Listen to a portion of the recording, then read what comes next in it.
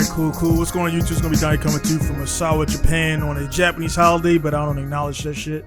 So I got stuff to do and everything. But anyway, we got two of the guys you got right here. The guys you see a bunch of the times out there is Alan of British Moto, my guy Lexis right here. So this is the first time they've chatted online and everything. So this is you guys' first time talking, correct? Yeah. This is actually our first time. I guess live in effect. Yeah. So it was bound to happen, man. I was gonna get both of you guys because I mean, honestly, man, between you two, I don't even call you guys guests no more. You just when you got time, you pop one and shit, man. So y'all been, I mean, it's pretty much been me, other guests, Lex and Alan, man. It's just pretty much how it's been, man. So good to go. And like I say, man, right at the top, man, like guys out there, man, again, definitely utilize this technology for the good parts out there. And stay offline with all the drama and stuff like that. Alan and Lex, man, both were two positive guys in the industry, well known, and keep it positive and keep it moving, man. And that's you guys out there gotta be careful of who you surround yourself with, man. Because if you're around drama dudes all the time and snake type dudes, you're just gonna kind of bring that type of drama, man. So you know what I'm saying. Alan and us, we chopped it up in like 2017, 18. We came over, Alan. I came over in 17. 17, yep. And then Lex, I mean, we ain't meet yet, but it's going to happen. And like the thing about it, man, it's like it'll be like we said before, man. It'll be one of those things when we finally do meet. It's like, all right, we just continue. We just in another podcast, so to speak. But it's like in real life, yeah. It ain't no awkward vibes and none of that stuff. Unless, and I know Lex ain't this way, and I know I ain't that way, and I know Alan ain't that way because I already met him. The dude, like we talked about before, the guys who got all that flamboyant energy, and then when you see him in person, you're like, oh yeah, man, bland as shit. I was just acting, man. So anyway, man, like how's it been, man? Like what's going on in the States right now, man, between both you guys, Cali and Atlanta, man?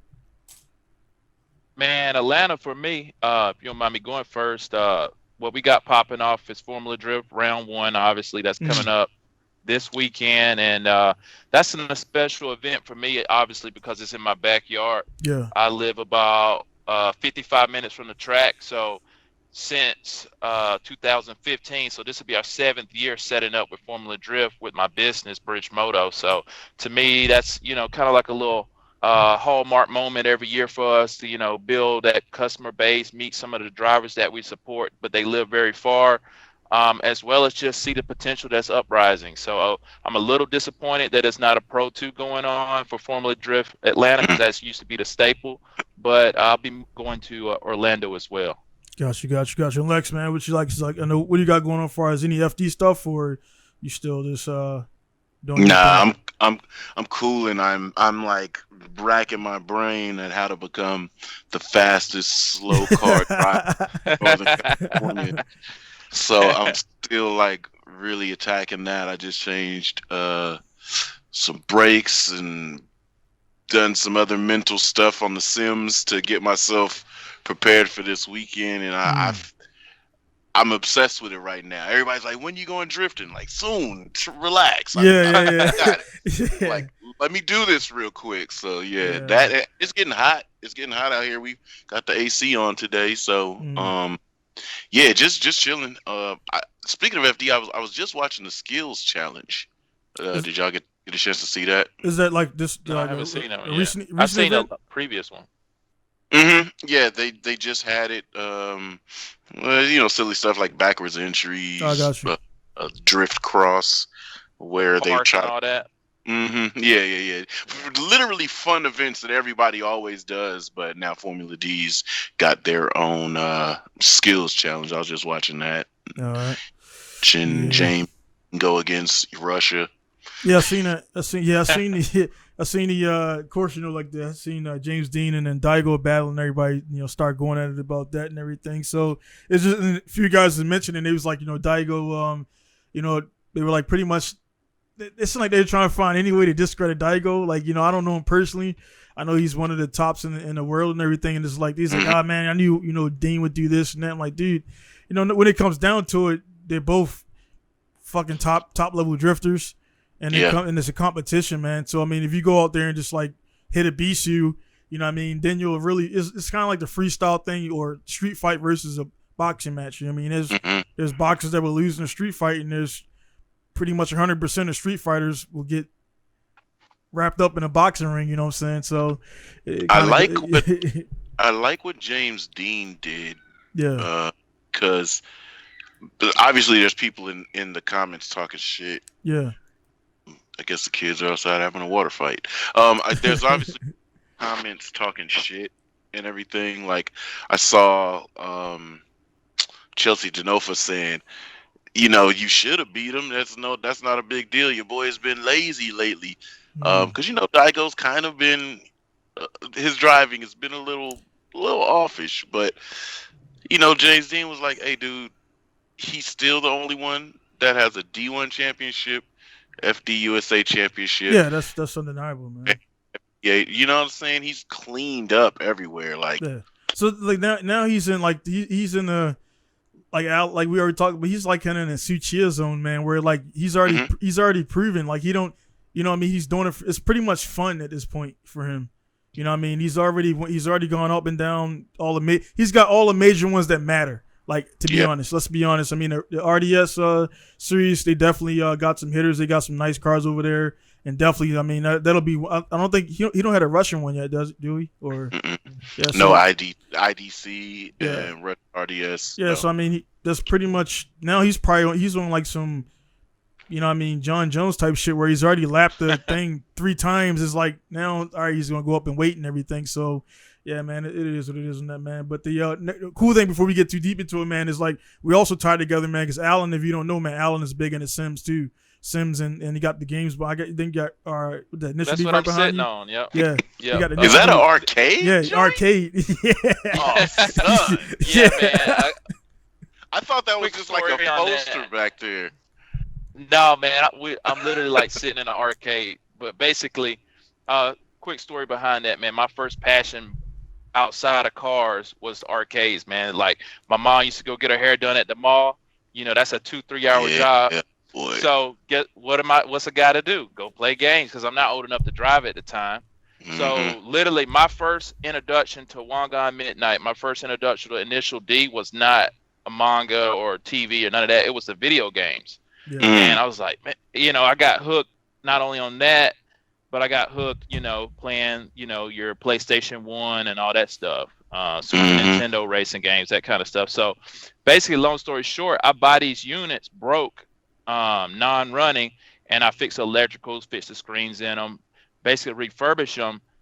Did it initially with the intent to sell, but man, they're getting so rare now, I'm starting to collect them and just hold on to them. So that's hard.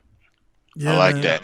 Yeah, I can relate to that because that's shit. We would go to like places like Malibu, or when I did live in Georgia, there's this huge go-kart place we went to. Man, me and my brother went and did like a couple laps, but shit, we bounced back into the arcade and was like, man, what's good? We were on Suzuka 8 hours and all that, trying to do driving hard on hard with the manual and all the real physics. Yeah, that's where it was at. Yeah, that Sega GT and the Daytona. Oh, Sega GT, give me an F40 or the McLaren F1. Yes. Yeah, man. Yeah. They arcades.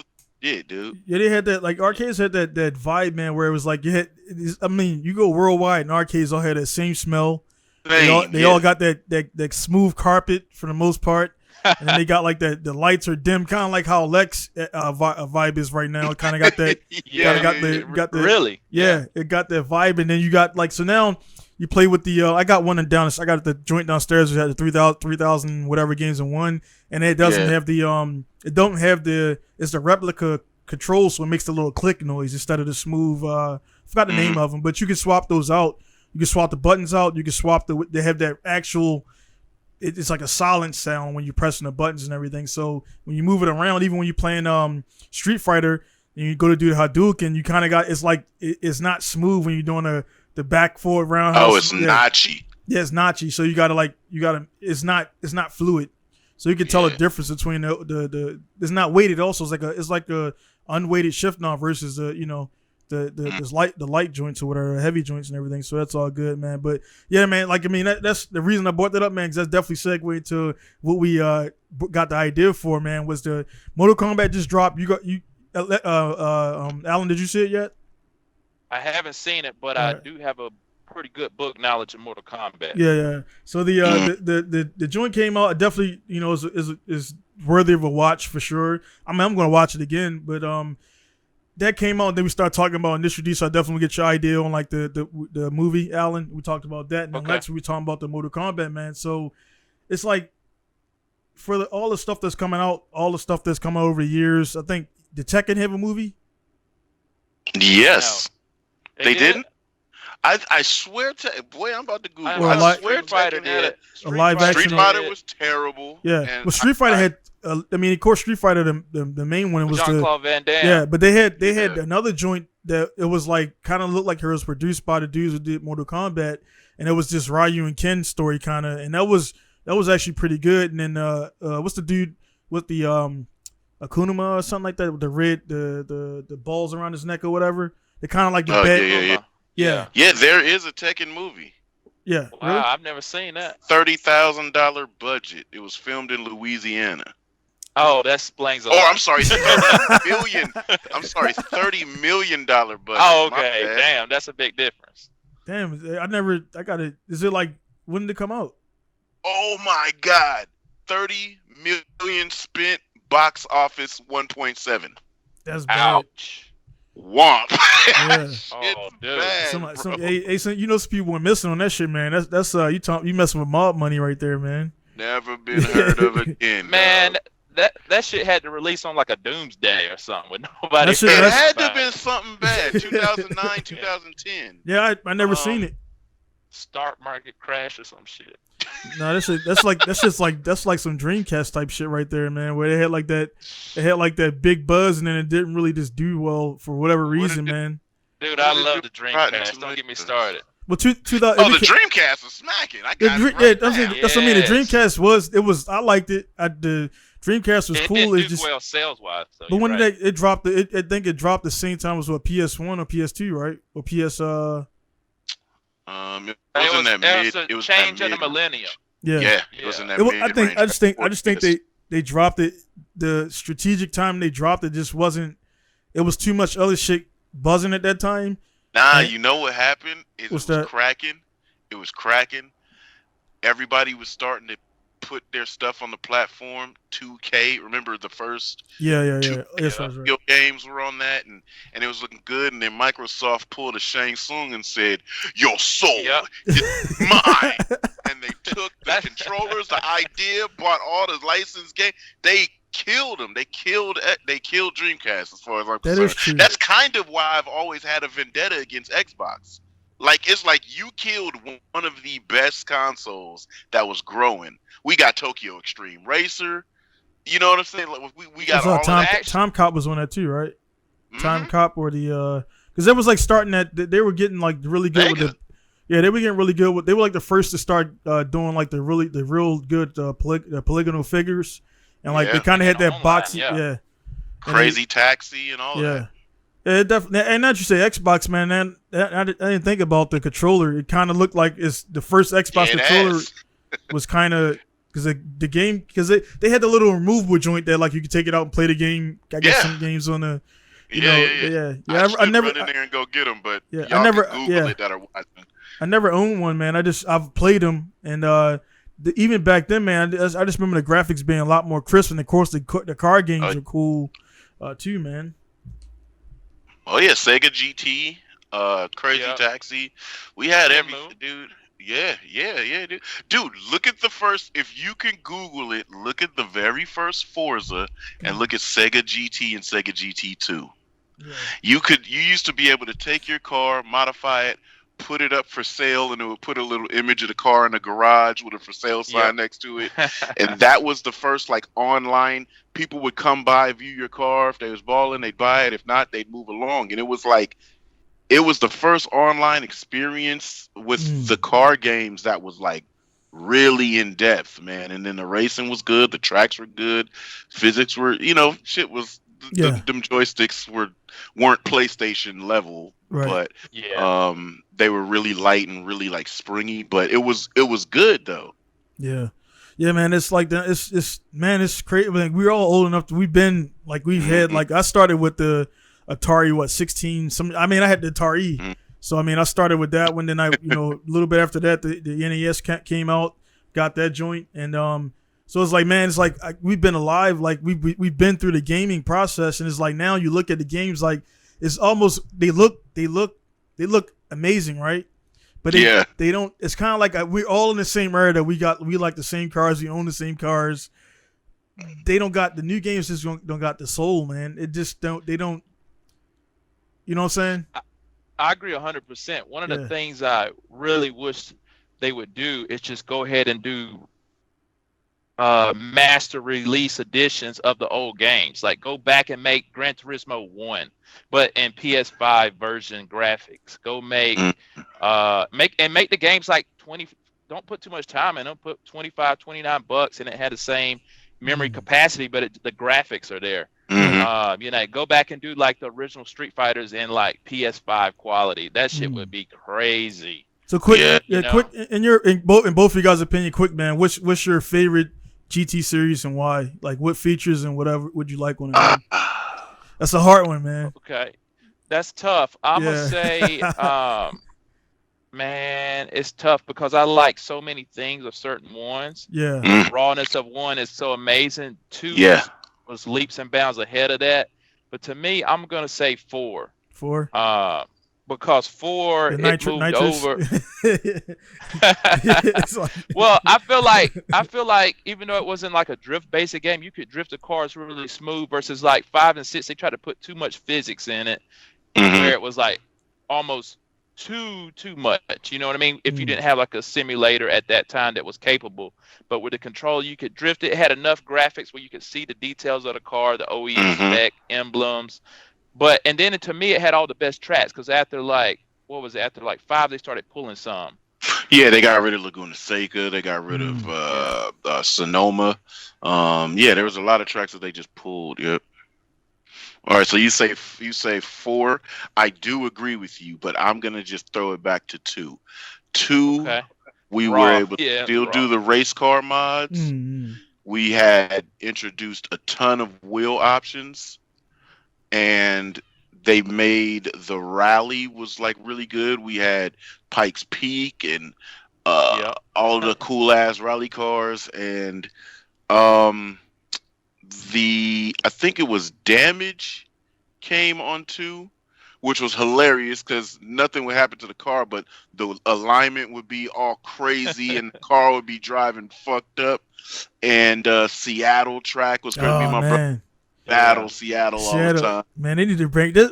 I don't know what they. I'm telling you, bro. That's all they need to do. Like Seattle, they took Seattle away. Then of course they add stuff. Then the track maker was cool to me for about 3 weeks. After that, it started to get because I was making those long. You could just drift sideways. You just like you're just making these long sweepers, so you just stay in it.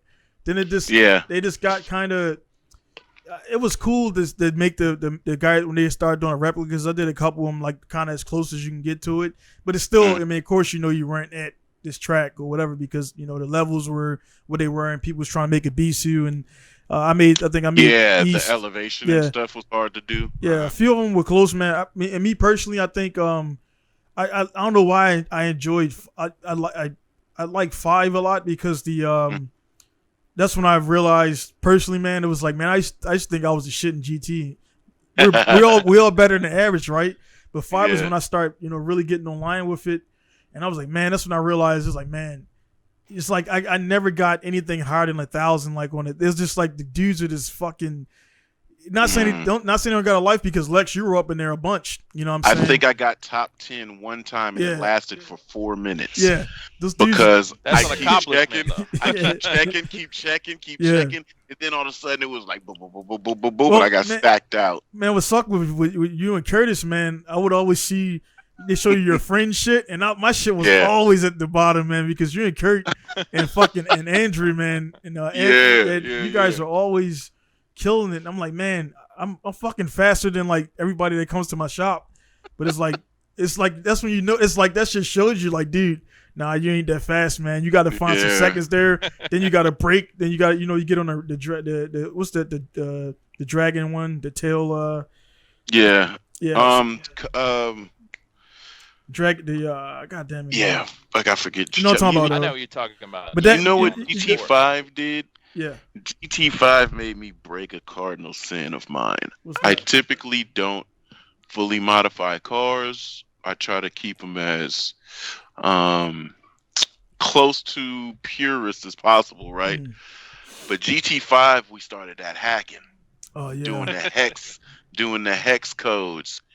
And Lord God, my wife will tell you, I spent more time modifying, researching chassis, making perfect matchups, grabbing motor from here, transmission from here, turbos from here, and I was making the car. And then we could gift cars. Remember that? Yeah. I would have people giving me cars. I'd have a car list full of cars that people gave me that they wanted me to build with hella requests. And it was like, if I was really on my game, I would have been like $10 a car. I bought for that. Yeah, I bought 3. I bought 3 cars from a dude, and the dude just got it started cutting into his personal life and shit. And he's like, "Yeah, I'm done." Yeah. He built me the Prowler with the 787B engine. That was my favorite car, dude. Like that shit. And I pull up. You used to ride that big Prowler all the time. Man, one of the things that pissed me off, I'm sure you guys caught it too. I think it's after 3. If you built the car in the career mode, you couldn't go play it in the arcade mode. I'm like, what? That's the wackest thing ever. Because sometimes you just want to get on there and just like fool around a lap and not mess up your career, like days and all that stuff. Yeah. But that was just really weird how they pulled that. What was your thoughts on the A spec B spec mode when that came out? I mean, it was nice to get money, when you were like at home, away. Yeah. There were races that I knew I wasn't going to do, those 24-hour races. And I was working at the railroad at the time, so I would be like, start the race, B-spec, make him push it, and I'd go to work. And I'd tell my girl, like, yo, go in there and check and make sure he ain't stuck in a wall or he make sure he pits or something, And it was a nice way to, when they made the app, that you could pull up your A-spec and B-spec drivers and watch their progression from there. And I just pull my phone out while I'm on the train and make them pit, make them take it easy, and you could, set the stuff. And that was a remote way to play the game from home. And it was like, that was cool, but you started to see like, damn, Gran Turismo's taken over a lot of spare time of my life because when I was at home, I'm playing it. When I was at work, I'm essentially playing it. It was crazy. No, shit, I know you did I had the Lagoon, not the Fast Lagoon second, but the Escudo, and take the rubber band and put that shit on, pull that shit to the right. And then I never did. You never did that? I hated that car. I loved it, but I hated it. Yeah. Like I loved it because of what it was. Hated it because everybody used it in that way. Well, I mean, just to get that, because you go to the later races, you get that money, the money hack back before there was like you could buy credits and everything, man. But then, I mean, now like moving on. I mean, like we like definitely, we all had them all, played them all, and I'm not like guys that are watching and listening, man. We just happen to be all 3 guys who like Gran Turismo and other shit too. I mean, we play other games too. Yeah, we got them. And a lot of guys, man, they kind of, one thing I dislike about my guys who are hardcore Forza guys is they don't play GT because it's a challenge. And it's like, let's be honest, man, like GT is a now Olympic virtual e-game sport. I was just about to say that. It's like all right, so let's go back though before the guys who don't know. I mean, GT launched like the whole GT Sport thing. Before the GT Sport thing, guys were going from virtual thing, going to an event, winning an event, and then getting trained to race on fucking Nürburgring and win. And I mean, this is from GT, man. So Kazunori put a lot of money into that joint. I'm still trying to hook up with him. It's like, dude, I'm in Japan, and I'm a product of GT, and it's like they're just, I gotta find somebody who knows somebody to get in there. I'm like, dude, I'm a pro driver, blah, blah, blah. I got to shop in Japan, dude. We got to do something together. So that'll definitely happen. But the fact that GT, and I haven't looked it up, so maybe you could tell me a little bit more about it, either one of you guys, that now, is it like a separate sport, or is it actual Olympics for that they're talking about? No, it's actual Olympics. Actual. I'm not even going to try it, though. So it's like. Well, the thing that we'll have to see. So we jumped on this weekend. We're like, okay, well, let's see what's going on. I'm trying out, like I said, my new driving methods from what I've experienced now in real life. Right. I'm a lot faster than I was. But the problem is there are game players in the mix aside from the sim racers. These game players find a way to find a car that exploits, and they run it so much in time trials. They find places that you could drive over the grass and not get a penalty, right. Shit like that. So it's in the quest to exploit to be the best instead of the quest to drive better The best. to be the best. Right. So you find yourself battling against that, and it gets tough at times because there's no track tact from those type of guys. Like, say I go into a corner and I've got it. I can come around the guy on the outside, but I'm gonna let him live on this corner because I can see I'm at a faster pace, or let me try to slingshot around him on a straight, beat him in a breaker zone and get it. Because that's track tact. If we're doing it in real life, I'm not going to take this corner. It's going to destroy both of our cars. We've got 5 laps after this. So why am I going to attack right here and right now? I'm breezing. My pace is up. We may be 1 or 2, whatever the case is. And it's just like, there's no tact. Guys will come across the nose of your car, hit you. They don't get the penalty. Are you talking about the Brazilian cats? Well, now it's all of them. It's all of them. Dude, I haven't been online. Like, I mean, by it's nature, crazy by nature of what I do, with the shop and everything. It's like one of those things I don't want to, because I'll go in there and touch it, man. You guys both know, you like, man, I can't touch this shit. You touch some shit. Next thing you know, you look, it's an hour, and it's like, dude, I gotta, 3-4 hours. Yeah, I gotta do this engine swap. So Spend an hour in the waiting room. Yeah, I haven't touched it, man, and like, I haven't touched it. Like, seriously, man, in probably like a year. Like, my updates, so I turned on everyone else wanted to update and everything, man. But what's on the Allen on here, man? Like, what's your opinion on, like, the Olympic, the progression of GT1 1997, 96 to now being not only FIA, the thing is FIA. Like, what's your, like, for the business aspect of it, man? How do you feel Casanova is going about it, man? For that. I mean, I think it's highly impressive. There's professional sports that can't get that done in that type of time frame. You're talking 23, 24 years. Yeah. Hell, I'm sure there's somebody like, I don't know, bowling or, skeet shooting that want to be in the Olympics ain't got it done in 50 years. So, number one, it's impressive. But number two, from a business standpoint, I think it's a way to say, hey, there is a serious market, not only in professionalism, but in business, to the simulation and online gaming.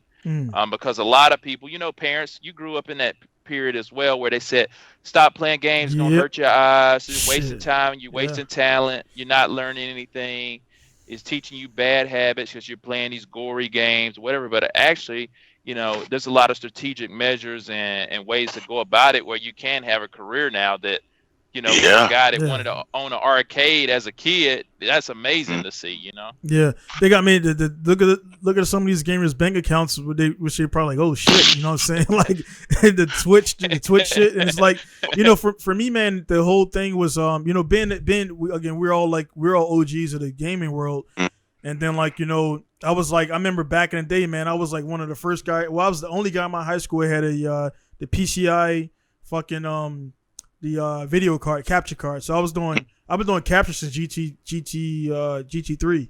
I've been doing capture videos. So you had to have a card in your shit. You had to buy it, put it in there, and then you had to run the PlayStation, all that shit through the AVI, the aux cables or whatever. And I had that, man. And it's and I was doing the videos, and then like when PS3 started live capture was PS4. Live capture, PS4. So like that kind of oversaturated everything, because the PC guys always been able to capture and record their shit forever, and then like the PS4 came out and it kind of like it diluted the market, man. Because like build the market. Yeah, it's like, all right, you can record games. Okay, I can just press the share button now. You don't know how many times I'm like YouTube and like, oh, I just want to see like somebody with a 1,000 horsepower VR4, and I click on that shit. I'm like, man, it's a fucking video game. Yeah, dude. But you know what's funny? Touching back on what Alan's saying, because like my son, so he's in there playing Fortnite and Call of Duty and all of this shit, and he'll put hours and hours in on it. So he gets the mindset, and he thinks he gets the understanding of tactically moving around to eliminate an enemy. Right. And then my cousin, his uncle, is a police officer, so he wanted to teach him how to shoot. So since I already know how to shoot, I'm like, yeah, that's a good idea. So boom, he comes in here, he has a little system, CO2 in a real gun. It bangs the slide, you feel the jerk, it shoot, but it hits a laser pointer, which goes to the target. So he got to essentially put like 100 rounds through a gun in here. Boom, now he shoots accurately. Now he's gaming, shooting accurately. We went paintballing. Me and my son wiped out a whole fucking field. He's rolling this way, pushing the center. I'm on the outside. I see people, coming at him. I'm laying cover fire, and we were cheating because we had our Bluetooths in under our mask. And I'm like, Jalen, they pushing you center. Boom. He's like, all right. He's hiding, getting shot at. I'm shooting the guy that's shooting at him. He rolls around. I was just like, this kid is like a fucking tactical, like, you know what I mean? Like, it's not like a little real. Yeah, like it's not real. And I'm sure if it was real ammo being shot at him, it would be a lot scarier. But with paintball, I was just like, I'm laughing to myself like, this is hilarious. This little fucker does not know what he's doing, but he fully knows what he's doing, you know? Well, your son got the event, because since we've been, like we've been talking everything, but like kind of watching it grow up, man. 05 or 06, he came in 07. Yeah, so it's like, to see him in the game rig, and then to see him in the RX-7, and the bike stuff and everything, and then like again same stuff. Alan's daughter's coming up, and then my kids are coming up. It's like I remember Alan, she's just in the garage doing stuff with you, and my kids is like I didn't even like. They just see the car shop, or they see the cars. They want to do cars, man. And then like they're.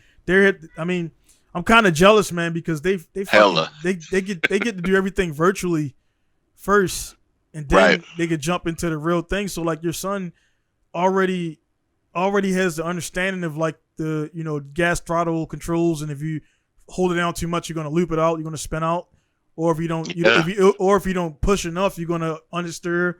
And that's where GT. I mean, again, GT. Aceto aside, Aceto, R Factor, all those guys, man. It's like now, they're just going to be better than us, man. Yeah, he's literally like, we got to play around with it before we got to the games. Yeah.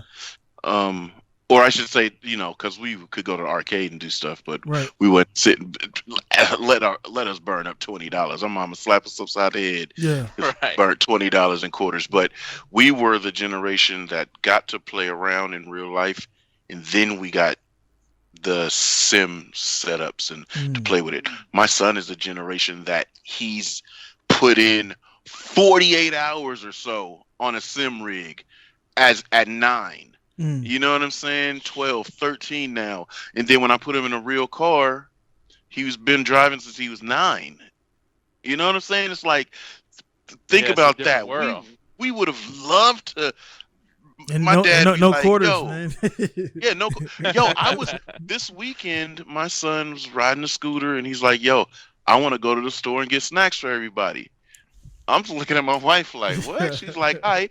He's got a little debit card. My wife puts some money on it. Boom. All right, go ahead. I'm like, no. Hold on. I'm coming with you. So I jump on my bike, follow him. We ride the scooter and the bike over. I've let him go in there. He's grabbing everything he wants. And it's funny because he said, I didn't know this. He was taking a minute. So I rolled in there like, what's going on? I didn't know that. He said the dude was looking at me like I'm about to steal hella shit. Because, he's going in there grabbing hella stuff.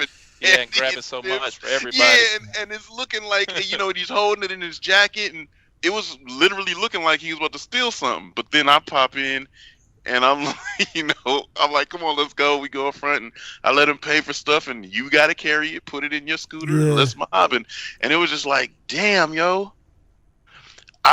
We had a different kind of freedom. I know we were probably all latchkey kids or something. We knew how to do whatever the hell we needed to do, get our chores done, go out and play, probably at a very young age. But at 14, he'll probably never touch money in his life. It's always going to be on a card or transferring on your phone on the thing or whatever. Car, he has his own car. He has a scooter. He's got his own money. Yeah, like this, dude. Like that's why I'm jealous, because all our kids they're already set, man. They already got cars. They already got, you know what I mean? Like I bought my first, I bought everything. We all bought our first shit. Yeah. You know what I mean, for the most part, man. So it's like they just walk in. They kind of like, you know what I mean? Hey, man, it's like, you know what I mean? Dudes like, oh man, you don't give your kids that. I'm like, they're gonna learn how to earn that shit. You know what I'm saying? And you pull the weight any time, but at the same time, man, it's like to be able to bless the kid with hey man, go ahead and take the Hachiroku, man, and try not to crash the shit. You know what I'm saying? Because they're getting red. Allen got like 5. Allen, again, I don't know if you follow Allen yet, man, but like, man, Allen got like pretty much all the goddamn Hachirokus in Georgia and like all RX-7s and shit, man. So I just started checking out. So you a Rotary man? Yeah, man, I love them all. But yes, I do throw down with the Rotaries too. So. Nice. Yeah, I saw you just picked up an FD or something, and no. That FD, that FD was the one that recently posted. That was the one that was in the back of the back, like ratchet shit in it, and then he revived it and oh really? Yeah, that was that one, man. That was a silver. Yeah, I did that one from the ground up. Silver FD. That shit had rats living in it, and then stored at my place about a year, and then it was at a spot, and it was all like, yeah, man, that was a save, man. The crazy thing about that too is because when I went to visit Donald back in 2017, it was there. I didn't even know. Yeah, it was there. I actually saw the car before I ever bought it. We never talked about that. Yeah. But I saw it. I didn't ask him about it. It was on the spot after I left. Oh yeah. I was like, and you said, you had somebody was initially gonna get it, and they fell out, and then I was able to slide in it and grab it. Yeah, you were like, because I'm not. No, man, it's like. I knew when you like you were like I want that or something like that. I knew because we're the same, man. Like, all right, Lex with the RX-8. When you picked that shit up, when I picked the RX-8 up last week, it's like, nah, I need to, like, give me the car, dude. We good. You don't need to explain. You don't got to explain shit. And I was like to Alan, I was like, man, why I ain't check it out yet? And then eventually I got it running, but then like we figured out that rear housing was fucked or something like that, Alan, or the engine was rear housing. Yeah, it was running off one rotary. Yeah. So I mean, it barely got on the damn. It ran enough to get on to be mobile on its own power, which saved a lot of money. So we got it up on the thing and everything. And Alan was like, I was like, man, he gonna get this shit. And I pretty much told the other guy, nah, somebody else get it. And Alan hit me up the next day, like, yeah, man, let's do that. Because I think, man, the price point, which honestly, I was just trying to get my money back off of it. Because I was like, after I got into it, I was like, man, I got these bills going on, and you know what I mean, like. Honestly, man, like that car today, I could sell that car for 15, like straight up. And but I mean, you went through it, took it out. I mean, full up chassis, paint, and everything, man. So that's a whole different beast, man. What arrows on there? Is that OG RE stuff on that? Yeah, so it had the original RE Amemia front bumper on it when I bought it from. Which I thought was fake. It was all busted. Yeah, which it was all busted up. But so when I pulled it off, I started skimming back on the backside of the fiberglass, and it got the Aria Mimia emblem underneath the fiberglass. Yeah, underneath. I was like, oh shit, I'm gonna revive this. Yeah.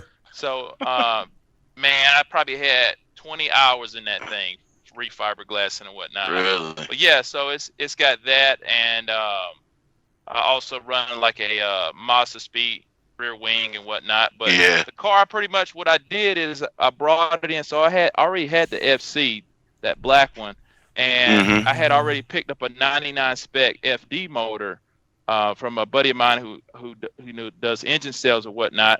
And so I was going to put that 99 spec, keep it completely stock twin turbo setup in the FC. But when I went over to Japan, I saw the car. Me and Donald worked that out. I said, shit, I'm going to drop the 99 spec in the FD, and I'm going to pull that motor and rebuild it, and I'm going to drop it in the FC, and that's what I did. So my FC runs off the FD's original motor, and the FD runs off the FC's motor I bought for it. Yeah. That shit's clean as hell, though. Advan RGs on it, like really, Really clean car. So in a world, because I don't know much about the Georgia scene anymore, but in a world of Hellcat Chargers and Challengers, what the hell is the driving scene like out there? Man, it's okay. It's you definitely got your your boat prowlers is what I call it. Your land crawlers. Yeah.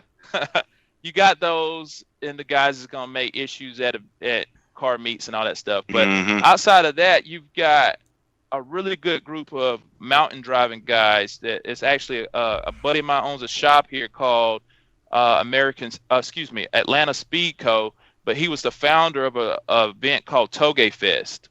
And so basically, annually, every year we go up to the Tail of Dragon. I know you know what that is. That's up there by North Carolina, right? Or South Carolina?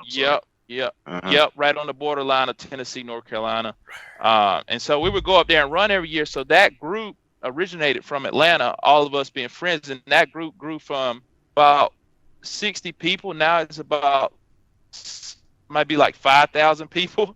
But obviously all of those people aren't from Georgia. But I probably say 25% are. So that's a big thing. A lot of people don't realize that in North Georgia, where I live, there's the foothills of the Appalachian Mountains. So there's nothing but mountain driving. That's why I call my shop Toge Techniques, because every car I build, before I turn it over to a customer or before I let my wife drive it or whatnot, I put it through the paces on the mountain, the brakes, the acceleration, the handling, everything. I say if it can last on the mountain, it'll last on a daily drive or the track. So that's kind of like my philosophy on building cars.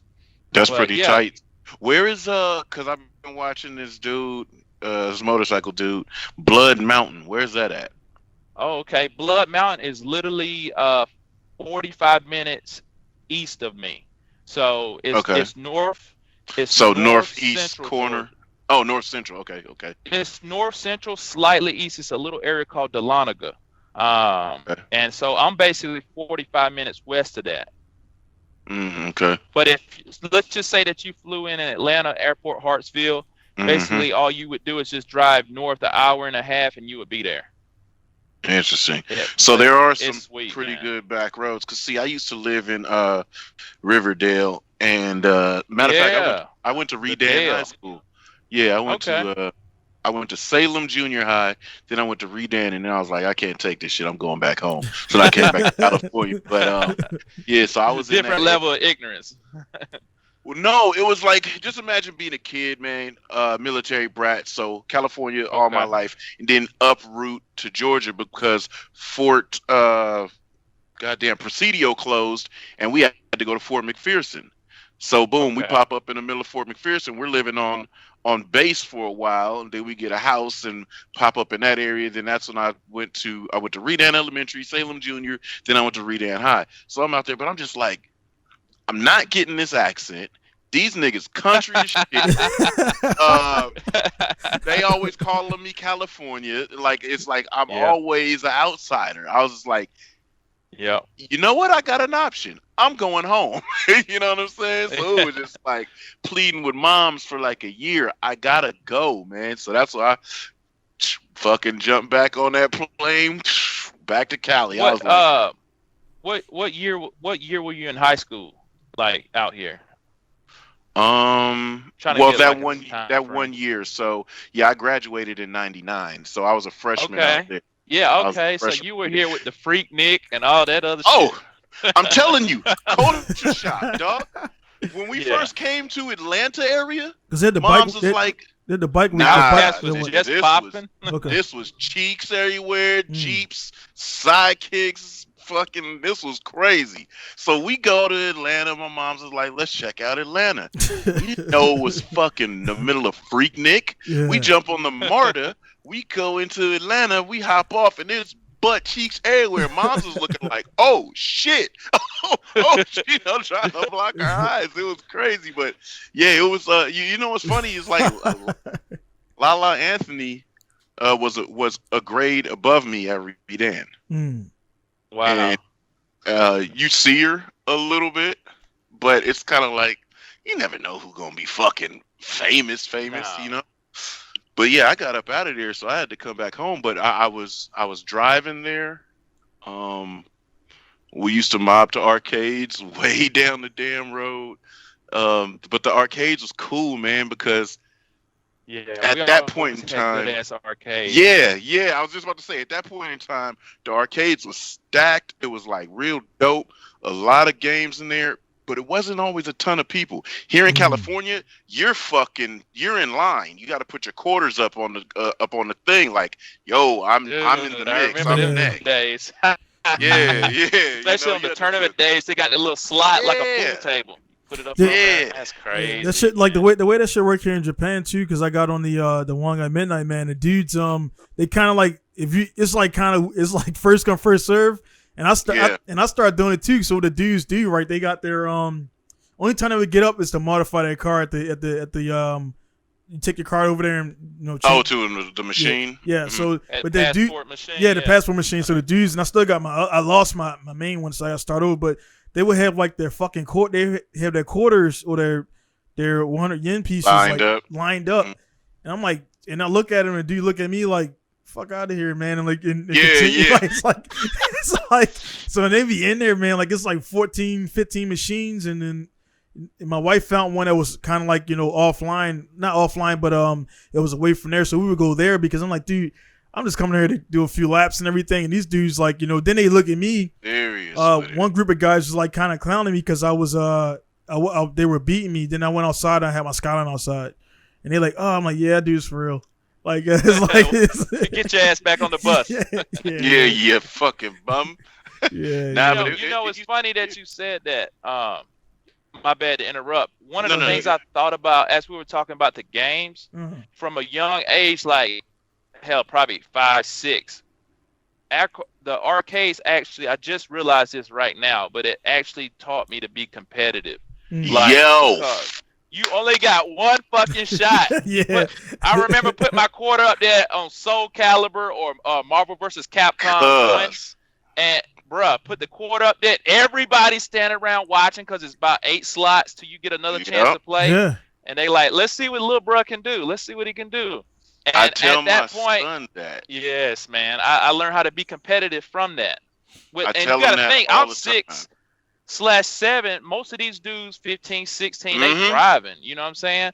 They looking at me like, okay. So then I started gaining respect of the older guys because I could play, But what they didn't realize is why they were having to go work they, first job and stuff. My mom's over getting her hair done. I'm up here like 12, in that thing. 12 o'clock to 3 o'clock on that thing. Yeah. And I tell my son that all the time. He gets on games and he be like fucking around, and then he die. He be like, whatever, because he could just start it again for free. I'm like, no, cuz when Killer Instinct first came out, I had to go find somebody's arcade that I could get a couple. I could figure out how I know both of y'all You know did this. what I'm I know saying? both of y'all did this shit, man, where you go in the arcade, you like putting your finger in the fucking coin gotta return find slot. some coins. Yeah. Yeah. You're like, No, looking you know what I used to do? I used to get down and look underneath the machine because I knew Yeah, people it's would like drop drop their shit when they shit. sit in the race games. Yeah. And they Yeah. fall out their pockets, so I would get underneath the machine. I usually find about 3 or 4 quarters Yeah. that way. I try to do this. But it was real. Yeah, man, I like because you see the movies where I'm pretty sure it won't work. Well, Alan got machines back there with a dude. They would take like the fish line and put it and fucking drill it. Yeah, and fucking run it up. I think the older ones you could get away with that. The older ones you can, but the ones here, anything really like 90 and beyond. What it does is it's got it's basically got like a receiving clip. That flips up, and once the quarter surpasses it, it flips down. So if you try to pull that string, the clip ain't gonna let it go back. So all yours, man, you pretty much got them rigged to the free play. At first, so this is my second shop that I'm at now that I built at the house. But my first shop, remember that you probably saw the little touring video on it on YouTube or whatever. Yeah, you ever see that? Yeah, I seen it. Yeah, so that one I had it actually set up on quarters, but and so people, if they came by the shop, I'm like, man, you can look around. They started standing around looking at shit more than 15 minutes. I was like, hey man, play the game. So it started collecting money for me. So yeah, man. And so after I moved them here, I moved them over to free play because I stay to myself. I don't like a lot of people coming to my house like that. So I just jump on, play it, and if my daughter, she'll get it. She can't reach the pedals, but she damn sure know how to work the start menu, select the car, everything. She's only 2.5, man, but yeah, she's gonna be a beast on it too. So you definitely like inspire me to do the joint with the because actually that's why I built up my joint downstairs with the TVs right before Corona hit, because I was gonna have Friday nights like a kind of like a, because I mean I've been known around the thing, man. I'm kind of I don't care for large gatherings of people. I don't need them around me. And that vibe gets out there. People are like, oh man, don't go there. He's like the fucking Grinch of Christmas and shit. I'm like, nah, dude. I just don't got that time for that kind of energy. Like, you're gonna be cool or not cool. Because I had a few gatherings and guys were like, they were like just standing in their little cliques. I'm like, bro, like I got pizza over here and shit. Like, right, act cool, man. So anyway, like I seen your joint with the where you had, because Lex, if you don't know, Alan hosted a bunch of like gaming car meets and everything. So you'll have the guys go up there and do all that stuff, and that was some pretty cool, because it was like guys coming there to game, and then they're all also car guys, which pretty much everybody at some point did play some kind of game. And for then, sure. Like, so like the gaming car meets are definitely cool, man. Yeah, I started that back in 2017, so I do now. I can't do as many as I used to, but I usually do an annual one now. But basically what that is, Lexis, I would host an Initial D tournament or a Wangan tournament, and then we had like a bracket, come on down. But I tell everybody up front, look, I make it in the event post. I make an official post, like, don't come with no negative energy. No don't Mustangs. come here no ignorance. Do not do a burnout in my parking lot. Do not leave cigarette butts anywhere. Do not smoke in my building. Like, I just put it up front, because when everybody gets there, guess what, man? Everybody got good energy. Everybody's respectful. And it's just a good time. I probably hosted maybe 10, 12 events. I've never had one problem, because I let them know I'm up front. Like, I could be the nicest guy, but I'm going to address that shit if you don't follow procedure. Right away, yeah. I had same thing when I had my first joint. I only had one joint unit at a time. And it was, dudes were playing a game, and it was like, it would be cool because I got 3 units, 3 systems. But it was like a group of the dudes, man, that everybody was eating pizza and like chilling, and then one dude's like, they were like fucking looking at my window locks and shit. I'm like, dude, what the fuck, man? I had to like, I remember that. Yeah, I didn't call him out. Like, hey, I went up to him like, hey man, like, everything's good, everything's cool. Oh yeah, cool. And then like 2 minutes later, they got in their car and left. I'm like, that shit was suspect. And, scoping shit out. They were scoping like they were like, I'm like, bro, who the fuck here is looking at my window locks? So so that shit, it was like, what I mean? If if you put out a public joint, you don't know who's gonna come. But again, Corona kind of killed that. Once everything gets, because I don't want to host a meeting and then my fucking shop gets dinged for being a breeding ground for COVID or some shit like that. Super spreader event. Yeah, like the Miami joints and shit, man. So you know what I mean? Even though all that Corona, man, it is what it is. Lexus, you just got over it. I just got over that hoe. Yeah. Hey, let me lock something in real quick. Since we all have GT Sport, and we all get on that game or whatnot when we can, we need to set it up in the next, I say, 2 weeks. We need to set up a time with just the 3 of us playing. I definitely get back on for that. No records kept. Now, just what I'm saying, just get on it and throw down and talk shit while we ride. Yeah, the party mode, because Lex put me on with the party mode, which I didn't even know that was a thing.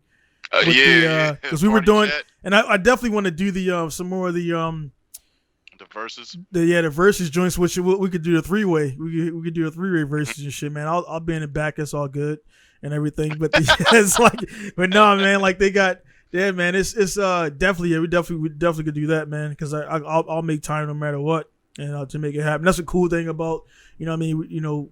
What we do, man, is like we kind of on our own accord. You can record it too if you want to. Yeah. Something funny to throw up. Yeah. Definitely, man. Definitely could do that, man. So that we'll chop it up on that. I got the group, and we'll just go up in there and get the schedule and stuff like that. For me, you guys know, I mean, pretty much, man. I can tell her I move things around. Lex is the same, and I mean, Alan's the same with that and everything. So we could definitely do that, man. But like, yeah, man. So like we kind of like didn't talk about what I wanted to talk about, man. Was the Mortal Kombat joint, and just overall, man. Like I would give everybody get one. So whoever wants to go first. But like. What would you say in like the retrospective, like modern movies, man? What was the most the most influential car movie, man, or something that like really spoke to you. Like, I mean, whoever go first, man. For me, hold on, I'm gonna go way left field. Yeah. You're not even gonna think about this. For me, don't say Herbie or some shit, man. It's like no, bro. It's like Jackie Chan's movies. I already know what you're talking about. With the those were kind of the dopest car movies for me. You talking about the one with the GTO or Evo or the yeah. When he had the Evo, wrecked the Evo, had the GTO. Yeah. Aside from the typical car stuff we got here in the States, but when I first started, like, hey, yo, people make dope car movies with cars that I like. That was it. Thunderbolt. That was the name of that movie. Oh man, that one was the cool one for me. No, that's a good ass movie. And Donald, tell you, I love Mitsubishis too, man. You got to come out and hang out. We can bang on them too. Yeah. I'm down. Actually, Donald, what? I got an Evo coming. What? A couple months. Yeah, coming up soon. August. Coming up soon, man. Yeah, man. Yeah, I'm ready to get that one. It's been a long wait, but no, man, I remember that movie, man. That's one of the things that Donnie and I have in common is the martial arts. We both love martial arts and whatnot. Obviously, you do too if you watch the Jackie Chan movies and whatnot. So. Oh yeah, I was raised off Remo Wilson. He was beating people's asses. my father's was in the kung fu, so I've always been into it too. But watching that Jackie Chan shit was blending fucking combat and some driving with dope cars. I was like, this is fucking tight. Yeah, man, I would probably say, far as movies and whatnot, car influence, that's a tough one, man.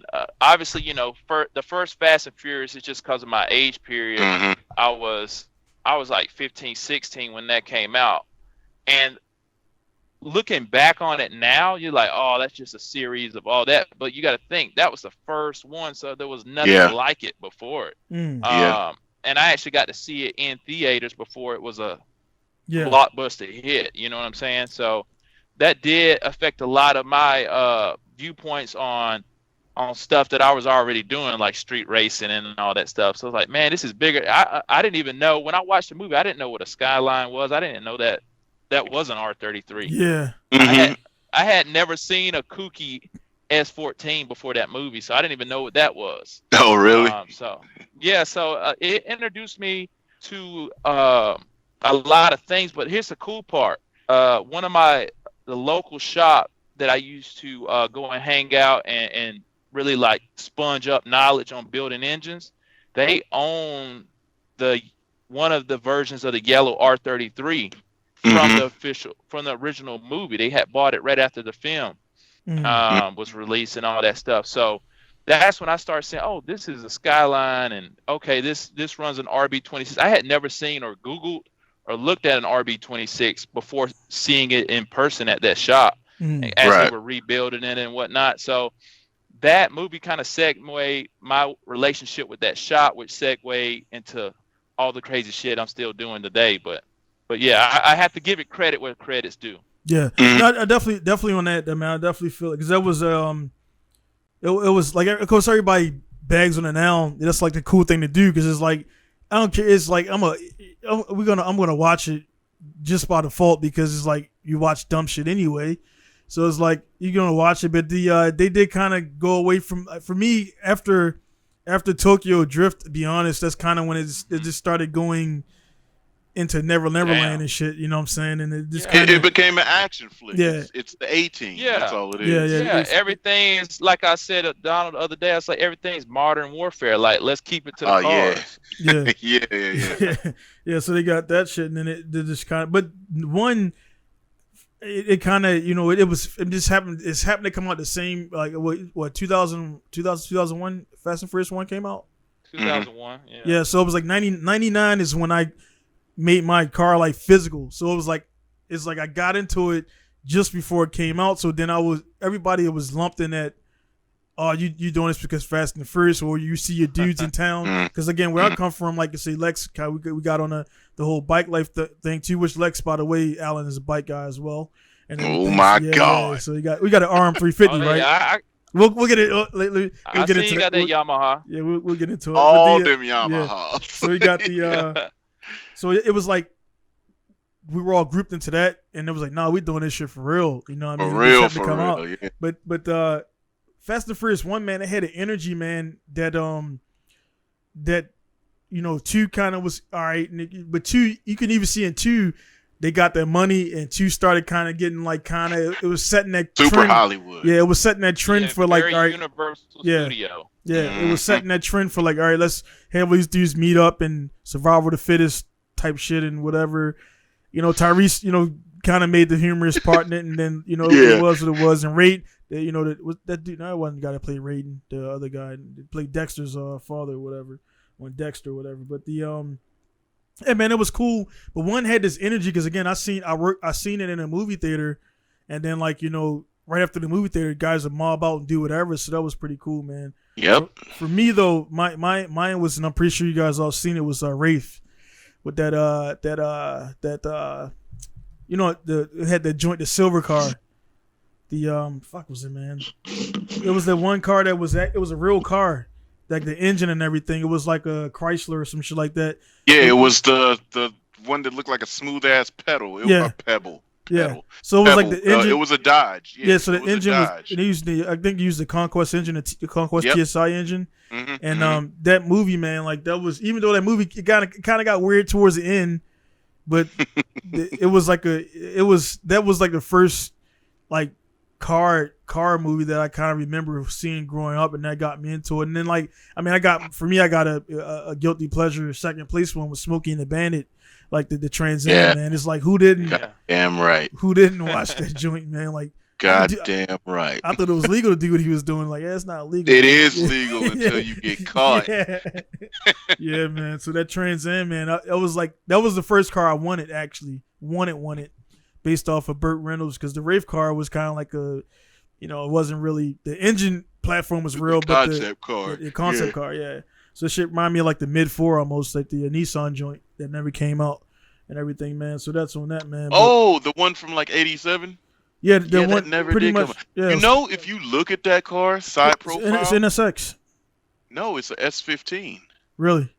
Look at the side profile. Look at the rear quarter window. Look at the way that the rear arches. It's a S15. Well, everything took because pretty much it was a VG. It was a twin turbo VG. Mm-hmm. The cluster is the same cluster that's in the 300ZX. Like they took parts from it, and then Honda just pretty much borrowed and like, all right, give me the NA1 out of it. So they took like the they just, the car got taken from, like it got utilized, it just didn't get made. Mm-hmm. But if you go Google that, just look at a side profile of that car and just think of an S15 when you look at it, and you're gonna look at it and say, damn, that design, that shape is literally S15. Yeah. But you know what? So I saw you guys have an interaction about the Initial D live action movie. Yep. So Alan, go ahead, man. So Alan, like, all right, so why did you? Because I know you're the type of guy, you see the good and everything, and I do too. But it's like, man, for me, man, like, so why did you like it, man? So let's get into that.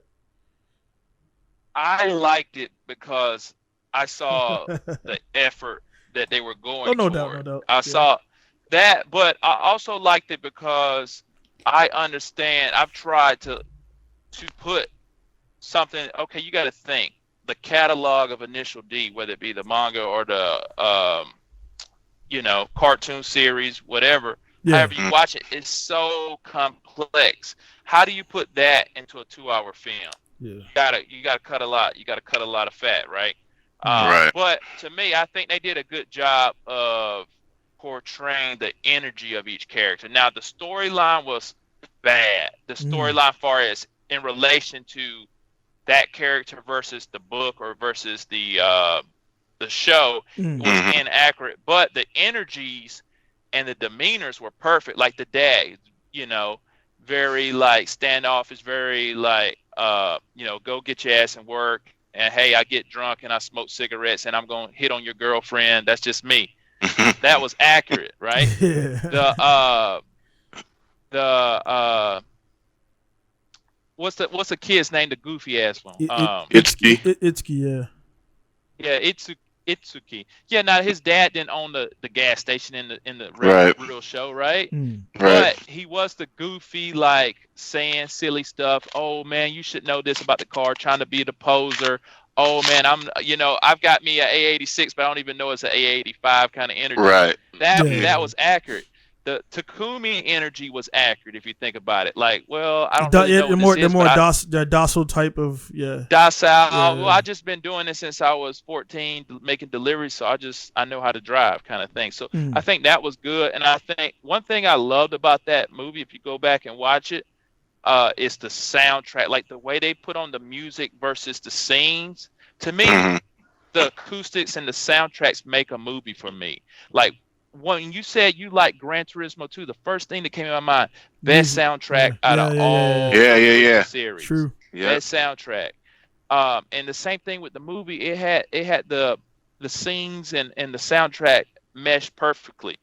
And I think the characters were close enough far as demeanor wise to make the movie decent. The cars, I think they did a great job with the cars because it was pretty accurate. I loved that shit, and the way they did the lighting for the night scenes really made the cars pop. I'm gonna have to watch it again, man, because I'm a little older. Yeah, because I'm a little older. And they actually had some real driving in there. They could have easily did a lot of simulated stuff, but it was some real driving in there. You could hear, us as car guys, we know what a rotary sounds like. We know what the transmission sounds like in high second gear going down a mountain trail. So those little things, it's like, okay, I F with it a little bit that way. Yeah. What about you, Lex? So I got burnt out on it after a while. All of the let's excavate over here, go over here, go over there. All right, cool. I think I made it up to. Where did I make it up to in the cartoon? Fucking the Miatas. No, man, it's an anime. Got to the well, I'm sorry. The anime. In the anime, I made it up to the Miatas and the Suzuki Cappuccino, I believe. But I had the box sets and all of the shit. So when I was heavily into it, and then this came out, of course, I got it and was checking it out. And I was like, because see, I'm the type that I can look at something and say, that's corny. But what they did good about it was this, and this, So I was like really into it. I didn't want Takumi to be as, on the fucking thing. I didn't want him to be as much of that as much as quiet, but intentionally looking at somebody like, oh, fuck how he was, how he started to be. You know what I mean? I understand. Hey, but when he threw that left hook, though. Yeah. Right. Dude at the gas station. Yeah. Wow. Then it was like, yo, where did this come from? But I get it. Hey, I got so offended by the OG taking this broad to the Love Motel. I said, yo, he cracked her cheeks on my mans and he seen it. I was like, oh, that's for that drama that they added for the movie. That's it. And it got you in your feelings. It did its job. So I was like, I liked it. I really did like it, man. And it just, when you're watching something and when it's done, you like, I'm about to go drive. Like, that's when I know, like, okay, this was good because it inspired me to go do something. So I liked it, dude. But yeah, like it was man, to me, man. You guys both kind of know, like, I kind of post strategic things. I didn't like. Yeah. I kind of did that shit and then said it and then like backed off and then let everybody else kind of talk. So I do I kind of did that shit because people were like, they like controversy shit and everything. So I didn't really dislike it that much. Honestly, man, my whole thing was they weren't Japanese. That's it. I liked the movie. That bugged me too. Wasn't that Korean or what was it? What was the production? Chinese, Hong Kong. Chinese. Yeah, and the problem is, like, when I watch a film, I try to watch it in original. I'll be reading the lips, and I'm like, man, they talking way too fucking fast to match up with what they're saying. I was like, this ain't. The first time I watched it, I knew it wasn't Japanese originally. Yeah, and it's like I know my agents, man. So I'm like, nah, dude, that ain't Takahiro, man. That's what makes Mortal Kombat cooler, right? What's that? Which one? This movie, Yeah, Mortal because Kombat they're 21. talking about Sub-Zero and the other. Yeah, which comic? No, Japanese. they cast each person as their nationality. Yeah. Well, I That's mean, cool. dude, when that opening scene being in a jet like that right there, Where it was Chinese versus Japanese. Yeah, that They opening scene was goated. like that opening scene, like that. I was locked in, man. Like That definitely. motherfucker Like, said, "I cannot understand your language. I'm gonna fucking kill yeah, you." yeah. You got to check it out. You got to check it out, Alan. Man, it's definitely worth the watch, man. Yeah, I'm gonna watch it. Yeah. My wife is up. My wife is up in Minnesota right now with my daughter. Go visiting her mom. So I got the crib to myself. I'm gonna throw that shit on the big screen and chill. I'm gonna pay it forward, man. I'm gonna slide you my HBO Max password and username so Yeah, you can, you know. so you can check it out, All right. because I only got Yeah, it just to I'ma watch max it. out.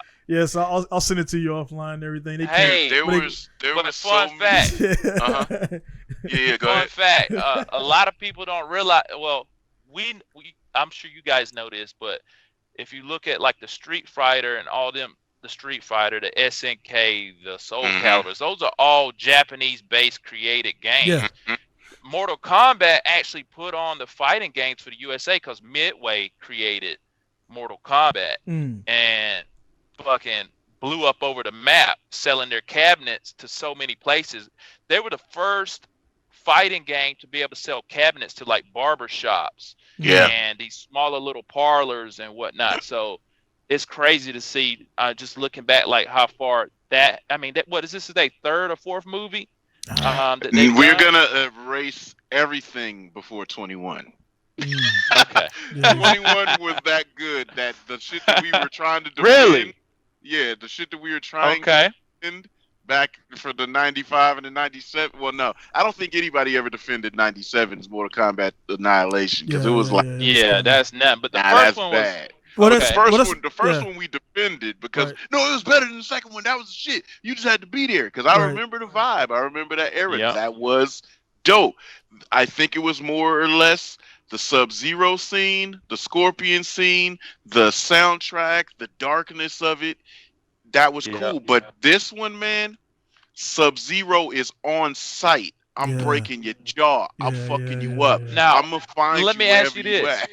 Yeah. Which Sub-Zero is he? Sub-Zero with the cold eye, or No. is he Sub-Zero mask up?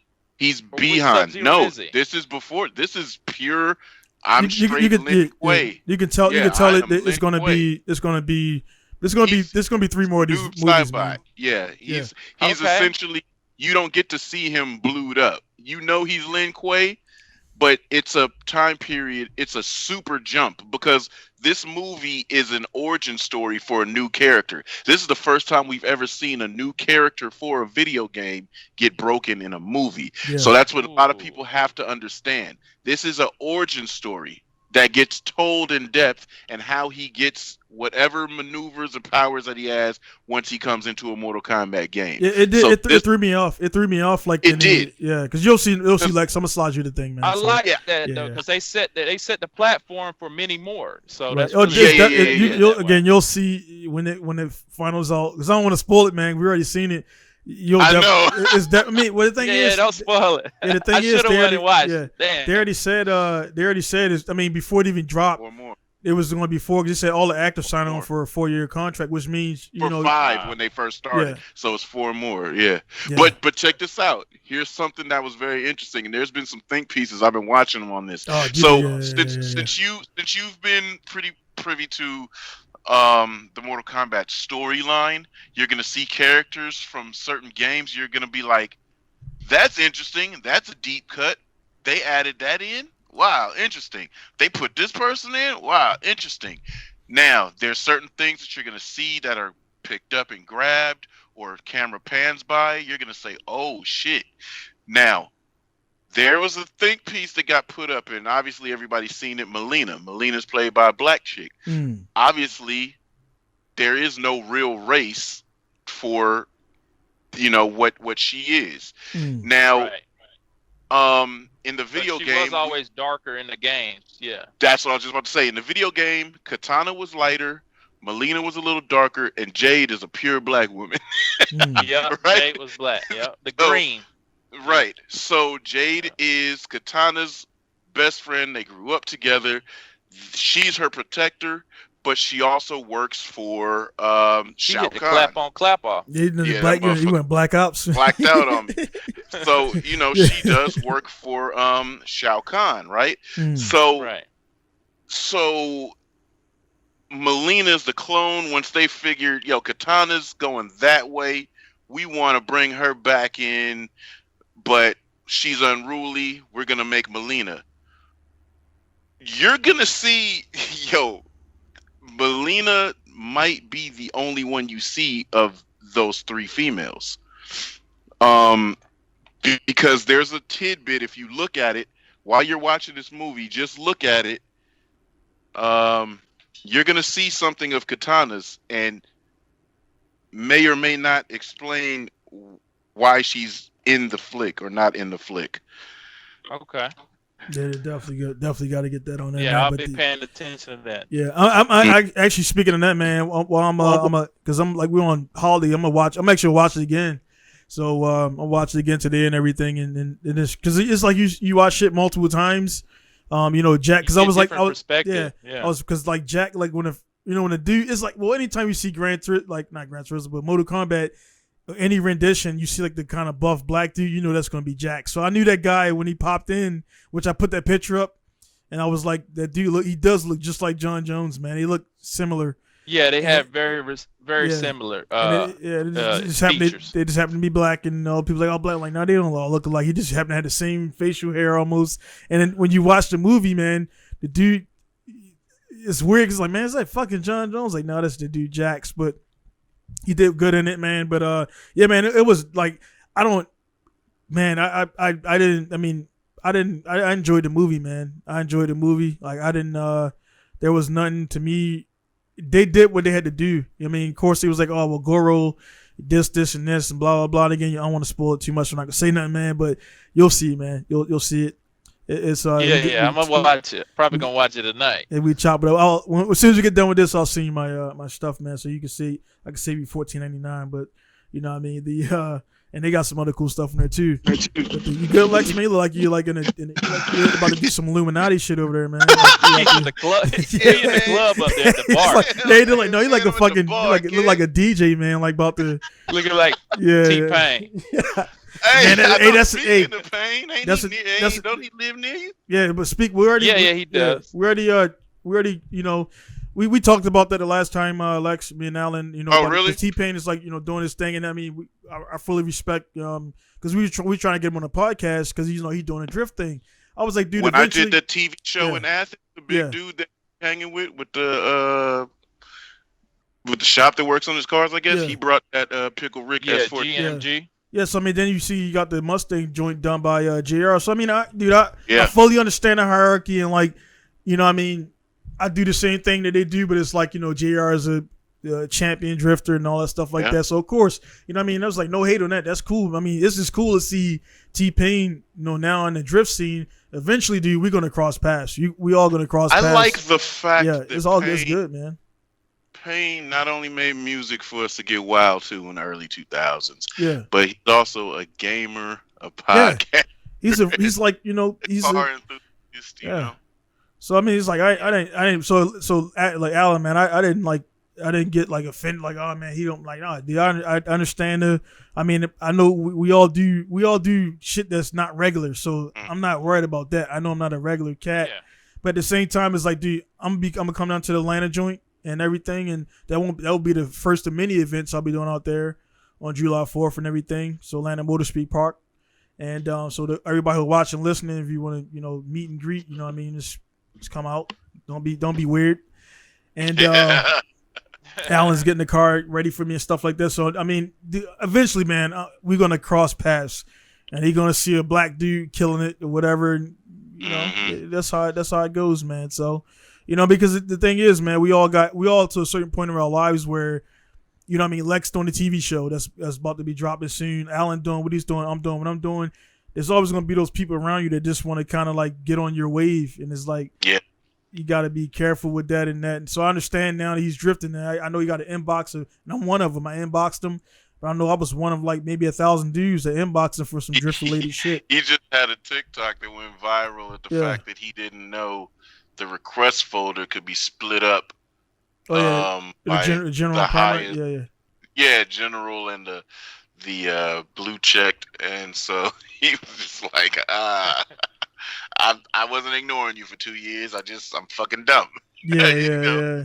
I mean, hey, But man, it is what it is, and that stuff. Like you can't, I mean, I don't at all take it personal. It's just, just shit happens when it happens, man. Yeah, like you said, like we talked about it. Like you say, right. you mail somebody or message somebody, be like, yeah, okay, and then you don't really know that was Shamar that messaged you, or Wayne that messaged you. It's like, yeah. And hey, I fucking respond. I'm not a dickhead. I respond, but I don't be knowing who it is. You know. To make it all closer to you, Lex, Shamar is in Atlanta. That's where. That's where which close. So Shamar's, if schedule aligns, he's going to come over to the event too. So I'll meet up with him in person on July 4th and everything. And we're going to try to do some, if time allows for Allen, because I'll be on Allen's Diamond Clock. We'll try to link up and do like some, maybe some bike drift trade off if we can find a closed circuit course type deal. Yeah, and make that happen, man. So that'll be cool. So I mean, and again, that's like when we introduced me to Shamar, Alan hit me up a week later. That was a week later when you was like, "Hey, man, I got this event going down in Atlanta Motor Speed Park," and I was like, "Oh shit, he's in there, so I can meet up with him and drift and do all that stuff, man." So it's just like bringing it together, man. So we all more connected than we think we are and shit. Yeah. Yeah, because Shamar is supposed to be coming out here and sometime this summer. So I was like, "Oh yeah, I got all of the Yamahas. Yeah. I got all of the Mazdas. We gonna shake and bake quite a bit. So yeah, that'll be cool for him to bounce between us and get the car thing. And since everybody's we're all into bikes and dirt bikes too, get the shit from him because it's. I like this. I like how this moves where we could make the connection, become like solid homies with people through this media, right. Through this medium, I should say. Bless you. Right. And then essentially, because at random, I be popping up in Georgia. It's just like, oh, hey. Yeah, now you got Alan. Yeah. And so man. Like, and then, on that real quick, Alan, we kind of glossed over it the last time you mentioned when we talked, because I mentioned I told you a little bit about Shamar because he was down in there and everything. You mentioned that you do some stuff with bike guy because Alan in safety gear, like he does the safety gear and all that stuff like that. Is it FIA certified? Oh yeah. Yeah, 100%. So he does all. So he's my guy for gloves, suits, helmets. Like that's it, man. That's I'm solid for life, man. So anyway, Alan. So you said you were doing something with bikes, or did something with bikes, or you were doing stuff with bikes? I do it currently too. So basically, what I do is I go into different dealerships or storefronts that carry all different types of power sports, anything from Indian motorcycles to Polaris to Yamaha, Suzuki, and I go in and train the service team and then the parts team on how to best sell the oil, how to market the oil, and how to get the best return, whether that be from switching from quarts to gallons, to moving from gallons to big 330-gallon totes, or just making sure they're using the right hydraulic fluids, all that type of stuff. So I do that, but it's only power sports industries. My main accounts are Polaris, Indian, Victory Motorcycle, and Slingshot. But I do deal with all the other brands as well. So, but as far as my personal stuff, my personal bike I have is a Suzuki DR350. So it's basically like a trail bike that I souped up a little bit, where it can, take small jumps and stuff like that. But for most things, it's just a nice, powerful trail bike. Yeah, that's the jam. Yeah, the trail bikes are that's what I mean. I got the PW80, man, so I'm just getting started in it. But I already need the 125 because the PW I've already like riding that a bunch, and it's like I'm 245 pounds in the PW like this and shit on a bike, man. So, but dude, like that thing, man, people don't realize. And we talked about Lex, man, like motherfucking like, and I know this is luckily I'm older because I want to get on the 450 right away. Like I'm good. And it's people don't realize, man, like 80 fucking 80cc, man, that shit threw me out the bike, man. Like fucking almost broke my knee and shit. Bro, Jalen's riding the scooter yesterday. I was like, I'm jumping on the back. He's like, what? I said, just let's go. Yeah. He's like, it ain't gonna go. I said, Trust hit the me. throttle, Yeah. cuz. Man, we doing 40. Yeah. I'm like, bro, don't worry about it. Yeah. Like, their motors, they work until they blow up, Yeah, right? That's So just gonna. move. It don't care what's on it. It's gonna go as it can go. It's gonna go. Yeah. Yeah, man. So man, I respect that too, Donald, because like you don't know what people don't realize, man. When a 450, 500-pound bike land on your ankle, it ain't My shit you God. can do but try to So when you start out that, you get your basic balance down and control and clutch work, all that stuff. It's the same fundamentals, whether it's a 125 or a 500. But that 125, you can shake and bake that bitch off your ankle pretty quick.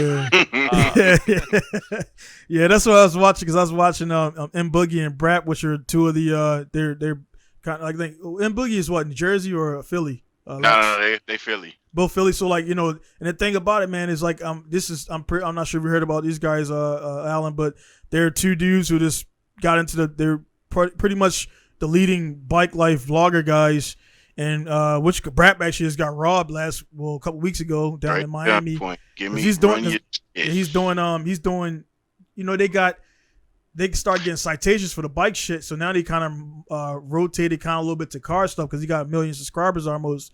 So now he's doing car stuff. Like, he just got R8 and he's flipping and buying cars. Some of his crowd is like, I want to see Willies and shit, but he's just like, now it's like the money is he's get, he gotta, it's like you gotta graduate from the street a little bit, and you gotta do things like, I can't do this, I can't do that. So anyway, they're two guys that they're doing their thing with that stuff, man, and they see it go from like, the bike stuff, about 5-6 years of doing that, until like, now he's driving R8s and McLarens and everything, man. And, Miami and trying to live a better life, or trying to experience more. Yeah. And you kind of, you watch them and don't really realize they're kids when you first see them 4 years ago. Yeah. And now you've been watching them for 4 years, and this is like, this motherfucker only 23. Yeah, he's 20. Yeah, 20. Like that's what I didn't realize, because I was like, he's like, because after he put out a video about talking about the robbery or whatever, and he was like, he's like 22, 23. He's not even 24, and he's already like, I want to say set, because we know that, because we all do videos. All three of us got YouTube channels, and people only see like the final edit. They don't see like all that shit leading up to it. And they assume that, they see Allen cars, FDFCs, Hachirokas everywhere. They don't know how many fucking hours he putting in. They don't know you were working with no power and shit in your garage doing a daylight. With a generator. Yeah, they don't know that shit. They don't know, Lex was doing what he was doing, working in the railroad, breaking his back and shit, almost getting run over by shit. And they were like, man, it must be nice. I'm like, yeah, bitch, it is nice, actually. It is. Actually, I know, right? It actually that is. kills me. Dude, I hate that hater-ass phrase. Yeah, that hater-ass phrase. It must be nice, or I'm just trying to get like dream. You. Just trying to get like you, dog. Yeah, that's another one. Living the dream. Hey, man, fuck you. Yeah, because Hearst put up a post, because we all know Jonathan Hearst. He put up a post last week, and he got a transmission in or some race fuel. And the guy started putting, must be nice. And he like, I know he put it up like, it's kind of like a jab at the guys, but he's like, yeah, really, some of you guys saying that shit and you mean it. And some of you guys are just joking, but. Oh, dude with the S15, the purple or pink S15? No, Hearst drives the G35. G35. Yeah. Oh, okay. Because this other dude, he's, I forget what his IG name is, but he got like a RB26 powered or RB25 powered S15. And he just put up some shit talking about, people lightweight hating on him, not helping him out. A prospect driver or a pro? I don't know if he's prospect. He could be. He has enough driving time and enough money to do it. He was like, money ain't an option, money ain't an issue. Right. That's not a problem. Y'all niggas just hating and don't want to. Yeah, man. I mean, to be honest, man. That's what it is, man. To be honest, man, it's like, it's like, I generally, man, like for the people that's in my circle, man, when you post some shit up or whatever, man, it's like genuinely, people, and there's a lot of people that's on my list that they ain't in my circle that just added me. I kind of changed my thing in the last year or so, where I don't, unless we meet and like, or unless we have a good conversation, I used to hit the add button just like this. Now my shit now is at like 4,930. So I haven't deleted anybody. I haven't deleted anybody in a long time because I just don't do it. They just kind of delete themselves. So I mean, it went for 5,000. Now it's at what 4,930. So that's just those people just deleted me because guarantee, man, I put up some shit which I don't put up a lot. You're like, nah, man, that's too much winning, man. Unfriend. So I'm gonna go here. Too much winning. I'm opening my phone. And I'm gonna go here and like you don't like me and Lex was talking about, Alan. Man, there's multiple steps to unfriend somebody, and then when they hit you back up, like nah, dude, if you remove yourself from my circle, like I'm not gonna add you back, man. Like nah. I don't know, man. That's some bitch shit. The only people that I've ever had like unfriend or block me with some chick that I'm mad I didn't, I cut her off or some shit. So to me, that's female shit. Yeah, like seriously, man. And who does that shit, man? Like I had a Japanese chick do that. I got married. She was like, "I thought you want to get married." I'm like, "Yeah, not to you." You know what I'm saying? But it's like, she was like, "Don't be mean to her and all that." She blocked me, whatever. I'm like, that was the last time I got blocked by somebody, really. Other than being in like the car groups, which I don't go there too much no more because for all of us, man. Speaking, again, we run shops and lecture in the scene.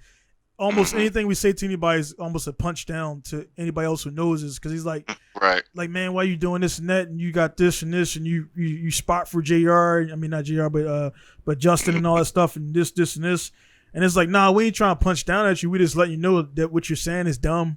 You know what I'm saying? And we got the knowledge, but at the same time, it's like I just start leaving all the groups, so I'm not none of the RB groups anymore. That shit's too toxic. Yeah. You waste all your damn time arguing with them dudes, and then you get ganged up.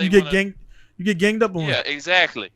By Helen niggas with Hellcat. Yeah. Get in the RX-7 group and tell him to go fuck himself. Lex, what was the story you told me about the RX-8 guy who you got into it with the forums and like 5 years later he still was talking about that shit? Oh yeah, I was on RX-7 Club or something. Everybody, I'm on there too. Yeah. Mad years ago. Yeah. Mad fucking years ago, or one of just some car group.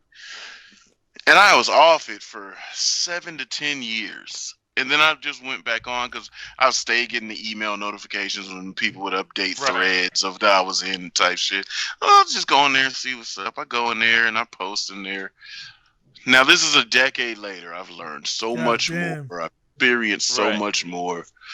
And I probably have a different demeanor and or activity that I partake in, how I speak on the shit anyway.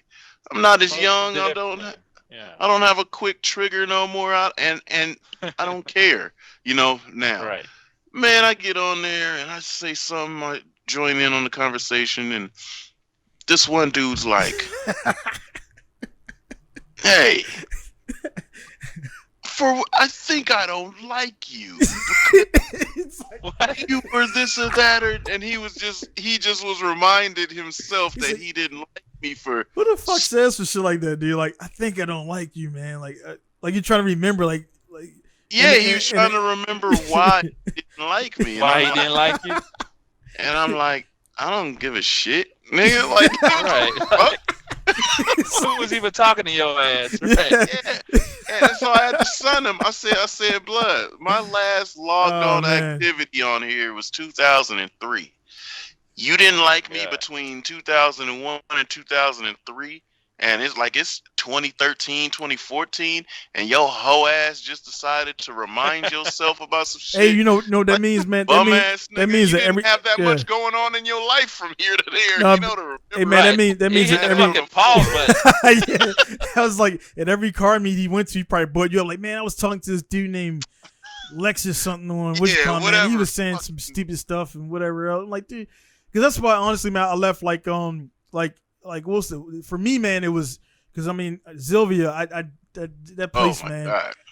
Zilvia Classified what at the time was one of the best classifieds. That was the reason I was on Zilvia. It was for the wheels, but it was Zilvia, man, was like those group of guys. They did have really nice cars because they just kind of was like the cream of the crop for the 240 guys. And I was in like the that one thread that was like doing it wrong multiple times.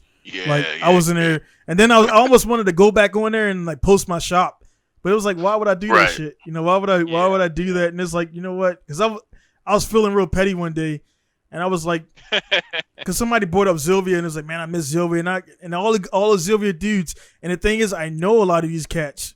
One of the cats was in my fucking garage in Japan. Didn't know we argued online 5 years ago. So he was like, "Oh, you big game hit." I'm like, "Yeah, man. A lot of that stuff I was saying, I was like, nah, dude, you're in my face now." And this happened to happen that we meet up in Japan in my garage, and we were just chopping it up for like 10 minutes. And I brought up Zylvia, and I said it's sucking. I see his face kind of, he frowned and shit. I'm like, so I'm like, he's invested.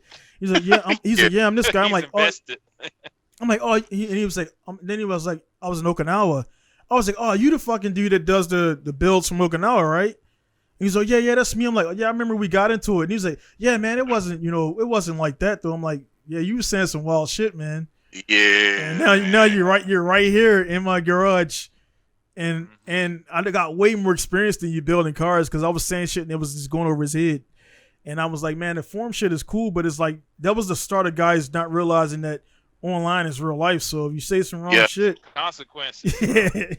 That's why I just got off of it. That's why I just was like, when I'm off of all of this shit because I personally couldn't adapt. Right. Between there's no way in real life you're gonna say something to me and I'm gonna make your jaw wiggle a little bit. You know what I'm saying? Like it's no way. There's no way that's happening.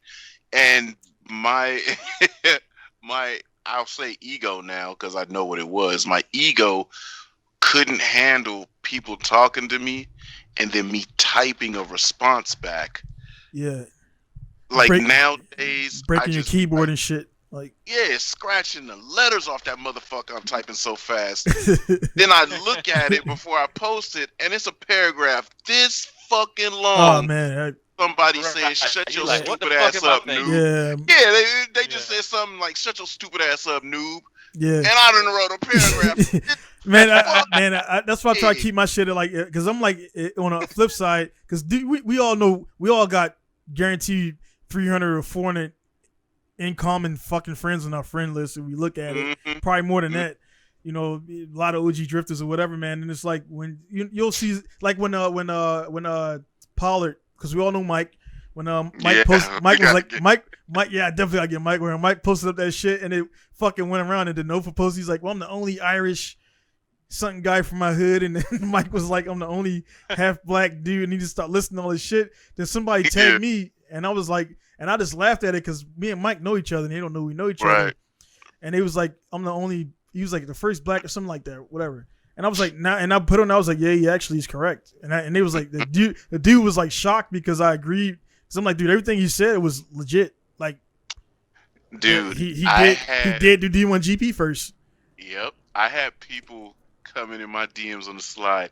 What you think about what Mike said? So I think it's great. Like, speak up more and tell y'all because you're fucking sleeping on him. Y'all need to know what time he's on. And they were saying, like, trying to pit me against him. Yeah, like, God, multiple times, man. I'm like, I'm not about to go against him. It doesn't matter. He's way more drifting on more continents for longer than I have.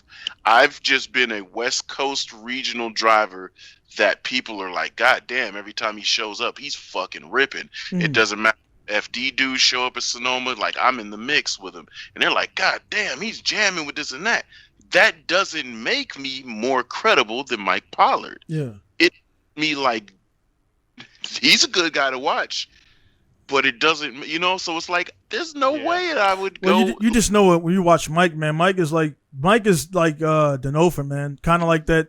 And it's something that you only get there by losing. And like I remember when I was doing my competition thing and I still am, my speed increased significantly just based on paying for any fucking event, going there, and then driving like a bitch. Like, and you know what? When Mike did D1, when he went out there, and I guess he was he driving a Vertex sub car? He's driving those Vertex car, yeah. Sub car, right? Yeah. And I didn't know too much about. At this time, I was literally just Mohan. It was Pollard and Mohan, or Pollard and Pollard and somebody else. It was another young white kid. Was it Matt Field? No. It was a young white kid. So so I was really just getting into it, and I still had I met Mike at JTP shop in like '09. Mm. When the rest of their team name used to crack me up. I used to just say it, the motherfucking opposition.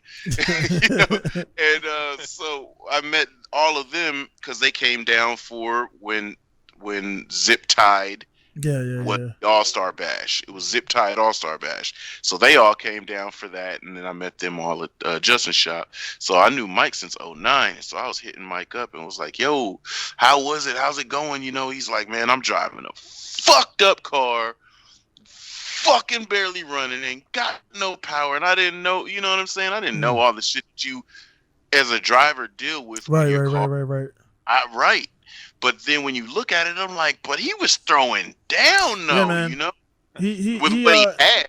Yeah, he always because I mean he's doing his thing now, and it's like he kind of because we know him, man. He kind of like he says what he gotta say. We kind of all the same, and he's kind of been in that like if he had let's say if JR or whatever, like, hey man, I got the seat open or whatever, he jump in there, like he has the skill.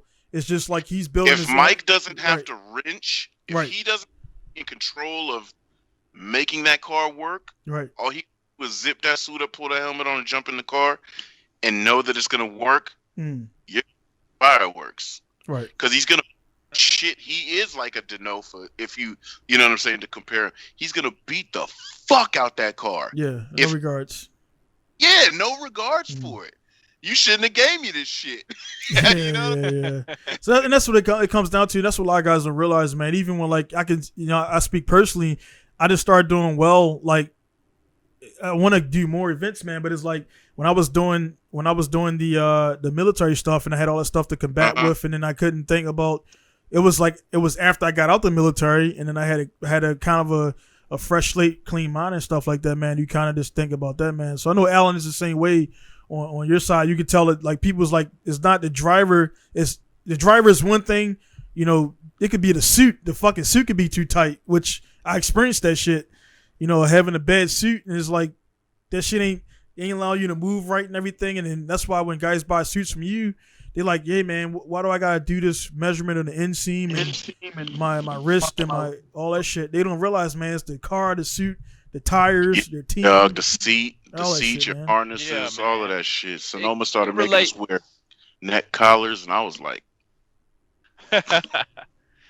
I mean, yeah, just relating back to what Lex said about it, like if he was only able to focus solely on driving, his performance would be completely different. Right. And I'm sure we're all in the same boat where we don't go to the track with a 3 or 4 man crew. It's just it's just us. Yeah, we touch the mufflers with our bare hands and shit. Yeah, man. Yeah, I saw that.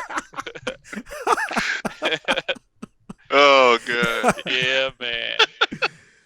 Yeah, it's. Got some sperm on it. Man, I do. I be putting it on that joint and wrapping it up with a goddamn. My daughter likes to pick at it. Like, I be like, yo, what are you doing? Hey man, like I said, it'd be funny if you go up to there and like they do the inspection. Like, hey man, why you got the oven mitts on your passenger seat? It's like, don't even ask, man. I never know what I'm gonna do. Looking like the penguin and shit out there, man. It's like, but yeah, man. When I first learned how pro drifting was in Pro-Am. Kind of felt like I had a target on my back, and I was there by myself. This one event, shit was being put together. I was winning battles. I was moving through shit, but they kept one more time in me. They did not give me a clean win. And I'm like, what the fuck? This one dude I one more time with him 4 times. And I'm like, I was coming back on a run, and I'm furious because I'm like, what do I got to do to beat this nigga, right? I'm looking, he's off track. It got to the point where I'm drifting, and I'm sideways, and I'm looking like this, like, where he at? He off. Right. Yeah.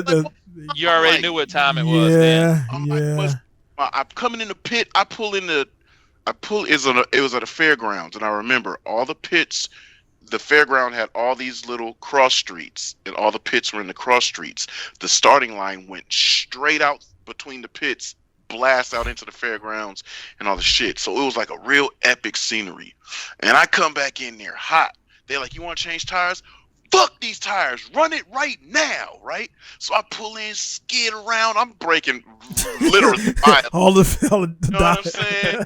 But I'm like, my anxiety's up to here. And it's so funny. This is still my homegirl to this day. I'm pull up and I'm like, raging. And she just walks up all calm. She just got the water sprayer. Just starts spraying my shit. She wasn't pitting for me. It's just my homegirl. It was my homeboy's girlfriend, right? But he was out, and she just walked up. She's in tune. She's paying attention. They running me back to back to back to back. It's summertime. She just walks up with the sprayer, starts spraying and shit. And I'm looking at her like, what the fuck are you doing? And it was like all time slowed down. I could only see her. Everything else was a blur. And she looked at me and just mouthed, calm down. Yeah. And I was like, that voice of reason. That's like going back. That's like going back to the corner after the fight, man. Yeah, have your coach talk to you and shit. I went to my corner, and I'm You got punched into the bell and shit. Deep breath. Yeah, she just looked at me, and what she was doing, it was so calming because she was just like, it was literally, I could see her literally like spraying water in the grass. And I'm looking at my temperature's dropping. She looks up at me and is like, calm down. And then she walks away. Your temperature's dropping. Yup, yeah. And I didn't understand that. And that was one of my first years in competition. And I just, because I had a goal. I wanted to be top 3 because Formula D did Pro-Am All-Stars. You had to be the top 3 driver from your series to go to Pro-Am All-Stars. I felt like they were sabotaging me. They're fucking with me. Who knows if they were or if they weren't. That wasn't the point. I just didn't have it yet. And I'm, again, like the forum shit, somebody could do something this small, and I'm typing a paragraph this fucking big. But it was at that point I realized, yeah, fuck all that. Right. Okay. They want me to keep driving. It's just making me better because I keep trying to perfect each run, and I know I'm not doing bad. But that's fine. So then it got to the point where, boom, car's cool, and I said, they like, oh, you worry about your tires? Nah, dog, let's go, man. They running, whoop, whoop. He couldn't hang. He was worn out. Boom, it's over. And I continue on, and I'm just like, it was from that moment I didn't win the event. I think I got second place. But I understood right at that moment. That's from your white FC behind you, right?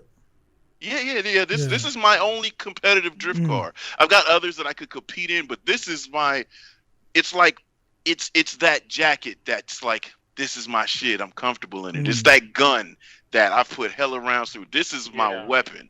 And if there's ever a time that I go into competition, that's the only thing I'm driving. It's so well put together. It's so well balanced. And I've been driving it for 21 years. You know what I'm saying? I bought it when I was 16. I went through hella changes. I will never drive anything unless I feel like the RX-8. I started to build that. But this is it.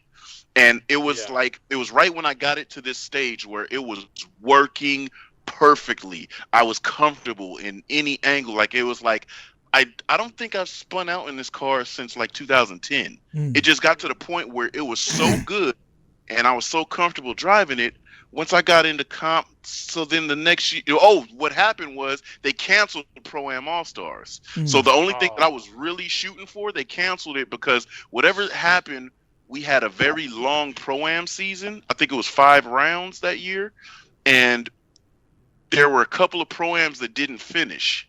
And Formula D was like, man, fuck that. We ain't got no more time to waste. Fuck the Pro-Am All-Stars. Whatever. Because we all didn't finish. And when they canceled it, I was like, oh, that was all I wanted to. Yeah. I was third place. I was there. I was clear by a couple points. I was going because what happened was the year before in 2010, Julian Jacobs, Ryan Cotto, all those dudes that I came in watching, I was practicing drifting. there was nowhere to practice, so I had to do Pro-Am. That's the only place I could practice at. And I got to watch them battle and was like, damn, those guys are good. So I got to watch them on a live stream Pro-Am All-Star. Let's say that's what the fuck I want to do. Next year, it's all me. And I went hard, dude. And then right at my goal, was like, nah, give me that, pull that shit out from under your feet. So then I lost the competitive edge. I don't give a fuck about pro drifting no more. Because that's all I wanted to do was go represent with this car, black dude, you know what I'm saying? And you represent your hometown really because of that section. I was right. They would have to say from Thunder Drift, Lexis King. Exactly. With this and then I move around in SoCal a lot. They would have been like Hotline built by JTP. Well, it would have just been like dope to be in Irwindale, the arena of where it was the Japan versus USA, where all of this shit took place. I get to rip there with a car in my second year of drifting that I've taken it from police chases to impounds to road racing to drifting. This is gonna be the shit, and they just pulled it. So then that's when I gave up on Pro-Ams, and people, yo, you gonna come back? You gonna come back to Pro-Am? I'm like, nope, because I would go. Now I started drifting for fun everywhere. Go every track, just do all the festival events, and I'm jamming, and people are like, damn, this motherfucker's good, dude. You coming back to Pro-Am? Nope. I was like, blood. That's because you got a good idea, like not good idea. You have a great idea of what it goes into, and like it's a lot of the cats, man. Alan, I know you get this way more than because I don't put it out there like that. And I don't. You have products to offer. I don't have any products to offer other than the Tesla hoses and shit. So that's nobody needs that. But you know what I mean, I'm pretty sure, man. I mean, you can tell stories, man, about your inbox. Like, hey, man, they'll send you a video. Like, I do some figure eights, man. So can I get a suit for like 89% off? Oh my god, yeah, trying to murk the sponsorship, man. Yeah, it's rough, man. It's just like this is the way I sum it up. It's if I decided today I was gonna play tennis, right? I woke up this morning. I said I'm gonna fucking start playing tennis. It's literally the same thing as me going and say I want to play tennis. Sponsor me on my first racket. That's I don't get the I can do a figure eight or I've been doing a Pro-Am. I get the one say, hey, I'm building a car. Do you want to sponsor it? I'm like, and then I say, well, okay, is this your second car that you're building because you stepping up the competition? No, this is my first car I ever built. You want to sponsor it? I'm like, that's the same equivalent to me saying that I want to be a chef. So give me all the utensils and tools and knives that I need to be a chef. That's crazy. But yeah, man. So I try to be respectful to everybody because you never know who's gonna be who. You know what I mean? But so I be respectful, but I put it in perspective. I say, well, right now we're looking for this certain talent pool. We're looking for somebody that can help us make a bigger impact in dirt racing or drag, quarter mile racing or drifting. These are the certain type of drivers we're looking for at the moment. If you're interested in going to that field and you reach a certain competitive level, we're happy to work with you. At this point, though, with you building the car, we got to see some productivity. And that's just how I play it. But man, it's crazy. So like I made a big mistake recently. I switched my personal name to the Bridge Moto. Yeah, I seen it. And when I shouldn't have done that. I didn't ask you why you did that. I was like, because I was like, I was being goofy. Being goofy. Being goofy. Man, I remember. And the thing about it is they won't let you change it back until 60 days. Nah. Yep. Yeah, so, man, I was getting like 30, 40 friend requests a day. Yeah. And I'm like... Hey, man, but that's right. We talk about it a bunch, man. I know how to flip it. I know how to flip it into what we gonna say, but, we talk about at it the same time, Yes, I mean, it's definitely, because they could be like, that means that you're out there and they see your stuff. And the same thing with my shop. I'm happy that the guys hit me, but it's the way you have to go about doing it because it's like, man, I get all these messages a week and it's like out of all those messages, man, maybe 1.5 dudes are serious about making, I'm like, I can't I can't. Right. And I did it before, man. Trying to make money and trying to, appease guys and maybe not know who's going to do what. Like I mentioned, the Super Street guy before, and all that stuff is like, man, I fucking out of my pocket $250 that guy never paid me, and I bought it based on him shooting McLarens and shit. But he turned out to be a fucking, money don't make you cool. You know what I'm saying? And I learned that lesson, and also like we all been through the situations, man, where we come up from our bootstraps, to get our car shit, and you see a young guy who like you don't know if this guy gonna be the next fucking James Dean. And you give him, it's case by case. And it's kind of like what the guy's showing.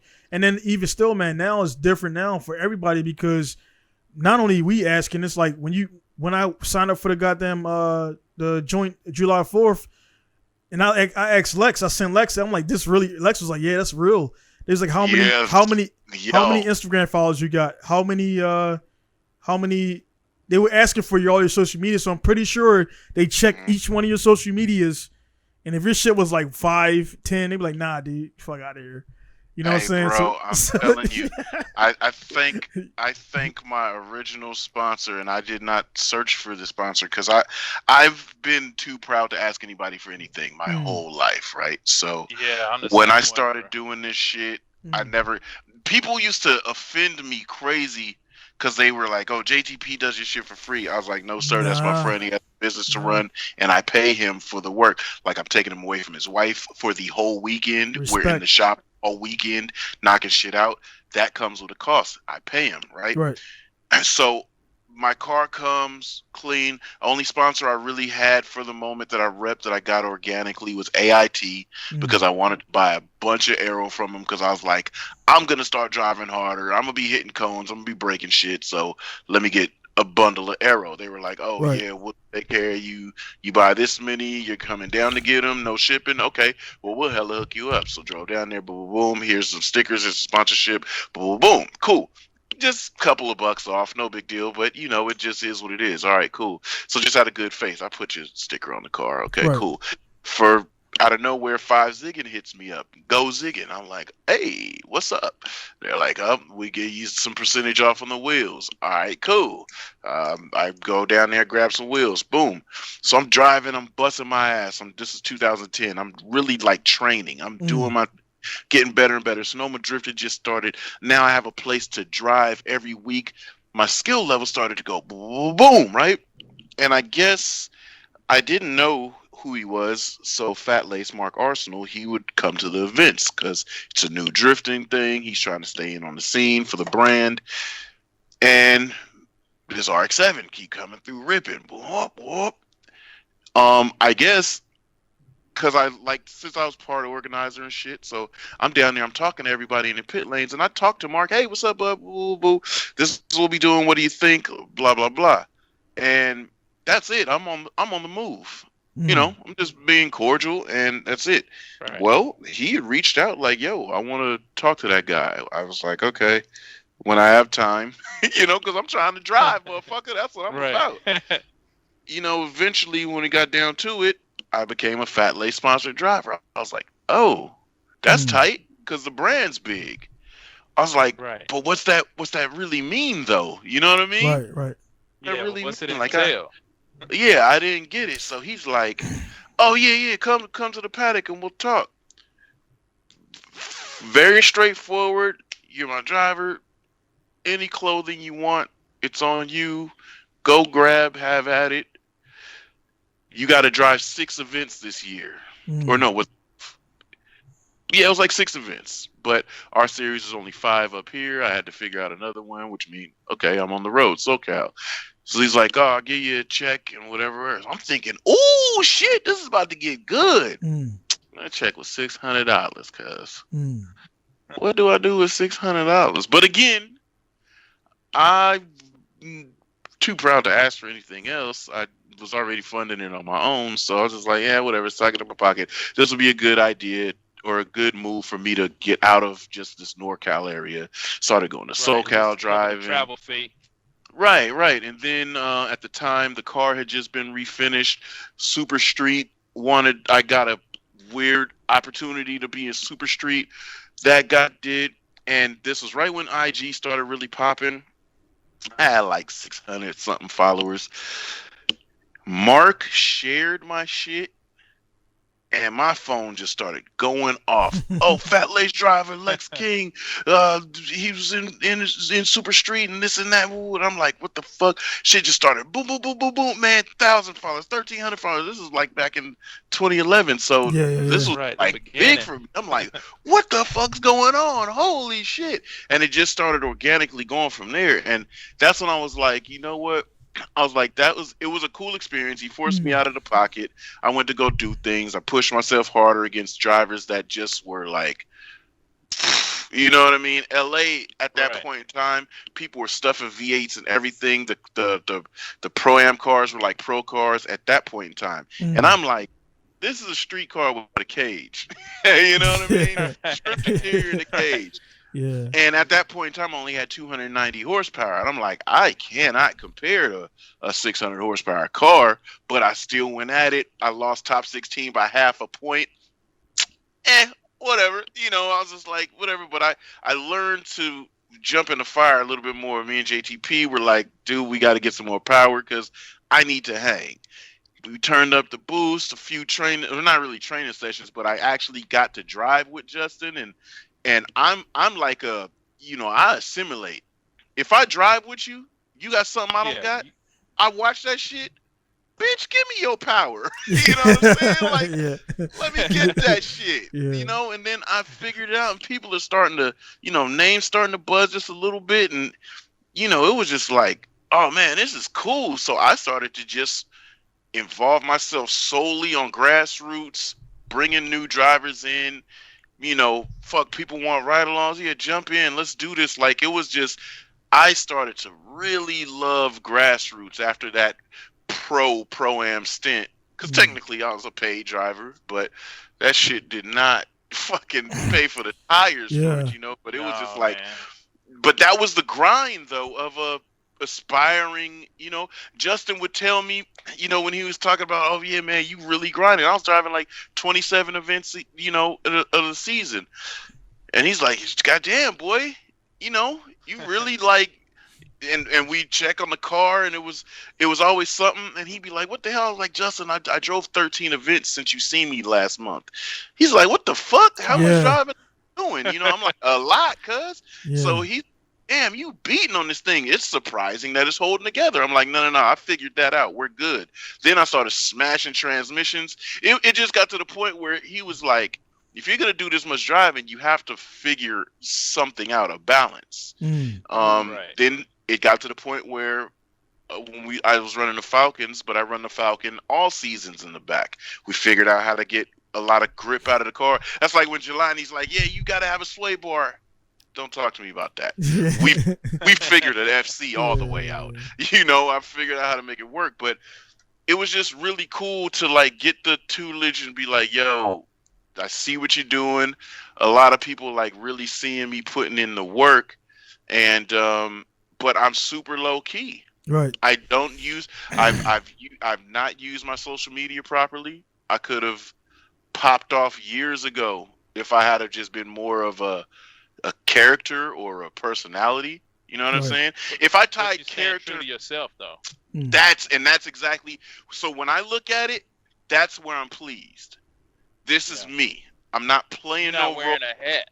Yeah. Right. Nah, yeah. And so I tell my son, so check this out, Simba. Everything the light touches, right? But how do you want to play it? Yeah. Are you more of a character, right?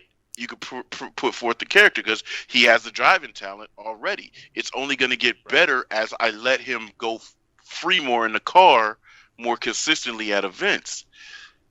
Or are you going to play the child prodigy? This dude's super young, but he's out here fucking wheeling like the Sorensen kids, right? Yeah. I'm just not balling, right? If I was balling, yeah, I could go over here, petition them to let my kid drive. He already has, look, this car is his right here. He could drive my car. Well, he could drive. Here's some videos of him. I've had home footage of him driving since he was 9 all the way up to now. He's talented. He could do this, but I don't have the bread like that. But it's like you were saying with the arcade shit. Don't waste your time not being competitive, right? or not taking everything from the experience. You might have put one quarter in, and that's the only quarter you could afford to spend. But are you about to really go hard on that quarter? You know what I'm saying? So he's honing his skill. What they're saying, they're gonna let him drive next year, and it's like, put your best foot forward, kid. Yeah. And it's whatever you make of it, that's you. And I'm not pushing you to do shit. If this is what you want to do, I'll load the truck up, load the car up, get you ready, talk you through it. If you want to go pro, I'm all for it. Me? I'm good grassroots and doing what I do, training people. You know Lex, but you did it right though, man. Because again, from again, it's like me and Alan. You know, of course, we run businesses. Lex, you're not running a car shop, but you're deep in the scene, so you've been around enough. You've been around it more than you JTP shop, different guys. You know, you got a lot of guys around it that you know what's going on. So, but you did it. I mean, the way you did it, man. And I'm gonna clip that out, and I got to start clipping these podcasts also so people can get into the meat of what we're talking about. But you did it right, man, because you did it like you said, organic. And it took me a while to learn. Organic is the best ones. Even like, dude, Alan, our whole shit started because Alan hit me first, and then we just started talking. Yep. And I was already a driver, and that's how we jive, man. And I didn't, I was doing this business about 2-3 years, maybe 4 years before I started mine.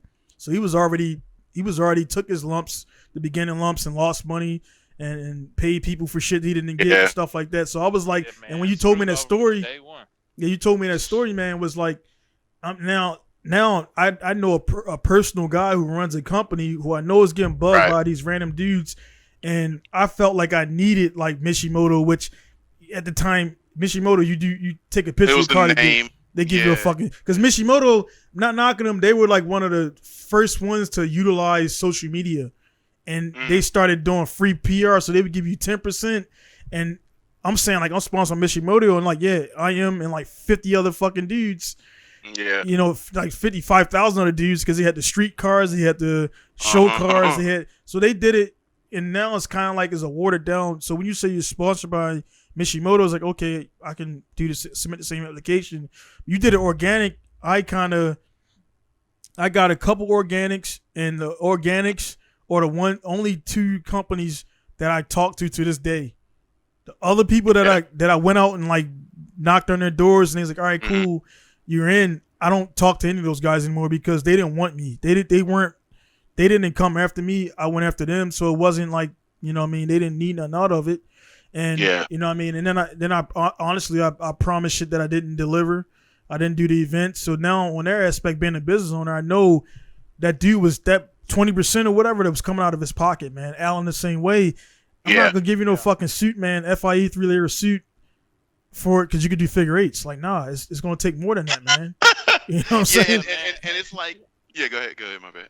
Yeah, no, I was just gonna say one thing. It don't matter what it is. It can be boxing, MMA, track running, drifting. Talent still shines. Yeah. And there's no such thing as no hidden talents anymore with social media, because even if you don't use it, somebody's sitting up in the stand saying, dude, check Buddy out, he's fresh. You know, dude. So, and that, you know, I watch, like, I'm the type, when I saw, you know, like your page, I'm not going to hit you up the same day I saw you. I'm going to watch. I'm going to say, okay, how does he conduct business? I'm going to say, man, how does, you know, how do other people's react to his posts? Okay, man, I like it. It's positive. Man, he's out. Okay, he's been to the track 3 times this week from my memory. If I can remember that. You know what I'm saying? So it's okay, I'm about to hit Buddy up because he going to really represent my brand on what I stand for. And that's how I do business, man. I'm that way. Like, and I've had ones that are doing all the right things, but they also posting shit that nobody else wants to hear. Nobody wants to hear about, you know, your crazy ass like fetishes and all this other shit you got going on. There's you know a person that will not be named, but I mute people because I don't unfriend. I'm tired of seeing your shit muted.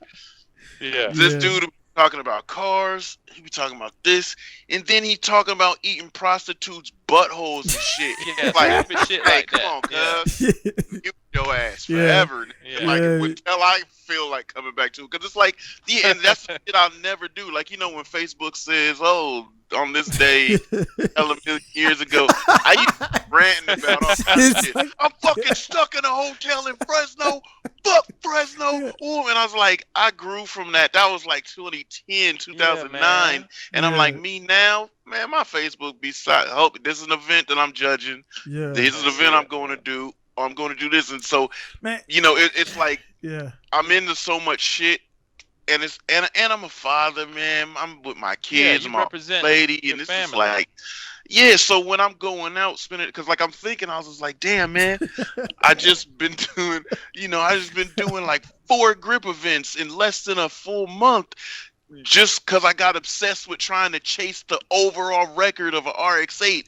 But I want it on street tires. I want to show you niggas on street tires, like I'm gonna get this That's record. boss shit. Then this is like, I need to get back to drifting, man. Yeah. But I'm like, all right, wait, because I just rebuilt the vert from being fucked up from the TV show. This has been immaculate. I redid this like last year, and I still haven't driven it. I want to build the other RX-8. Museum. Yeah, because it's like I want everything to be built, and then when I come back, I'm coming back like Initial D. You gonna hear the boom, boom, boom, boom, boom, boom. Like, you know what I'm saying? I'm coming back with 2 trucks, 2 trailers, with 2 drift cars on them. You know what I'm saying? And my son So about he to has tear support shit trailer. down. Project D style. Yeah, man, it's just exactly. Like, that they music. gonna be Support like, wagon. yo, there they go, because it's 2 trucks. So I know those cars, because it's just like I like the impact. Like, it was so cool, man. Once I realized my place, right? Once I realized my place when I'm doing these events and I'm drifting, people may not know. The coolest part was people know the car. They didn't know me. Right? They pop up. They're looking at the car. They're like, ooh, this motherfucker was going crazy. This. And then I walk up because the team, we about to go out on the track. And they're like, oh, there go JTB. There go so that black dude, that's his car? Yeah. And then when we roll out in formation, because, you know, like I was saying, we like to look super, like, motherfuckers all start the cars up. One starts pulling out, everybody pulls out, we go and roll in line, like we fall in, and it's just like squad, and that's why we called the, Riot Squad, like. And so then it was just like, we go out on track, first lap out, fucking smash, second lap out, super smash. And it's just like, people were like, yo, y'all are like on point, and y'all been chilling. We watched y'all chill all day, and then y'all just come out and smash. And that right there is like the both of you guys got like a similar thing. Alan, you was telling me a little bit offline and like about the because like the thing is, man, you got the RB30 twin turbo S15 front end S14. You got the Le Mans looking FC with the slick fixed headlamps, FD, all these cars, right? And then like you said, how dudes be like, cause you told me like before, man, like you got your S14, RB20, RB30 at the events, and guys roll up on it like, oh, who shit is this? And you roll up like, yeah, it's mine. They be like, huh? How you own this? Yours?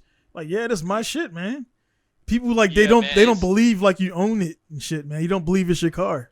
It's crazy because like, man, like where I was raised, my dad always told me like, be humble, don't talk out of turn, listen more than you talk, that type of stuff. So I'm not the type of dude who's gonna roll up and be like, hey man, I got this. To me, that's insecurity. But what happens now is a lot of people know me because of the business, and then they start following the shop page. I'll be at the event, they be like, man, this your car? And then one of the dudes that know me from the track, he'll roll up, oh, that ain't shit. He got this, he got that.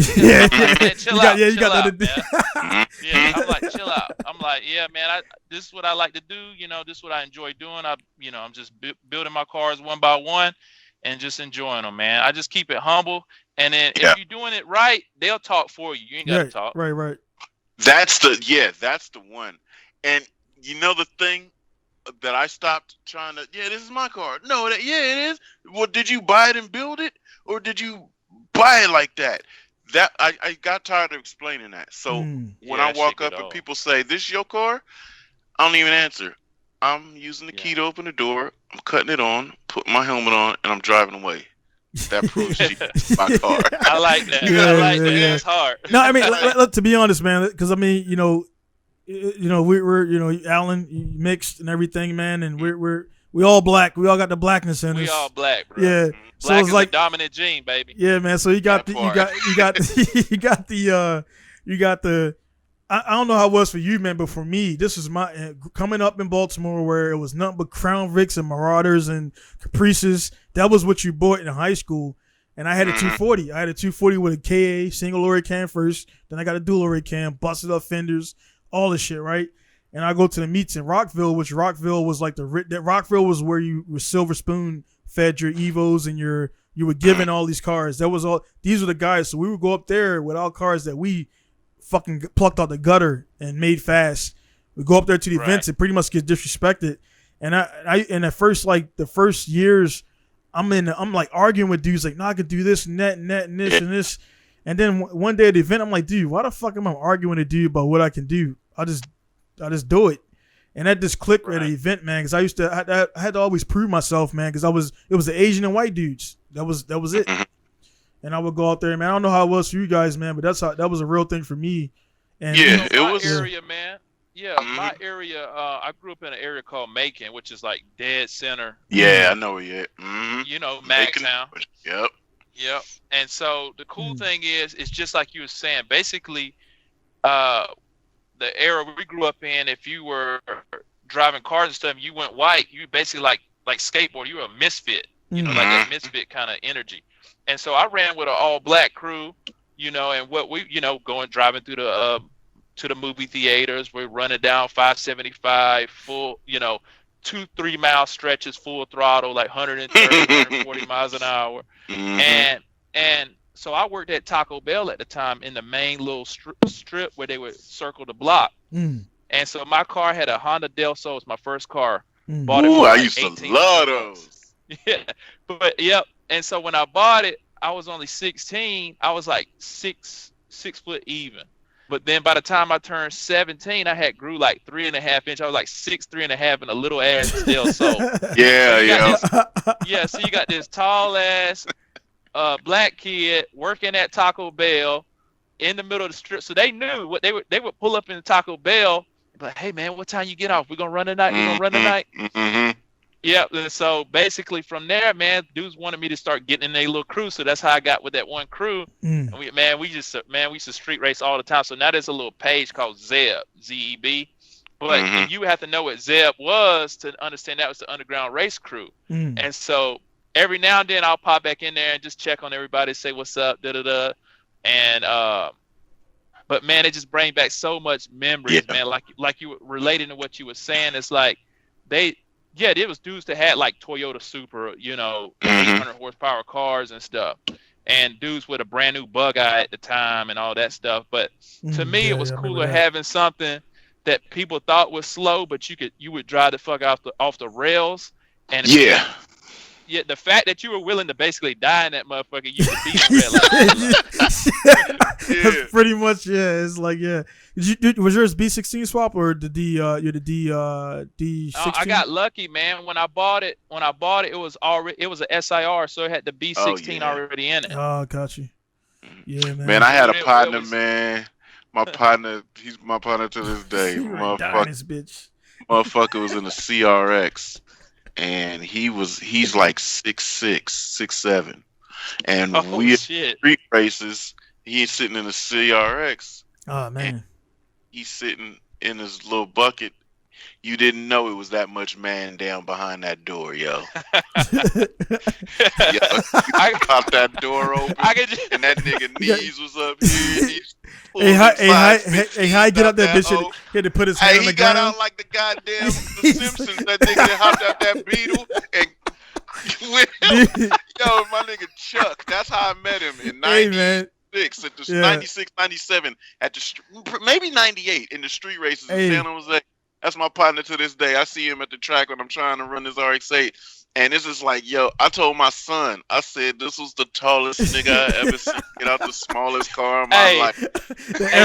He can hit the clutch, the brake, and the gas at the same time. Yeah, because he had a size 15 foot shit, yo. And it was just like, me and my brother and everybody, we would park there and just look, they go Chuck. Wait for him to get out. Hey, man. That nigga would. Hey, that shit just happened to me. Like, that was like, when you hit me up for the podcast, I was in S13, which is not like small, but I got a stock wheel on it. You know, like all my cars, like I have to have removable wheel, like the Cappuccino, for example. It ain't no way in the fucking world, you know, I'm getting out of that bitch with a, you know, the Cappuccino is weird because it's small, but it like fits. You like kind of sit back in like a capsule. The FD, man, dude, I don't know how many fucking the center consoles I broke. Put my weight on it. Fucking putting that meat on them. Yeah, I know not to touch it no more, but the customer's car, man, I'm like, fuck, dude. Like if they ain't got to remove a steering wheel on the FD, man, like that shit's a I know for you, Alan, we make it happen. But the FD, make it happen. But I'm just glad it ain't a sunroof car because they even. Yeah. Because you take away about an inch of roof height. Yeah. But no, I mean, I gotta fucking put my hand on the door sill and fucking like, you know, push out, or it's like, and the Japanese looking at me like, what the fuck's he doing? I'm like, dude, I'm 5'11". Yeah, me too. I'm 5'11". So in this car, we put a handhold on the cage. Oh yeah. So that's what I do. Hold this door sill. You gotta He decked out that bitch. Dude, they be looking at me as fun. They be looking at All America's funny as shit over here when he see us getting out of the car. Like the R33 and like the Z. The Z is good. You can hop in and out of the Z. R33 is better for R33 and 34 is better for Americans. 32 is a little small, man. The seat don't go back that far, but it's like the MR2, man, MRS. When I get out of that shit, man, people just be like, "How the fuck are you in that car, dude?" Like it's like because Alan, your fucking head when you came up here, I look like Donkey Kong when I drove. His head was outside the goddamn. His head was outside the car, so the car roll over. So you gotta go like this and shit. You gotta scoot down and shit before the shit rolls over. So, but man, it's like we just love him, man. So it is. Your company Bridge Moto that you have. So you got FIA certed seats, SFI harnesses, and all of that. Yeah. Okay. Because I'm I take them all. I take them all the time, man. Down to support for sure. Yeah, man. Quick rundown. 30-second rundown. My wife and I actually started the business together. We lived in Florida at the time, and we both had normal jobs, not crazy paying jobs. So we decided we were going to start the business and just make racing shoes. So we saved up money for a year straight, bought a car trailer, and put in production the first shoe. Got robbed on that one, man. Basically, dude never sent us our shit. So then we learned how to do the research on how to do it properly and find the right manufacturers to make the designs that we wanted.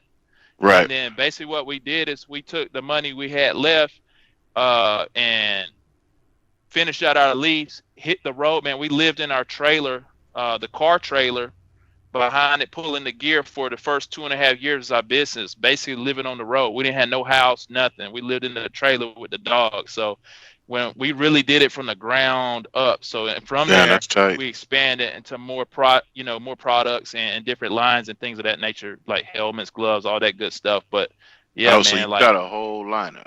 Yeah, and they were pretty much like they would follow you. They would follow it. You guys followed the FD circuit and the Pro-Am circuit? Yeah, we were a circus, bro. A circus, basically. We would go to like Summit Racing parking lot events. We would go to our local drag events. We would go and follow Formula Drift, Pro-Ams, and Pro Series, set up at those. And there was points in time, man, like no shit, we were sleeping in the mall parking lot. And we didn't have no money to our name. What I did is I put some SFI socks on eBay that I undersold myself, dropped them down to like $10, and then people would watch them and grab them because them socks are worth like $20. Right. Boom, we have like $20 for the next day, man. Man, that shit right there, man. That shit right crazy. there, man. That's why.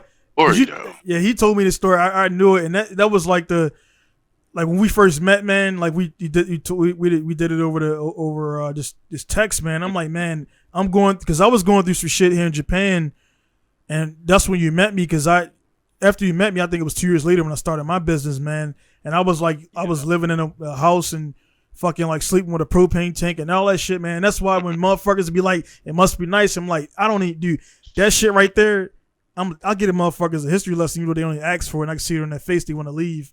I'm like, motherfucker, 6 years ago, I was sleeping in this fucking joint, freezing, building shit, and like you just come over here and you got $20K in your fucking pocket and you want to buy a GTR and you're the man now. Like, nah, dude, like you're gonna learn respect, and that's why I never cross another dude and like assume, unless they act like a straight up fucking dick, you know what I mean? Assume that they ain't been through shit, man. And that was like that shit right there. When you told me your story, I was like, man, well, my shit ain't that bad. Then I mean, it's you know what I mean. I don't got all that I want, but it's like, you know what I mean. And people don't, that shit right there. When I used to go to D1 events and they would go out, Japanese cats would go out, like, you know, Ueno and all those dudes, because they were there. They go out and spend $500-$600 on fucking sake and yakitori and shit, right? Yeah. I'm like, nah, I'm gonna go hang out at my friend's house. They ain't know I was going to the fucking rest stop, sleeping in the truck. Same story I got. Every time I used to travel out of town and these niggas want to go ball, I'd be like, oh, nah, I'm going to go check on my homie over here. So the truck freeze, because my truck didn't have a heater, bro. Yeah, man. Yo, my dad jokes on me to this fucking day, because he still keeps the shit in the back of the Ram. Yeah. He looked back there. I had a full coverall snowsuit, nigga. Yeah. When I was cold blood, sleeping in that bitch, bro. Get this on. You can't even sleep because you're so fucking cold, man. It's so cold. Yeah, you just like, dude, I've been there. Like, real shit. This is a true story. Yeah. We would pull up in a Walmart parking lot. We had a cheap Harbor Freight generator on the back of the truck. And so what we do is we run a cord from the trailer onto the back of the truck with the generator running. Well, it's cold, so we got that running. We got a space heater in the trailer. Yeah. Boom, boom, boom, boom, boom, boom, boom. I'm like, I wake up in the middle of sleep. I'm like, did you hear that? She was like, yeah, I heard that. She's like, boom, boom, boom. Fucking police out on the outside the trailer, man. Hey, you can't park here. You gotta move. And I was just thinking to myself, man, like when you were telling that story, it's like, it's crazy that fucking go from like sleeping in a parking lot with a heater and like getting ran out of spots. You know what I mean? Like, and that's like segue to that. That's how I knew I had a real woman, man. No doubt. No doubt. That's real. Like testament to, and I can tell you, both of y'all have real ladies, just but the length of your relationship and how you carry yourself. So shout out to them as well, man. It's funny, man. You saying all collectively, man. Like, so like that time, what time frame, what year was this? Like that story you just told with the cops and everything. What year was this? That was 15. 15. So yeah. So yeah. And Lex, when was your joint? What was your joint with the my shit when I was that was 2011. Yeah, so when 11? I was literally trying to pursue it, because I was driving so much, I had to keep going to LA so frequently to make sure that my car was running, because I didn't trust nobody up here. I only trusted Justin. Right. So it would be like every 2 weeks I'm down to LA. I'd get off of a train from working all day, haven't been to sleep, loaded the truck and trailer before I went to work. Get off the train, jump in there, warm the truck up, go and kiss my wife and my son. I'm out. Fly down to LA in the middle of the fucking night. Too tired, I'm blinking. I wake up and I don't remember where the fuck I was at. Pull over and park, yo. Bro. That bitch, Justin called, where you at? Oh shit, let me continue on. I think that's how I got addicted to all that shit, man. Yo, all that shit. The crazy thing about it, bro, is because we're all doing the same shit. Well, I know both of y'all were driving. When you competing, you driving at 60% of your energy. Oh my God! People don't even. Exactly. You'd be whooping ass if you had the fucking energy to just like get there a day early, not work on the car, not have to drive your fucking car to the event like Dom had to. Like, so there's a lot of things that people don't see into this, man. Right. I can't even begin to explain. Yo. So, matter of fact, I can't. When we started Sonoma Drift, and it's literally right there, and I could sleep until 7:30, 8 o'clock, and get up and already had somebody bring my cars over there, and I just give me a couple weeks, bro. All right, cool. Like a couple moves, but I'm like really, it's like. But the thing is, you earned that, man. Real quick. But you earned that. You earned that with him, man. Cause go ahead. Right. Well, yeah. That's exactly it. He would, if that wasn't my partner, he wouldn't spot you 12. Take into consideration, I just did all this work, which you guys know, it's time that is the value. Yes. Right. Family time. Because he hammers it out, right? But it's still the time, and maybe he outsourced because FD was coming up, he needed to work on this. He made somebody else weld my cage or whatever the case may be. And he paid for them. And he knows that this is steep. And he knows I got a mortgage and an old lady and a kid. And he like, hey, yo, you know what I mean? We looking good? Yeah, we looking good. Right. But, you know, like a real one do, we might not be looking good at that moment. But when I said I'm going to deliver that shit to you. You know what I'm saying? It's respect, man. Yep. It's respect. Like, just like Alan, man, with the joint when I'm coming out to Atlanta, Alan, like, you know, went up and picked up a car. And it ain't pressure because, you know, Alan hit me up. He was like, and the thing is, like, he basically got the car. I got the ticket and all that stuff set up. And he's like, all right, cool, you going to be there? I'm like, yeah, I'm going to be there.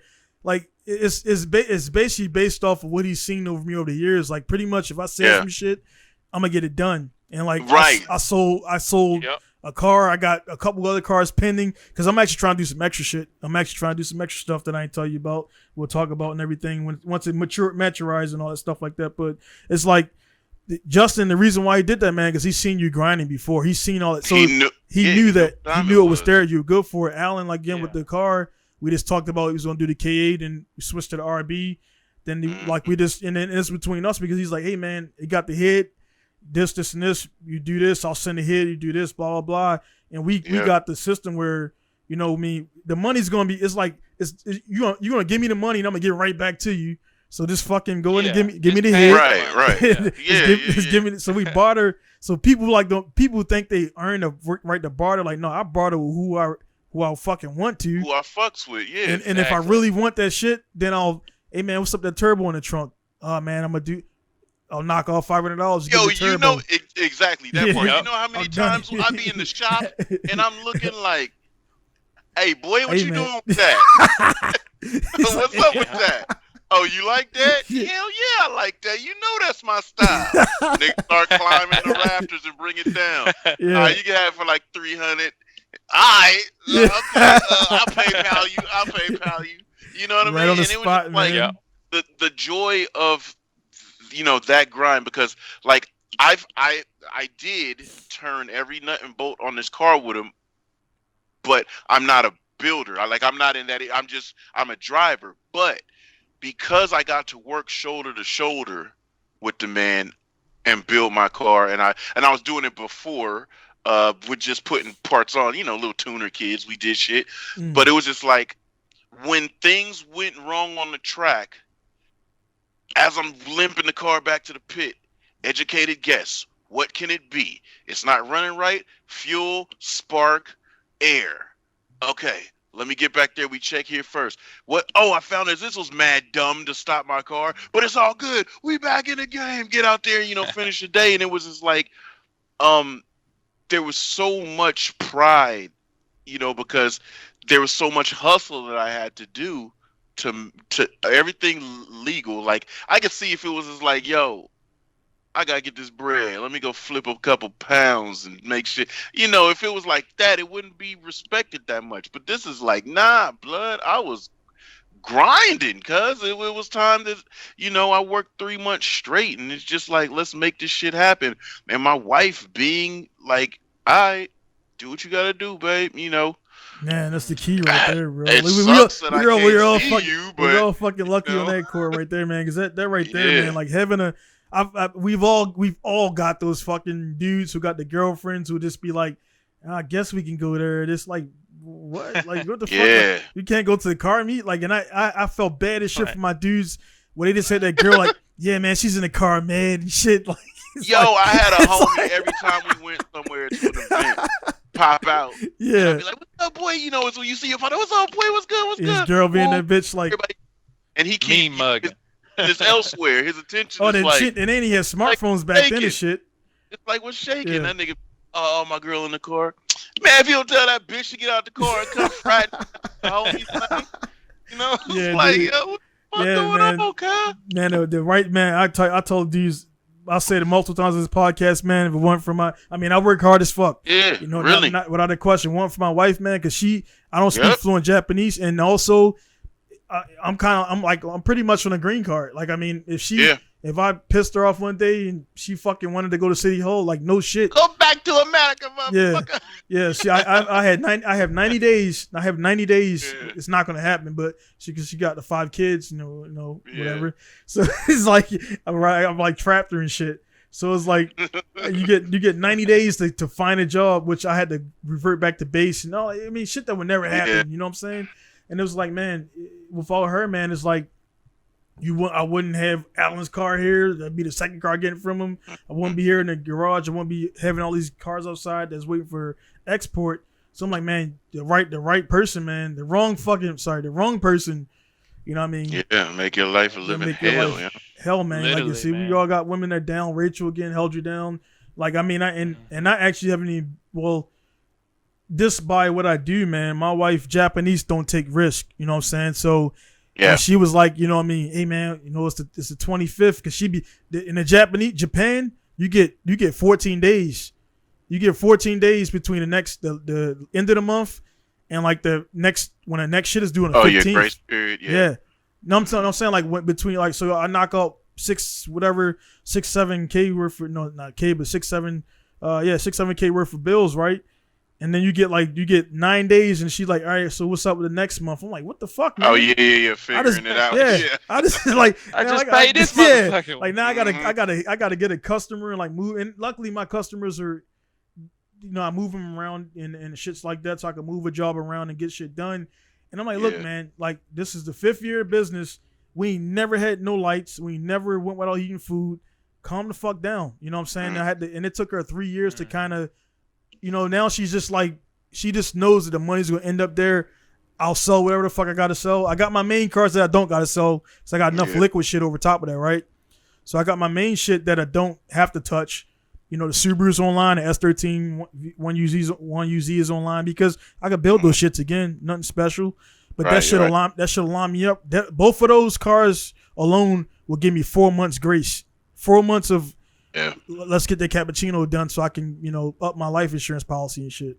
You know what I'm saying? Because that's a death trap. You know what I'm saying? I gotta get that extra fucking Hans shit from Allen because, what I mean, if I roll that bitch, arms and everything gotta be restrained. I'm for sure gonna be trying to grab some new. I'm for sure be trying to grab some new belts and shit. Because I'm in the middle of building so many effing cars. Yeah. And it's like shit. But it's funny as hell though because like on the track RX-8, I got a thrash racing wheel and shit. Like I got a drifty boy wheel and a grip car. Yeah.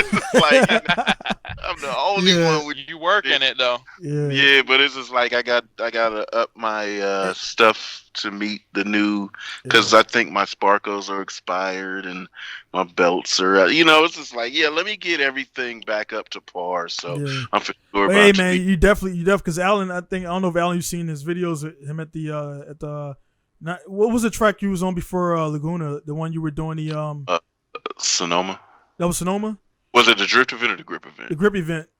Yeah, Sonoma. Yeah. That was a joint where you're passing the Mustangs. Everybody. Yeah. And I was like, hey, you still ain't doing it yet. I was like, you gotta put a fucking $sign over each one of those cars. Like that's 35, 45, 105,000, and like and it's like the thing about it, man. I don't care how much shit costs, man. Your shit don't buy skills, man, and that's where a lot of cats ain't getting. And it's like, hey, man, I'll take. What I mean? We've all spent enough money to buy supercars. Or we got, like I told Lex, man, last podcast, I'm a few sales away from buying. I can sell a few shits, save a couple months of overage money and buy LFA used. And I mean, 'cause I know people in the game. Oh my God. And I mean, I could do that, but it's like, man, I can. But I just put up. Well, I didn't. Where your heart at? Yeah, and I just put up. I didn't post yet. It's online. If you listen to this 3 hours, and we about to get out of here anyway. But I was looking online, so I'm gonna get the 818. If you look up 818C or 818S. Yeah, you were showing me. Yeah, that. Good. I'm gonna get. Yeah, dude, that's 10K for the chassis, about 2K or so for the shipping, and I got 2 Subarus already. I strip it, so pretty much you can have a car that's in supercar status for fucking under 16K. You know what I mean? Yeah. What is that, like a kit car or something? Yeah, yes. Just look. It was made by a company called Fat Five Racing and Factory 5 Racing in Massachusetts. Yeah. They do a bunch of kit cars. Dude, it's Okay. dude, look it up, man. I guarantee you're gonna want to get one, man. It's it's tight. It's a fucking MR. It's the engines in EJ20 is in the back. It uses the same transmission. Uses the front drive shaft for the rear axles, and it's pretty much you take a Subaru, double X non-STI, and you take it apart and put it into that car, put it together, and you start it up and you drive it. That's wild. So I'm definitely buying one because I bring that shit over here. I was talking to the dude, and they've been in the game for 20-something years, and I was like, dude, I've been in Japan for 14 years. I never seen one. So he said there's 3 here, but I'm like, yeah, they're here, but they're not doing shit with it. They got it in the garage somewhere. I never seen it at Tsukuba. So I take that car to Tsukuba and run that fucking track. That's gonna net me customers and you money. So I'm like, I'm doing it. You know what I'm saying? So I pretty much told him without even telling him that we're gonna be a partner and shit. So he don't know it yet, but we already partners. We just don't know it yet. So yeah, man. So hey, man, we definitely gonna do this shit again, man. Because I was like, I'm gonna try to keep this shit at an hour and 45 minutes. No fucking way. Let's do that. Yeah, let's do that Gran Turismo thing, man. Because that shit, I feel like that'll be fun. Yeah, I haven't had a real reason to get on Turismo in a minute, so that'll be cool. We got to be driving stock though, no modified shit, because I know you'll wax me with that modified. Yeah, I lower them. I won't mind it. After cars rolling over. After we get, because I know you got a bunch coming up with the FD support and everything, and again, it's kind of cool how all this shit. Lex by now Japan is my guy Rahman, which I haven't had him on yet. So Alan's going to be doing. You're going to be doing you speaking a little bit. What you going to be doing by now? Yeah. So basically, Rahman, the guy that owns Buy Now Japan, reached out to me, and of course, me and him do business. Parts and stuff. Linking everything up. But he reached out to me and asked me to if I would join the crew for him, because he sees what I do with the shop and whatnot. So I said, yeah, man, let's give it a run, and aid and support. I told him my business comes first, obviously, when it comes to setting up a FD, but in between time, I can help you guys out. So I'll be definitely traveling all the pro stops and assisting that team and whatnot. So hopefully on the West Coast tour, if you're out one of those, I'd love to meet you in person. Yeah, I'll pull up. It sucks now that they pulled Sonoma off the list because you've been down the street. Yeah, but I'll pull up at Irwindale, and I think they got Irwindale because Long Beach is. Well, no, I'm gonna have to look at the schedule, but yeah, I think Long Beach has moved and Irwindale for sure. It's just crazy, man. How the circles are, man. The circle again, because it's like we all know each other. Because I met you. We sitting there and like you know him. Yeah, I know him. I know, like we all know the 6 degrees of separation type shit, right? So then the truck. I don't know if you remember you're pretty sure you remember on my social media, Lex, the green truck I was posting. That's in Georgia. That's Alan's truck now. The loader. Yeah, that's Alan's joint. Yeah. And the thing about the thing about that truck, man, is like, man, that shit. I'm good at driving, man, but like one day I took a fucking Google. It's like, hey, make it right here, and they don't know you're driving a fucking Matchbox or what. Man, I turned on this fuck. I almost lost brakes. It was a straight fucking descent. The e-brake wouldn't fucking hold because I had a car on it, right? And I never told you a story, Alan, but like that shit almost didn't happen with that truck, man. But I'm just my rack shit, so I'm on a descent. I put that bitch in neutral and rev the fuck out of it, right? Just to get air to build back up enough to slow the fucking thing down. Yeah. And the e-brake, I'm on that e-brake is fucking choo-choo train. And dude. So that shit almost And I was like, man, them air brakes something else, man. I'm like, man, I told Rahman, I was like, man, and that's why Rahman, we actually got the other truck, the smaller truck. Because I was like, I need a Street Fighter, man, because that truck is great for the highway. And I know in Georgia you got space, right? So like in Japan, man, that truck was fucking. It's like, tight. Bro, I've been in some spots with that truck, man. If I vlogged it, you'd be like, man. Yeah, even driving that. You remember when I was there? I rented that DC5, that Integra. Yeah. Even driving that Integra through some of the city parts, like it was tight as hell. So I can't even imagine driving that fucking truck. Then Google we was just talking about that shit online, man. Google needs to fucking put. Like you can need to be able to option for truck. It should say like what size, because they like think too, like the height. Yeah. Like certain bridges you can't go under. dude, you know? like this old dude, man, fuckers everyone. And we talked. I took a right, and I was like down. I was picking up the cappuccino, the first one. I was down in Guma, which was right by initial D shit and all that, right?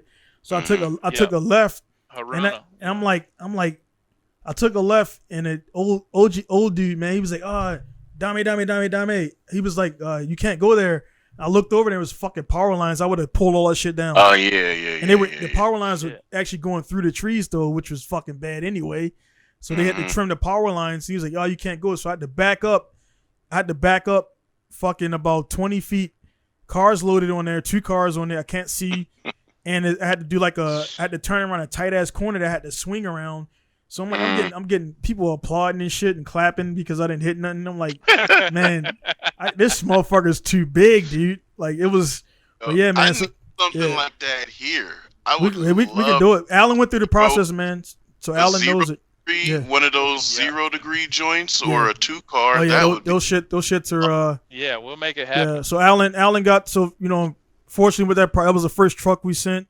And that Alan got the boots on the ground experience with that because the trucks are bigger units, diesel stuff. So it costs more. So you guys chop it up and they give you the full one on that. And then again the circle Buy Now Japan again. He runs the S15 that we talked about.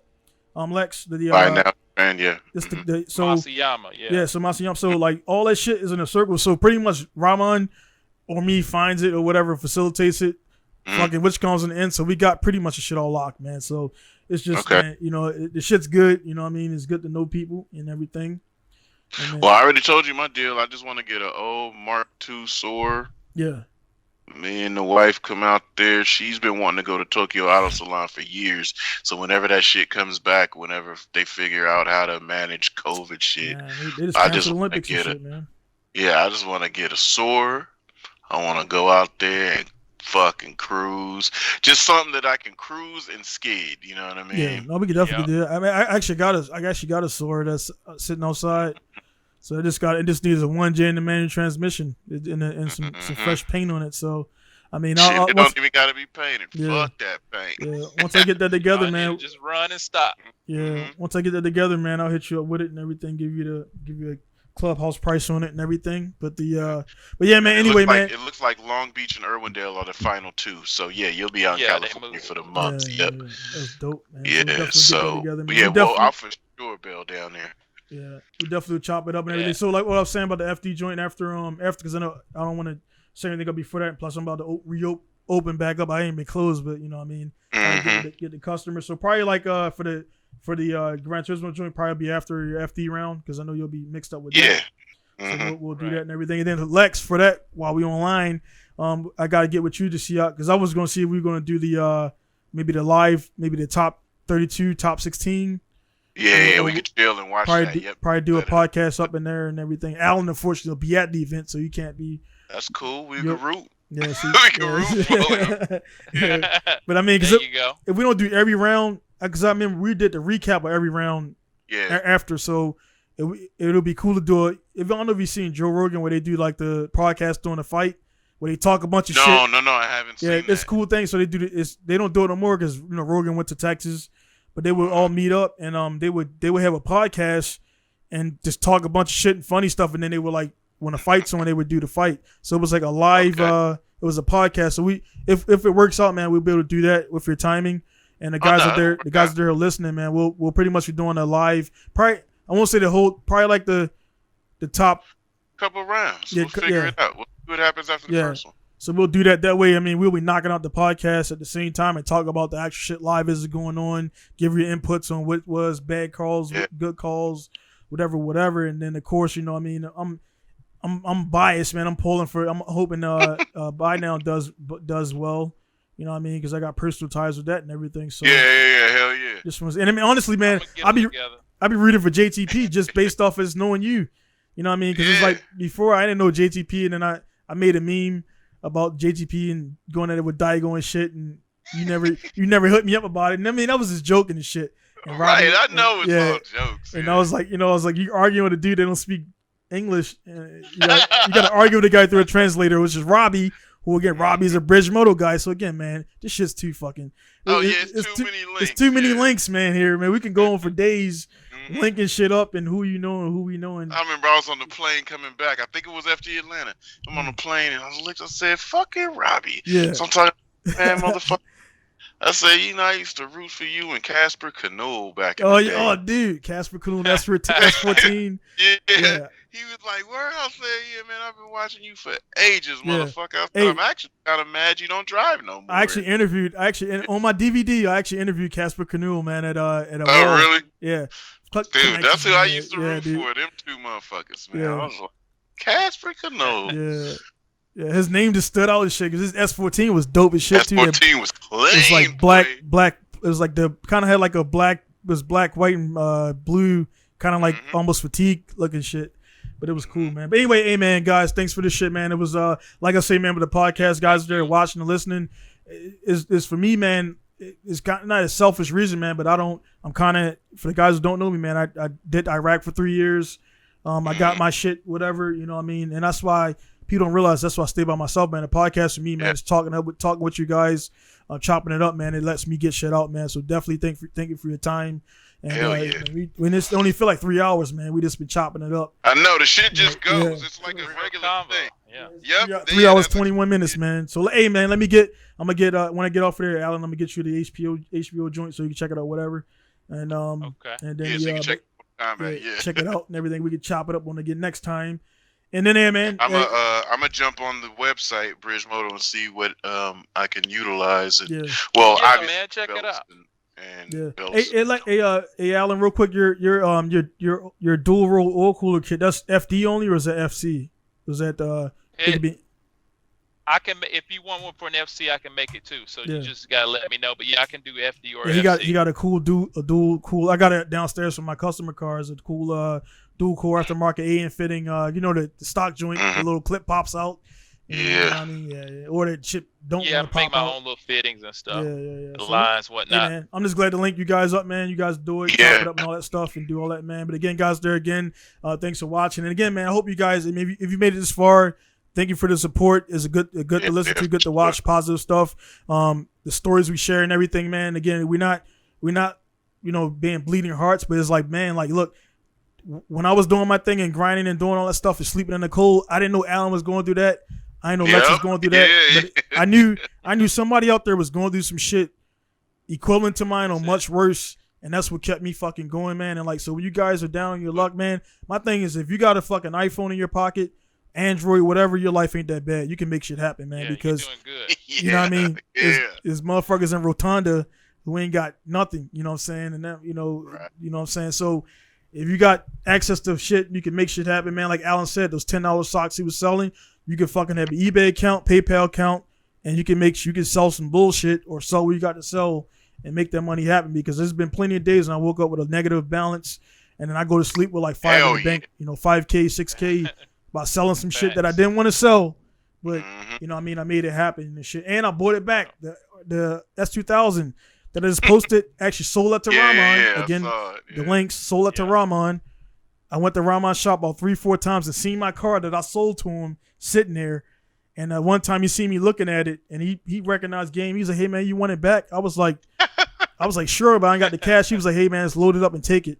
On that same truck that Alan has now, man. So it's just like, dude, it's you know what I mean? You got in like Lex said, man, like I was 1-2 that I didn't want any fucking handouts from nobody. Nothing, man. And Rahman was like, hey man, let me get you the truck. Let me get you the lift. And I was like, I was about to say no on this whole shit. And that could have changed the whole trajectory. My business would have been closed because the export shit, that added a whole different aspect to my business. So like you got to know when to, it's not that he's not handing me anything because that's his asset. So he's wanting a return on it. And I gave him more to return and everything, man. So you got to be out there, guys. You got to be, this is a long ass wrap up, but you got to be out there. You got to be smart about the yeses and nos, because some yeses you don't want to, I don't want to take money from Yakuza guys because I've been offered it. Trust me. I've been offered money by the dudes. And guess what happens when you don't fucking pay that money back? Donnie gonna be like this. Yeah. So it's like, you know what I mean? I can carry myself, hold my own, but it's a bunch of them and one of me. There's a bunch of them motherfuckers. And I mean, they come fast. And I'm far from Baltimore, so I ain't got none of my allies. Boy. But it's like you don't want to say yes to the wrong mafia shit or whatever. But if some guy's genuinely trying to help you, man, you gotta swallow that pride, because definitely it's been a swallowing process.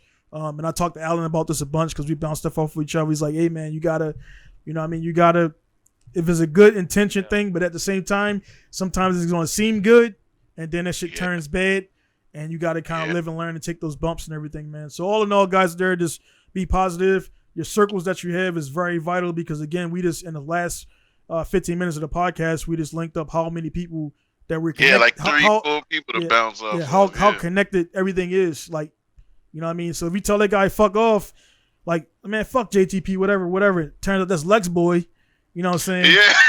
And now I come to Lex house and shit, and JTP be like, hey man, remember that meme, man? No, you can't come to my shop. Yeah, it's like, stay outside. But hey man, thanks again, guys, for coming through. We'll definitely could do this again. Guys, there again, be sure to like, subscribe, and share, man. I'm not sure what happened out there, man, but I got like 500 subs in the last couple weeks. Good. You know what I mean? And it's just like, hey man, and this is episode number 103. And you know what I mean, they get like 100 views each, man. Just keep grinding on that shit. The YouTube shit's the same, because the dudes who got 1 million subscribers didn't always have 1 million subscribers, man. They be, they were stuck at 20K for a year. Yeah. Mm-hmm. You know, we all got channels too, man. So definitely check out KOE family. Check out British Moto Joint. You got to do more of the Clio shits too, man. Alan, man, you got to do more of the what's the dude name, man? What's your dude's name? Oh, Mr. No Boost. Yeah, Mr.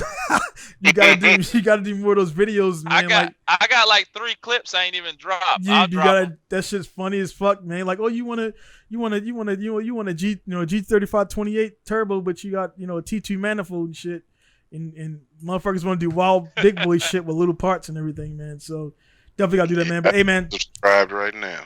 Definitely check them out. Again, down the bottom in the descriptions will be all the links, social media links. Be sure to like, subscribe to all of us. We will do a eventually, man, because we all link together. We'll probably do some trifecta or whatever, multifaceted giveaway where you gotta check out all of us, man. Because again, it's us against a bunch of other guys out there, and it's like, hey, man, we all got good content. It's just we're buried by all the bullshit. You know what I mean? So it is what it is. All that stuff. So maybe we can join the YouTuber boxing league and beat the shit out of somebody. Man, I ain't gonna lie, man. That shit, I ain't gonna lie, dude. I was in this bitch last night in my podcast studio. I'm like, and you know what? It's like, again, I got all this shit outside, man. I got the shop, and it's like, man, where did I go wrong, man? Like, I can't. I'm watching Logan Paul fight KSI and shit for millions of dollars, and it's like. But they're like, hey, man, that's their grind. They did all that shit. And hey, look at it this way, though. Yeah. Look at it this way. Some kid drove past your shop and said, where did I go wrong? That part. That's where I want to be, bro. So Yep. And that right there, that shit, because we all get into that moment.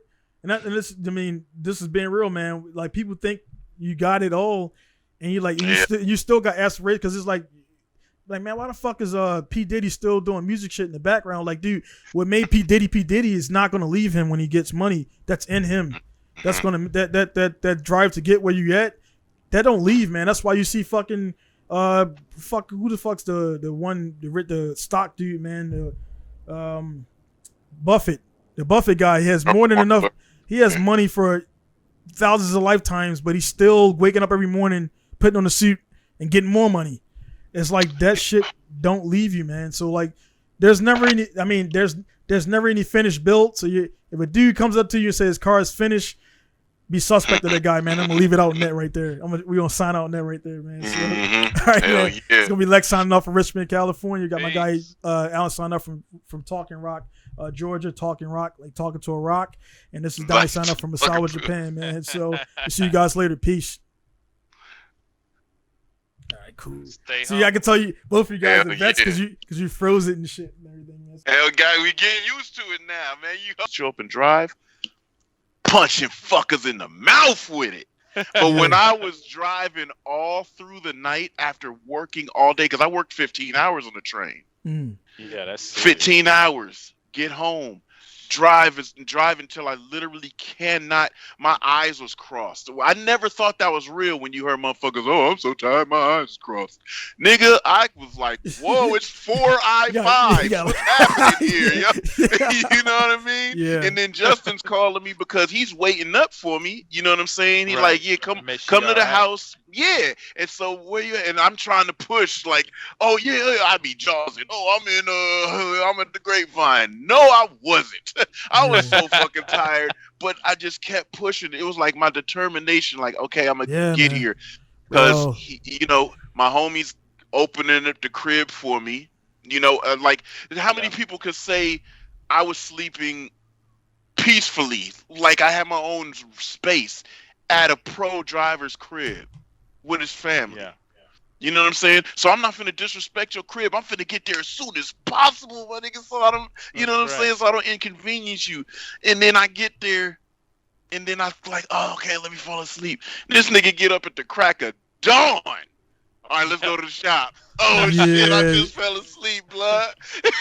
But then you there, and we're working and working and working. I remember, blood, we worked all weekend. Pro-Am at Top Drift was 6 a.m. on Sunday. We worked all day, didn't go to sleep all day. Saturday, it was 5 a.m. 5 a.m. came off the dyno, and I went, and I had to go to Willow Springs, showed up late for practice. Dude, people don't know those dramas, right? And then it rained. It poured down like hell. And I'm in this bitch like I ain't got no wipers. I can't even fucking see because I'm tired, let alone the fucking rain. I'm like, foggy ass windows. That's why that shit kills me when motherfuckers be like, oh, my steering wheel got a little wobble. I couldn't see today. I'm like, shut the fuck up. Yeah, blood, I'm running this hoe. Hey, I caught a flat in mid transition because I was running on used tires. And one of the tires had a bubble, and it kept hitting my over fender every time it came around. And I'm in mid-transition, and I had a load on it, and you just heard, and I'm like, oh, the car feels weird. I just clutch kicked and stood in it. Made it through the shit, and I'm like, fools are like, yo, did your car go flat? I'm like, yeah, right in the middle of the shit. They like, you held on to it? I'm like, blood, I'm not wrecking this. I've done way too much to, you know what I mean? And I want to win it on a flat. Yeah, and I want to win it on a flat. But it's like, that's where I was just like, dude. And Justin used to tell me when I was in the hunt, for that Pro-Am All-Stars, he's like, blood, think about it. This might not be what you want to do. You might, drifting is dope. Keep doing it.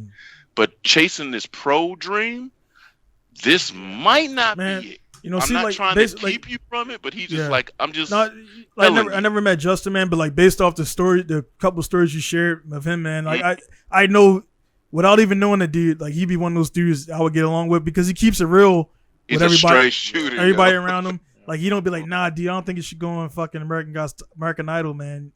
You ain't got the voice for it. Like he'd probably be one of those people who will keep you from embarrassing yourself and being on that blooper reel and shit. But no, man. Like, and he used to keep it 100 too. Yeah. Like when the first time around you, the first time I drove the car was the All-Star Bash 2010, and he didn't drive. He stood up in the tower and watched me all the way around the track, and he started waving me in. I was coming up the front straight. I pulled in the pit. Yeah. Well, no, I pulled in the pit, and he said, He didn't even say nothing. He just said, pop the hatch. I popped the hatch. He started adjusting my suspension. Boom, boom, boom, boom, boom, boom. Popped the hood. Or he didn't pop the hood. He went under. Click, click, click. All right, go. I went back out there. I'm like, the fuck? Okay. Walk. I started feeling better or whatever. You waved me in. Ooh. He like, let me drive it real quick because something don't seem right. He go drive it. He came back in. I don't know how the fuck you driving this. He's like, this shit is crazy. Hey. He's like, we gotta really set this up. This shit ain't right. I was like, I don't know no better, dog. Yeah, that reminds me of the story when Suinaga drove my S13. Yeah. And that was the first, because when he drove it and came back and I could hear him, wah, wah, wah, wah, wah. I'm like, fuck this, not taking into account they could drift anything, right? Yeah. So I'm like, I figured he like is cool. He came back like shaking his head like everything is wrong, man. Like he was everything. I was like, that shit hurt, but he was like, but it's real. He was like, because he was like, the car is built good. It was like, it's too. I didn't know this because I thought everything has to be fucking tight and fucking welded together. He was like, it's no flex in his chassis nowhere. Because I can't transition. Too tense. It's too tense. Yeah. And people don't realize, like, you got to have some kind of fucking, you know what I mean? He was like, it was a good time attack chassis that I built. But it was, and ultimately that flex actually saved my leg because that's the car I wrecked in the toll gate and shit. So it definitely worked out. But he was like, yeah, man, everything's too tight, too stiff, this. And I was like, all right, cool, thanks, man. But man, when people are real with you and give you their real thought. Yeah, he's a fucking D1 champ too, so it's like. Right. Yeah. Right. But just keep it real. Like he could have came in and said, because we've seen people do this. It's alright. Yeah. Cool. No, that shit right there. And then when the driver takes off and they look at you like. No, when they say it's alright, that means nah, dude. This nigga shit fucked up. You know you've seen that before. But when it's like, Justin did one lap, came in and said, yo, I don't know this shit is. We need to do something. He's like, this shit is hard. I don't know how you're driving it like this. Yeah. And I'm like, oh, okay.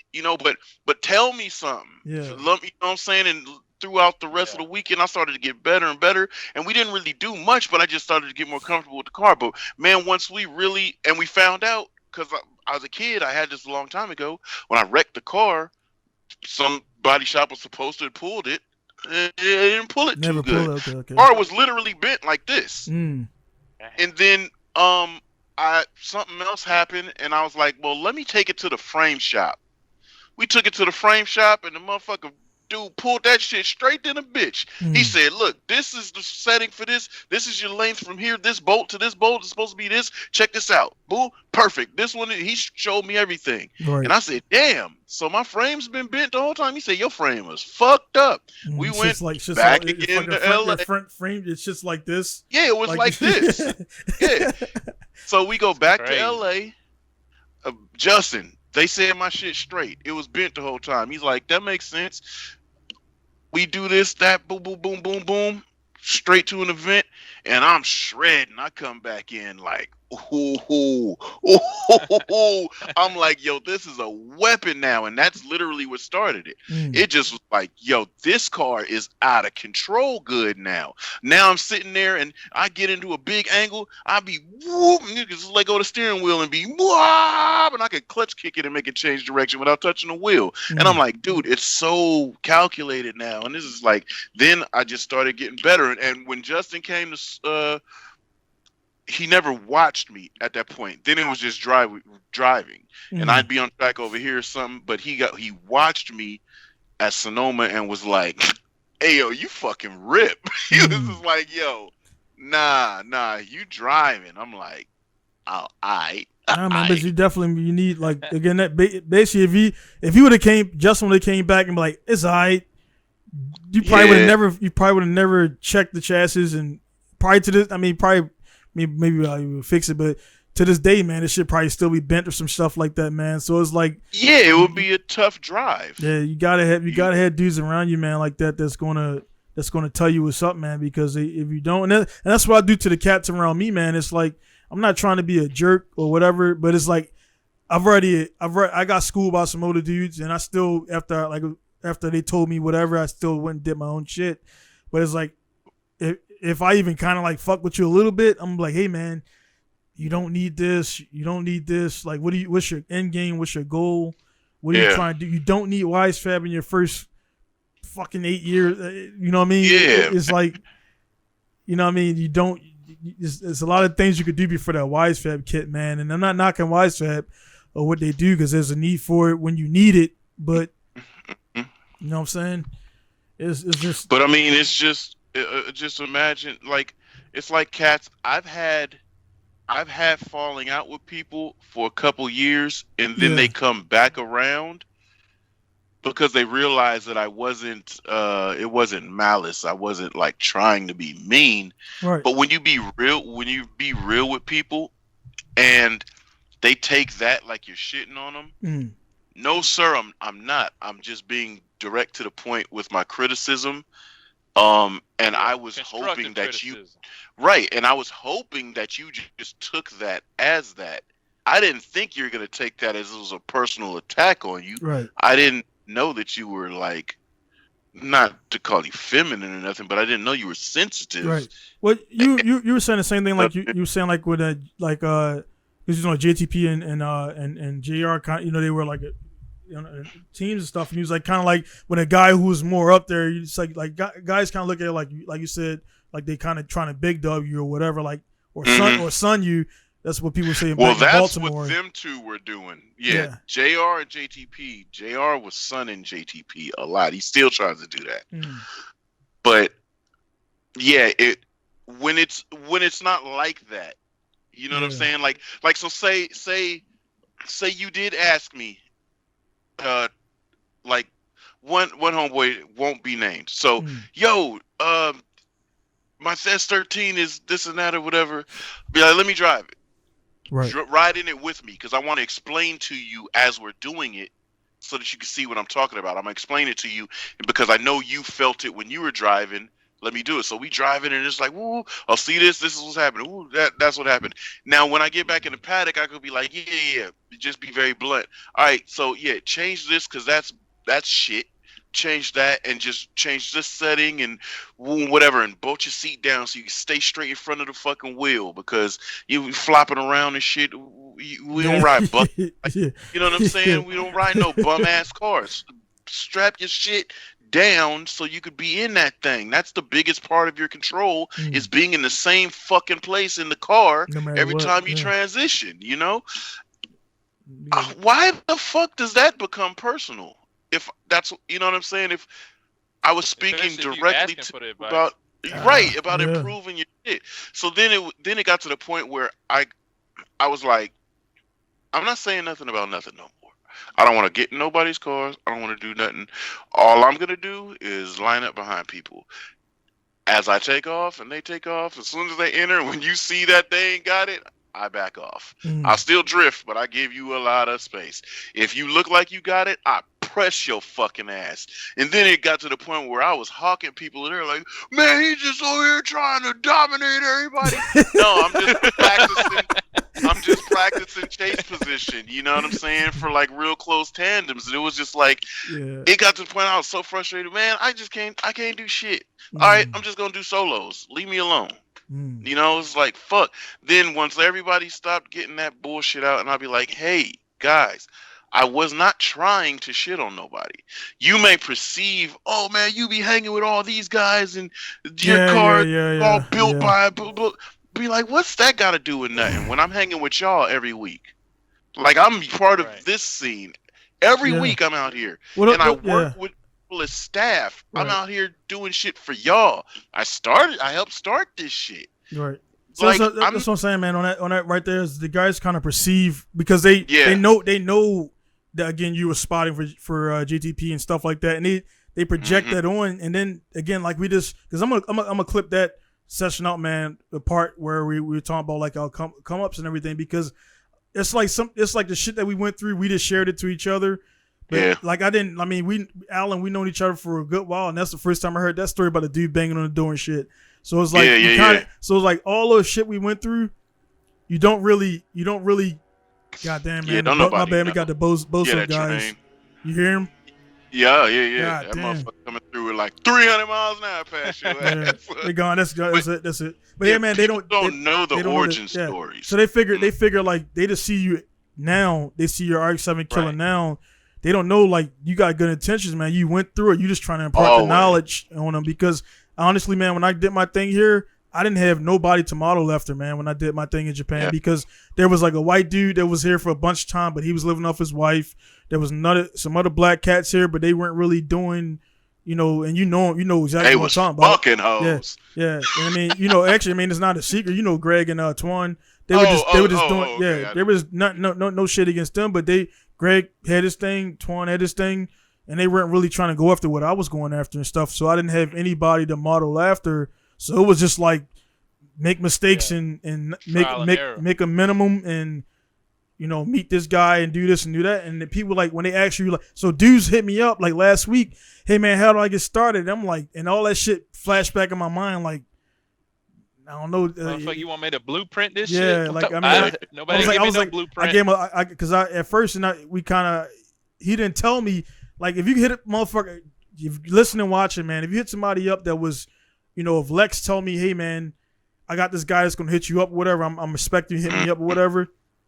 Let me fucking know that Lex sent you, so I can already break that part. So I can already know if Alan sent you or Lex sent you to me directly. They already screened you and you're good to go. And you can start talking and shit. I'm like, who the fuck are you? Like, what? And then he's like, oh yeah, I'm this. I'm like, dude, you say that first, not 5 minutes, because I was like, hey man, I gotta go, because I'm like, honestly, it wasn't nothing personal, but I don't know you from shit, and you asking me how to win in Japan. I'm like, bro, my shit is different than yours and blah blah blah. But anyway, they don't know the struggle we went through to get to where we are. So when we say shit to them, we're not doing it out of malice or out of spite. We're like, hey man, we've already did this shit. We've already drove the car like this. We've already bought fucking shoes from this dude, and they didn't send our shit out. Don't fucking buy from them, and they still do it anyway. Right. It's like, hey man, I've got so many horror stories from drifting, man. Yeah, like. Like I think I told you before, like I lost my fucking job. I lost a 6-figure fucking job chasing drifting, man. I've like really put it down to do what I do. Right. To work harder. It wasn't like, I want freebies from nobody and I lost my job trying to chase motherfuckers to get freebies. No, I lost my shit because I took too many days off because hey, this event is popping. You should drive in this. Right. It will be a good look for you to perform well here. Okay, cool. Fuck. I'll be looking at my wife like, fuck, I gotta take another weekend off. They hate that shit. And that just kept happening, but I kept driving. Then when I lost my fucking job and was like, oh God, it actually happened. Yeah. You know what I mean? like, oh geez. He's like, shit, how I'm gonna make this work? Yeah. Well, I have a 401k. Let's pull that. Let's figure this shit out and then I had to take a humble job. I worked at Wheelworks for a minute because I'm like, I just got to get some income because this shit, I can't be standing out here not getting no bread.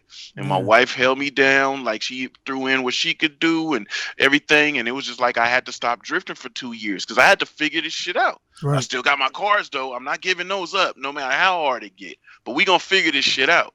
Then it got to the point where I started getting money again. Then I'm like, ooh, does it look like I'm getting money again? And then it was just like, oh shit, we back up now. Yeah. And then I was back up, and then I remember the first day I looked and said, I'm getting off work early. It's Wednesday. I got enough money to afford to drift, yo.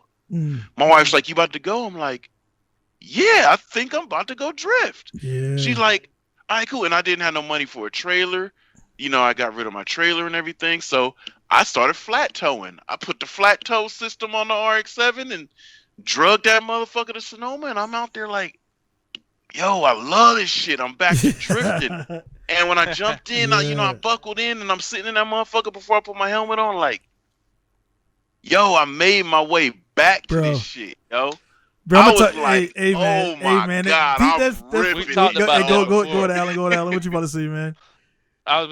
It's funny because I think maybe 2 weeks ago, me and Donnie was talking about the exact different scenario, but same situation.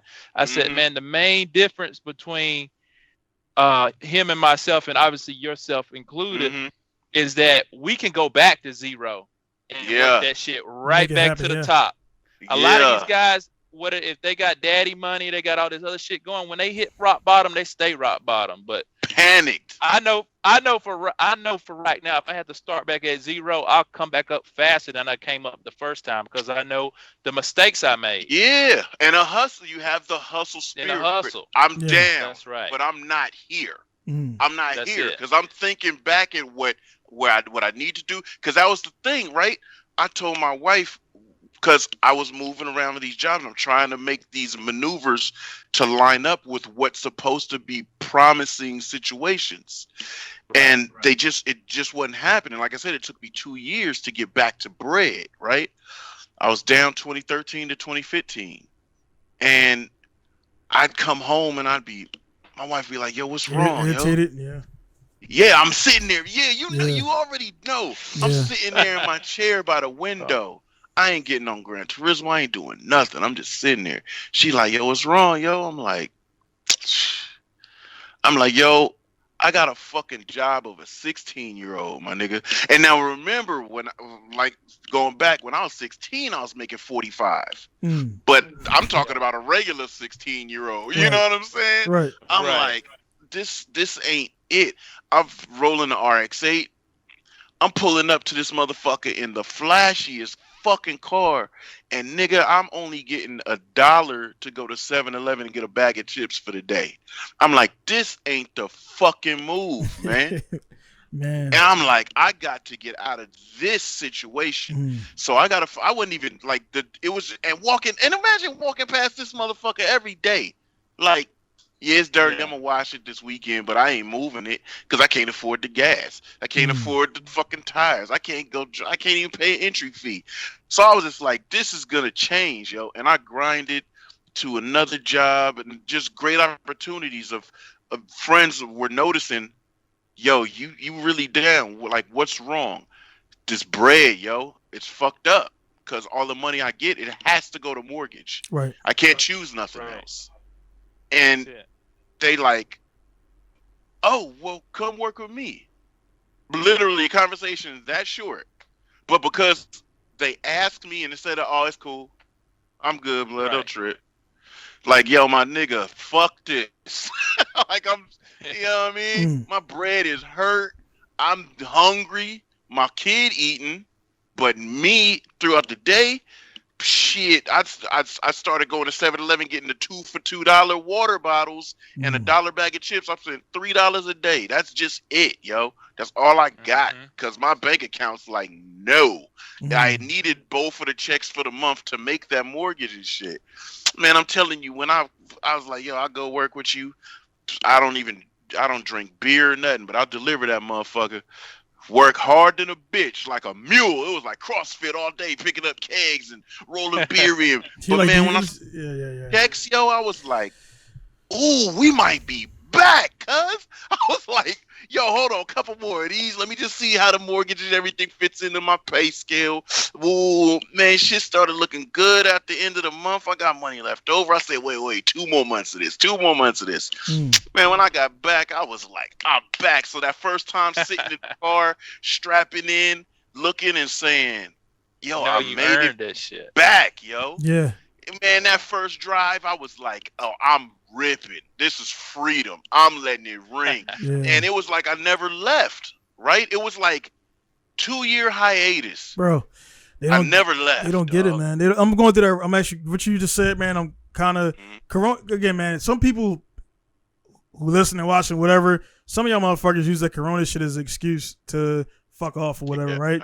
Corona actually, because I was like, 2020 was going to be my comeback year and everything was going up. Dude, I lost $74K in revenue, man.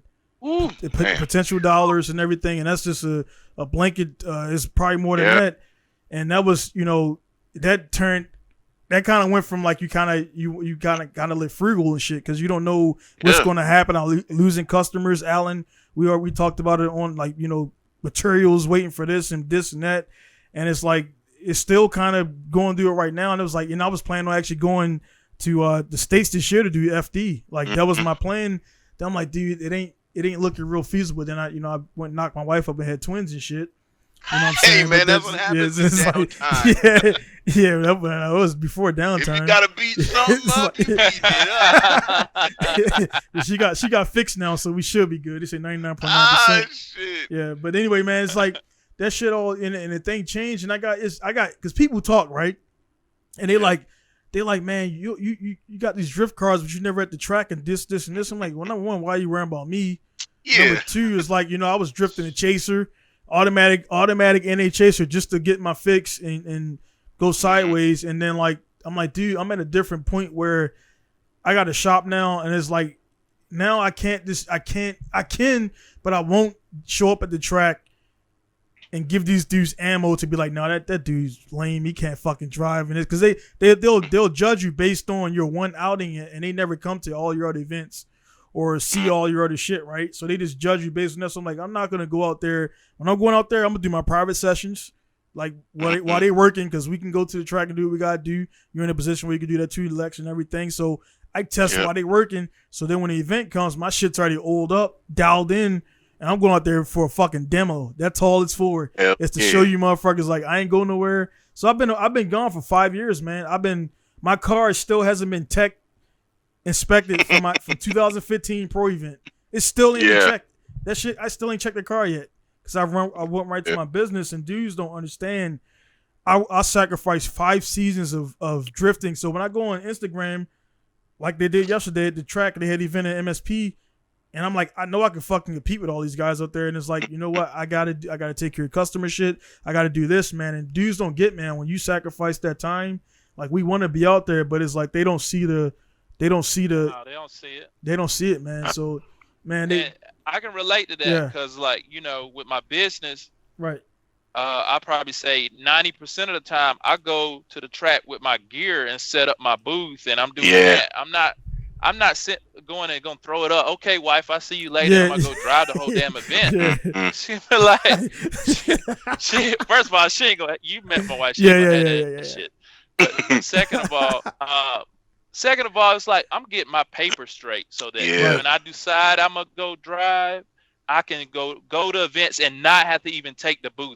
Right. I want to pull up to the event, and instead of me marketing through the booth, I can market on the car. And do it that way. But I'm not at that point right now. I'm at the point where I still got to build the business up enough where I can do that. Right. And a lot of guys come out and be like, hey, man, you ain't going to drive today? You ain't going to do They don't get it, man. Yeah, they don't get it. So I don't even try to explain. I said, no, I'm working today, man. Work before pleasure. And you're 5 years removed from sleeping in a trailer. So you got that scar. Yeah. You still got that chip on your shoulder. Nah. I got to get it right now. Keep it cracking. I got time to drive because I'm gonna have a car. Yeah. The wife don't understand. Like, you know, I'm at the shop now. The reason why she ain't bugging me because our mom and sister's there, so she don't need me right now, right? Yeah. So it's like I'll be at the house. And I try not to do this because I'm like yesterday. This is yesterday, real life. I got all this shit, man. You know, I got my own company in Japan. I got plenty of cars, and like I'm agitated. I'm just like irritated and agitated.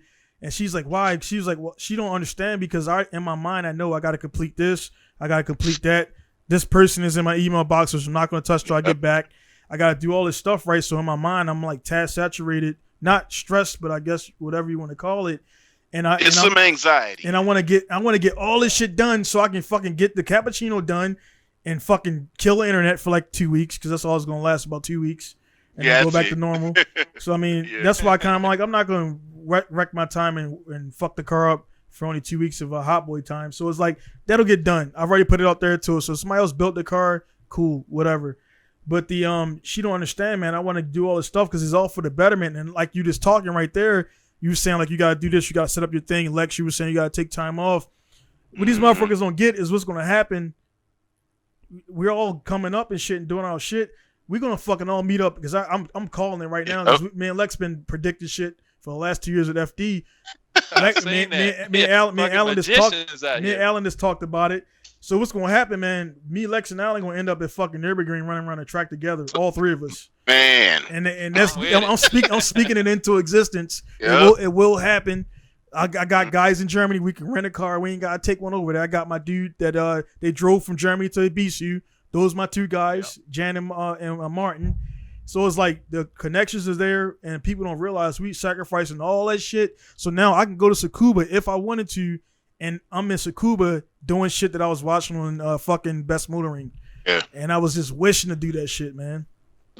Yeah, it's just, you know, it's really the circle of life, man. And nobody handed us something. Nah. So we really had to get it out the mud. It was like I said, when it was so offensive when people were like thinking that I was getting all this shit for free, and I'm like, nigga, that's my homeboy, but I still paid him 15 grand just for this weekend, another 10 for this, and then 8.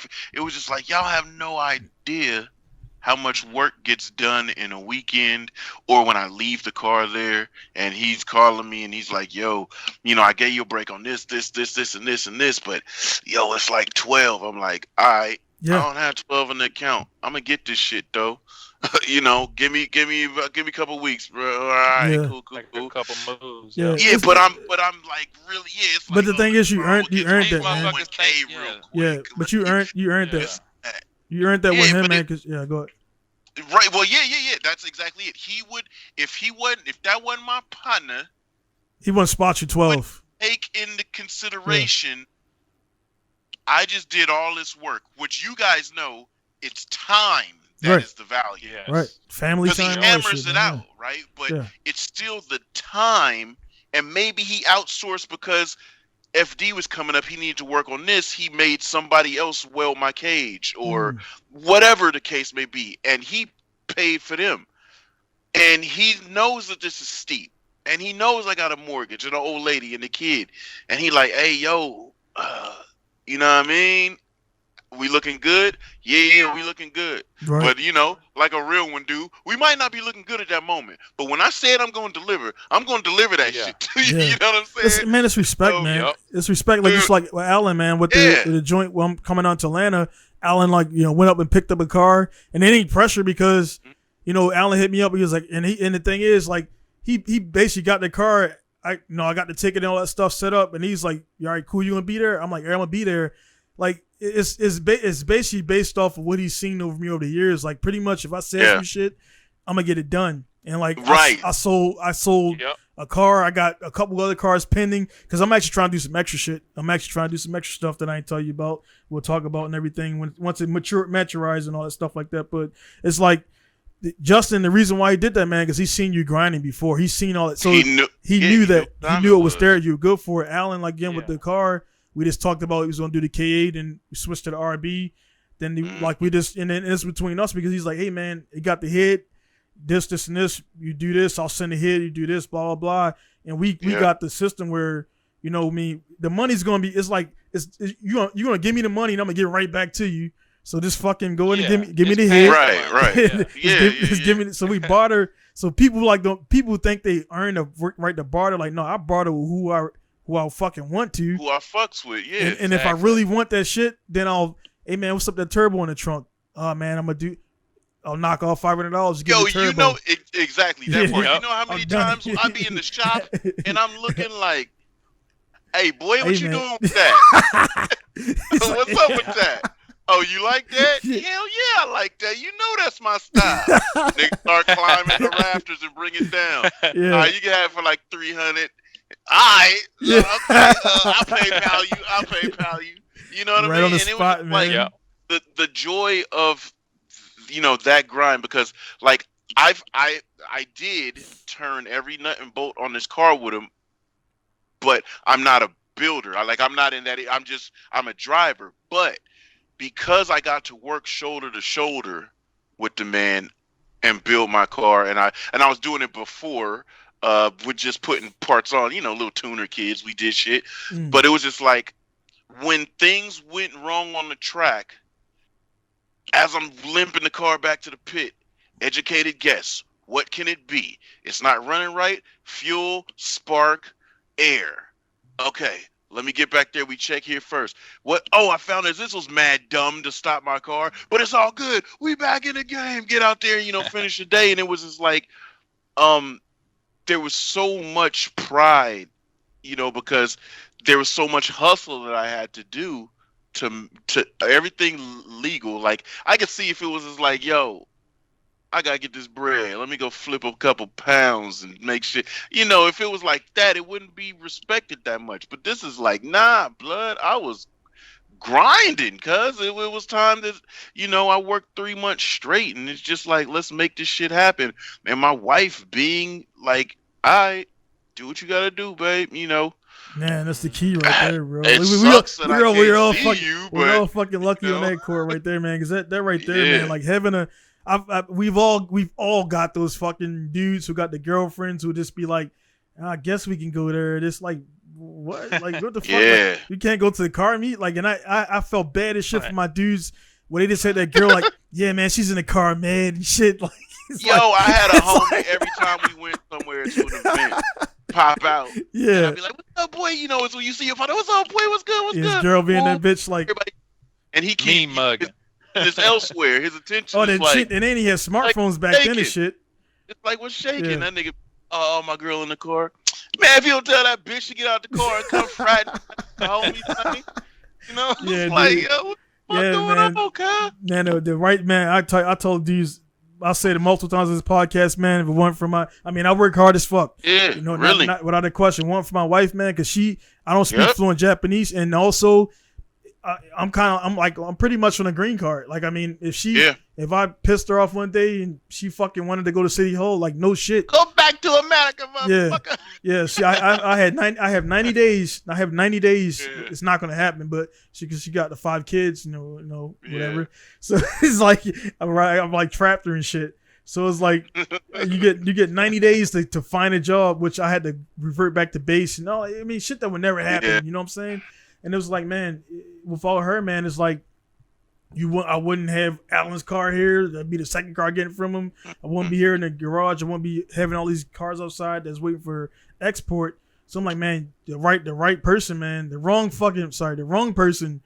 You know what I mean? Yeah, make your life a living hell, yeah. Hell, man. Like you see, we all got women that down. Rachel again held you down.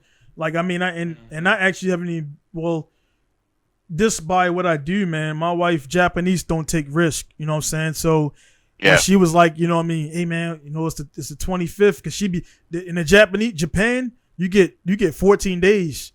You get 14 days between the end of the month and like the next shit is due on the 15th. Oh, your grace period. Yeah. No, I'm saying like between, like, so I knock out 7K worth for, no, not K, but 7K worth of bills, right? And then you get 9 days, and she's like, all right, so what's up with the next month? I'm like, what the fuck, man? Oh yeah, figuring it out. Yeah. I just like I just paid this motherfucker. Like, now I gotta get a customer and like move. And luckily my customers are, you know, I move them around and shits like that, so I can move a job around and get shit done. And I'm like, look, man, like, this is the 5th year of business. We ain't never had no lights. We never went without eating food. Calm the fuck down. You know what I'm saying? And it took her 3 years to kind of, you know, now she's just like, she just knows that the money's gonna end up there. I'll sell whatever the fuck I gotta sell. I got my main cars that I don't gotta sell, so I got enough liquid shit over top of that, right? So I got my main shit that I don't have to touch. You know, the Subaru's online, the S13 1UZ is online, because I could build those shits again. Nothing special, but that should alarm me up. Both of those cars alone will give me 4 months grace. 4 months of let's get the cappuccino done so I can, you know, up my life insurance policy and shit. You know what I'm saying? Because that's a death trap. You know what I'm saying? I gotta get that extra fucking Hans shit from Allen, because, you know what I mean, if I roll that bitch, arms and everything gotta be restrained. You know I'm for sure gonna be trying to grab some new I'm for sure be trying to grab some new belts and shit. Because I'm in the middle of building so many effing cars. Yeah. And it's like shit. But it's funny as hell though, because like on the track RX-8, I got a thrash racing wheel and shit. Like, I got a drifty boy wheel and a grip car. Yeah. Like, I'm the only one with you working it though. Yeah, but it's just like I gotta up my stuff to meet the new, because I think my sparkles are expired and my belts are, you know, it's just like, let me get everything back up to par. So I'm for sure. Hey man, you definitely, because Alan, I don't know if Alan, you've seen his videos of him at the what was the track you was on before Laguna? The one you were doing the Sonoma. That was Sonoma. Was it the drift event or the grip event? The grip event. Yeah, Sonoma. Yeah. That was a joint where you're like passing the Mustangs. Passing everybody. Yeah. And I was like, hey, you still ain't doing it yet. I was like, you gotta put a fucking $sign over each one of those cars. Like, that's 35, 45, 105,000, and like and it's like the thing about it, man. I don't care how much shit costs, man. Your shit don't buy skills, man, and that's where a lot of cats ain't getting. And it's like, hey, man, I'll take. You know what I mean? We've all spent enough money to buy supercars. Or we got, like I told Lex last podcast, I'm a few sales away from buying. I can sell a few shits, save a couple months of, like, you know, overage money and buy LFA used. And I mean, 'cause I know people in the game. Oh my God. And I mean, I could do that, but it's like, man, I can, but I just put it up. Well, I didn't. Ain't where your heart at. Yeah, and I just put up. I didn't post yet. It's online. If you listen to this 3 hours, and we about to get out of here anyway. But I was looking online, so I'm gonna get the 818. If you look up 818C or 818S. Yeah, you were showing me. Yeah, that. Good. I'm gonna get. Yeah, dude, that's 10K for the chassis, about 2K or so for the shipping, and I got 2 Subarus already. I strip it, so pretty much you can have a car that's in supercar status for fucking under 16K. You know what I mean? Yeah. What is that, like a kit car or something? Yeah, yes. Just look at it was made by a company called Fat 5 Racing and Factory 5 Racing in Massachusetts. They do a bunch of kit cars. Dude, dude, look it up, man. I guarantee you're gonna want to get one, man. It's tight. It's a fucking MR. It's the engines in EJ20 is in the back. It uses the same transmission, uses the front drive shaft for the rear axles, and it's pretty much you take a Subaru, double X non-STI, and you take it apart and put it into that car. Put it together and you start it up and you drive it. That's wild. So I'm definitely buying one because I bring that shit over here. I was talking to the dude and they've been in the game for 20-something years. And I was like, dude, I've been in Japan for 14 years. I never seen one. So he said there's 3 here. But I'm like, yeah, they're here, but they're not doing shit with it. They got it in the garage somewhere. I never seen it at Tsukuba. So I take that car to Tsukuba and run that fucking track. That's going to net me customers and you money. So I'm like, I'm doing it. You know what I'm saying? So I pretty much told him without even telling him that we're going to be a partner and shit. So he don't know it yet, but we already partners. He just don't know it yet. So yeah, man. So hey, man, we definitely gonna do this shit again, man. Because I was like, I'm gonna try to keep this shit at an hour and 45 minutes. No fucking way. Let's do that. Yeah, let's do that Gran Turismo thing, man. Because that shit, I feel like that'll be fun.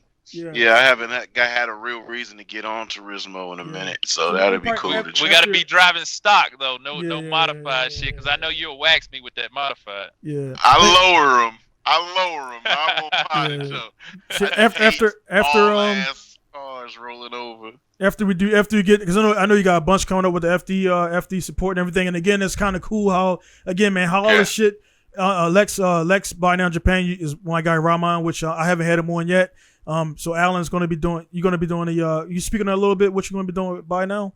Yeah. So basically, Rahman, the guy that owns Buy Now Japan, reached out to me and of course, me and him do business. I'll link parts and stuff. Linking everything up. But he reached out to me and asked me to if I would join the crew for him, you know, because he sees what I do with the shop and whatnot. So I said, yeah, man, let's give it a run and aid and support. I told him my business comes first, obviously, when it comes to setting up an FD. But in between time, you know, I can help you guys out. Right. So I'll be definitely traveling all the pro stops and assisting that team and whatnot. So hopefully on the West Coast tour, if you're out to one of those, I'd love to meet you in person.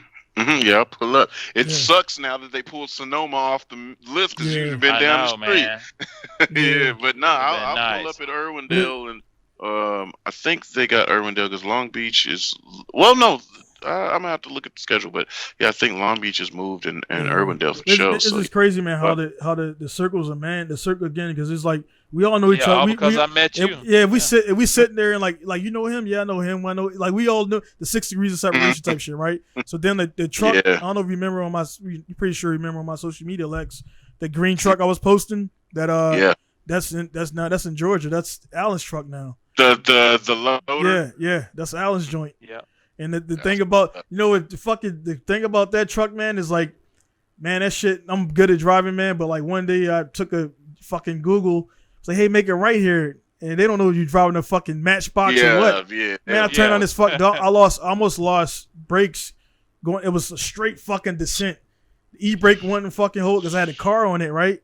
And I never told you a story, Alan, but like that shit almost didn't happen with that truck, man. But I'm just my rack shit. So I'm like, I'm on a descent. I put that bitch in neutral and rev the fuck out of it, right?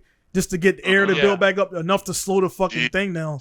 And the e-brake, I'm on that e-brake is fucking choo-choo train. And dude. So that shit almost And I was like, man, them air brakes something else, man. I'm like, man, I told Rahman, I was like, man, and that's why Rahman, we actually got the other truck, the smaller truck.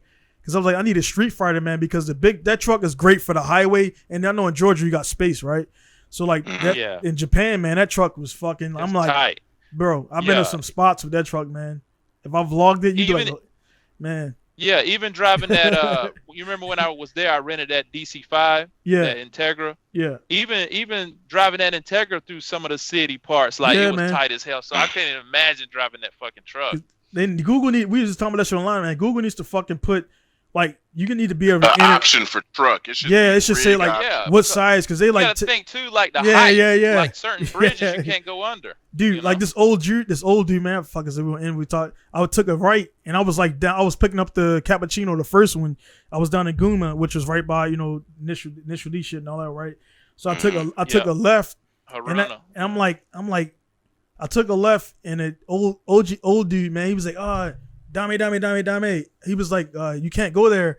I looked over and there was fucking power lines. I would have pulled all that shit down. Oh yeah. And the power lines were actually going through the trees though, which was fucking bad anyway. So they had to trim the power lines. He was like, "Oh, you can't go." So I had to back up. Fucking about 20 feet. Cars loaded on there. 2 cars on there. I can't see. And I had to do I had to turn around a tight ass corner that I had to swing around. So I'm like, I'm getting people applauding and shit and clapping because I didn't hit nothing. I'm like, man, this motherfucker's too big, dude. Like it was, yeah, man. I need something like that here. We can do it. Alan went through the process, man. So Alan knows it. One of those 0-degree joints or a 2-car. Those shits are. Yeah, we'll make it happen. Yeah. So Alan got fortunately with that was the first truck we sent. And that Alan got the boots on the ground experience with that because the trucks are bigger units, diesel stuff. So it costs more. So you guys chop it up and they give you the full one on that. And then again the circle Buy Now Japan again. He runs the S15 that we talked about. Lex Buy Now Japan, yeah. So Masayama, yeah. So Masayama. So like all that shit is in a circle. So pretty much Rahman or me finds it or whatever facilitates it. Fucking which comes in the end, so we got pretty much the shit all locked, man. So it's just, man, the shit's good. You know what I mean? It's good to know people and everything. Well, I already told you my deal. I just want to get an old Mark II Soar. Yeah. Me and the wife come out there. She's been wanting to go to Tokyo Auto Salon for years. So whenever that shit comes back, whenever they figure out how to manage COVID shit, I just want to get it. Yeah, I just want to get a Soar. I want to go out there and fucking cruise, just something that I can cruise and skid. You know what I mean? Yeah, no, we could definitely do that. I mean, I actually got a Soar that's sitting outside, so it just needs a 1J in the manual transmission and some fresh paint on it. So, I mean, it don't even gotta be painted. Fuck that paint. Yeah, once I get that together, man, just run and stop. Yeah, once I get that together, man, I'll hit you up with it and everything. Give you a clubhouse price on it and everything, but yeah, man. Anyway, man, it looks like Long Beach and Irwindale are the final 2. So yeah, you'll be out in California for the month. Yeah, that's dope, man. I'll for sure bail down there. Yeah, we definitely chop it up and everything. So like what I was saying about the FD joint after because I know I don't want to say anything up before that. Plus I'm about to reopen back up. I ain't been closed, but you know what I mean. Get the customers. So probably like for the Gran Turismo joint, probably be after your FD round because I know you'll be mixed up with that. Yeah. So we'll do that and everything. And then Lex for that while we online, I gotta get with you to see because I was gonna see if we were gonna do the maybe the top 32, top 16. Yeah, we could chill and watch that. Probably do a podcast up in there and everything. Alan unfortunately will be at the event, so you can't be. That's cool. We can root. Yeah, see, we can root for him. Yeah. But I mean, if we don't do every round, because I remember we did the recap of every round after, so it'll be cool to do it. I don't know if you've seen Joe Rogan where they do like the podcast during the fight, where they talk a bunch of shit. No, I haven't seen it's a cool thing. So they don't do it no more because Rogan went to Texas, but they would all meet up and they would have a podcast and just talk a bunch of shit and funny stuff, and then they would like when the fight's on, they would do the fight. So it was like a live. It was a podcast. So if it works out, man, we'll be able to do that with your timing. And the guys the guys that are listening, man, we'll pretty much be doing a live. Probably I won't say the whole. Probably like the top couple rounds. Yeah, we'll figure it out. We'll see what happens after the first one. So we'll do that way. I mean, we'll be knocking out the podcast at the same time and talk about the actual shit live as it's going on. Give your inputs on what was bad calls, good calls, whatever. And then of course, I mean, I'm biased, man. I'm hoping Buy Now does well. You know what I mean? Because I got personal ties with that and everything. So yeah, hell yeah. And I mean, honestly, man, I'll be rooting for JTP just based off as knowing you. You know what I mean? Because it's like before I didn't know JTP, and then I made a meme about JTP and going at it with Daigo and shit, and you never hit me up about it. And I mean, that was just joking and shit. And Robbie, right, I know it's all jokes. And I was like, you arguing with a dude that don't speak English. You got to argue with a guy through a translator, which is Robbie. Who again, Robbie's a Bridge Moto guy. So again, man, this shit's too fucking. It's too many links. It's too many links, man. Here, man, we can go on for days. Linking shit up and who you know and who we know. And I remember I was on the plane coming back. I think it was FG Atlanta. I'm on the plane and I said, "Fucking Robbie." Yeah. So I'm talking, man, motherfucker. I said, I used to root for you and Casper Canoe back in the day. Oh, dude, Casper Canoe, S14. Yeah. He was like, "Where?" I said, "Yeah, man, I've been watching you for ages, motherfucker." I said, I'm actually kind of mad you don't drive no more. I actually interviewed on my DVD. I actually interviewed Casper Canoe, man, at a. Oh, really? Yeah. Dude, that's who I used to root for. Them two motherfuckers, man. I was like, Casper Canoe. Yeah, his name just stood out and shit because his S14 was dope as shit too. S14 was clean. It's like black. It was like the kind of had like a black, white, and blue, kind of like almost fatigue looking shit. But it was cool, man. But anyway, hey, man, guys, thanks for this shit, man. It was, like I say, man, with the podcast, guys there watching and listening, is for me, man, it's not a selfish reason, man, but I'm kind of, for the guys who don't know me, man, I did Iraq for 3 years. I got my shit, whatever, you know what I mean? And that's why people don't realize that's why I stay by myself, man. The podcast for me, man, is talking with you guys, chopping it up, man. It lets me get shit out, man. So definitely thank you for your time. And when it's only feel like 3 hours, man, we just been chopping it up. I know the shit just goes. It's like a regular thing. Yeah. Yep. 3 hours 21 minutes, man. So hey, man, when I get off of there, Alan, I'm gonna get you the HBO joint so you can check it out, whatever. And and then so you can check it out and everything. We can chop it up when I get next time. And then man, I'm gonna jump on the website Bridge Moto and see what I can utilize. Well, man, check it out. Hey, Alan, real quick, your dual roll oil cooler kit, that's FD only or is that FC? Was that I can, if you want one for an FC, I can make it too. So you just gotta let me know. But I can do FD or FC. He got a cool dual cool. I got it downstairs from my customer cars. A cool dual core aftermarket AN fitting. The stock joint, the little clip pops out. And, or that chip don't want to pop out. Make my own little fittings and stuff. The so, lines, whatnot. Hey, man, I'm just glad to link you guys up, man. You guys do it, chop it up and all that stuff and do all that, man. But again, guys, thanks for watching. And again, man, I hope you guys, maybe if you made it this far, thank you for the support. It's good to listen to, good to watch, positive stuff. The stories we share and everything, man. Again, we're not being bleeding hearts, but it's like, man, like, look, when I was doing my thing and grinding and doing all that stuff and sleeping in the cold, I didn't know Alan was going through that. I didn't know Lex was going through that. But I knew somebody out there was going through some shit equivalent to mine or much worse. And that's what kept me fucking going, man. And like, so when you guys are down on your luck, man, my thing is if you got a fucking iPhone in your pocket, Android, whatever, your life ain't that bad. You can make shit happen, man. Because you're doing good. You know what I mean? There's motherfuckers in Rotunda who ain't got nothing, you know what I'm saying? And that, you know what I'm saying? So if you got access to shit, you can make shit happen, man. Like Alan said, those $10 socks he was selling, you can fucking have an eBay account, PayPal account, and you can sell some bullshit or sell what you got to sell and make that money happen. Because there's been plenty of days when I woke up with a negative balance and then I go to sleep with like $5 in the bank, 5K, 6K, by selling some shit that I didn't want to sell. But, you know what I mean? I made it happen and shit. And I bought it back. The S2000 that I just posted actually sold that to Rahman. Again, the links sold that to Rahman. I went to Rahman's shop about 3-4 times and seen my car that I sold to him sitting there. And one time he seen me looking at it and he recognized game. He's like, "Hey man, you want it back?" I was like, "Sure, but I ain't got the cash." He was like, "Hey man, let's load it up and take it."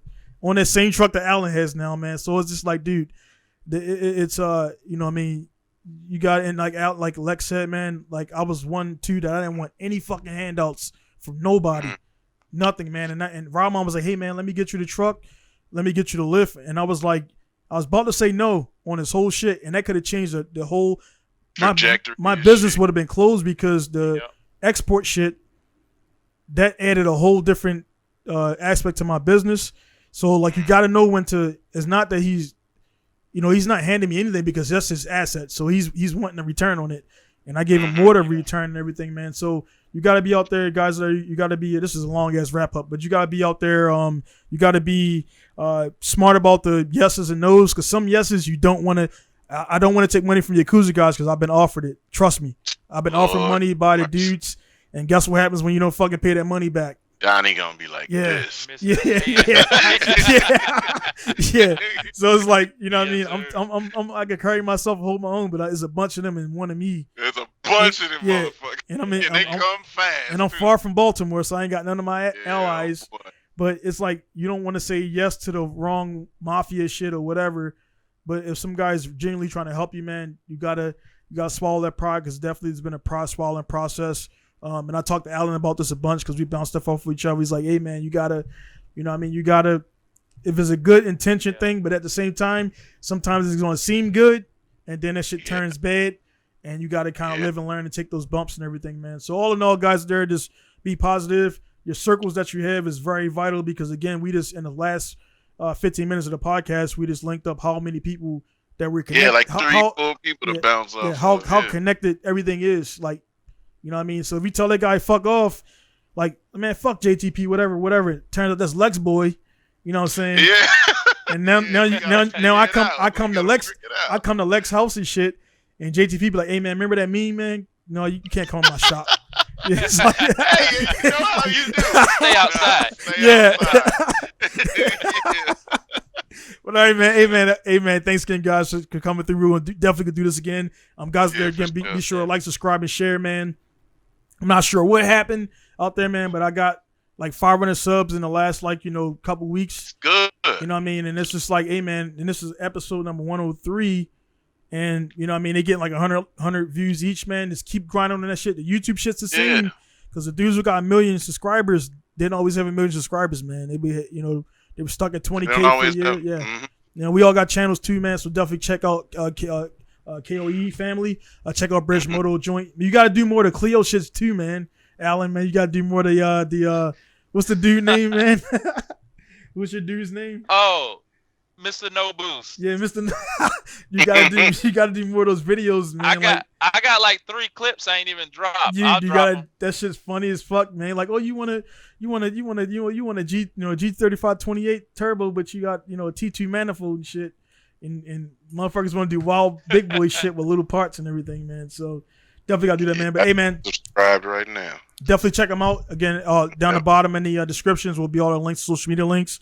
Be sure to like, subscribe to all of us. We will do a eventually, man, because we all link together. We'll probably do some trifecta or whatever, you know, multifaceted giveaway where you gotta check out all of us, man. Because again, it's us against a bunch of other guys out there, and it's like, hey, man, we all got good content. It's just we're buried by all the bullshit. You know what I mean? So it is what it is. All that stuff. So hey, maybe we can join the YouTuber boxing league and beat the shit out of somebody. Man, I ain't gonna lie, man. That shit, I ain't gonna lie, dude. I was in this bitch last night in my podcast studio. I'm like, you know what? It's like, again, I got all this shit outside, man. I got the shop, and it's like, man, where did I go wrong, man? Like, I can't. I'm watching Logan Paul fight KSI and shit for millions of dollars, and it's like. But they're like, hey, man, that's their grind. They did all that shit.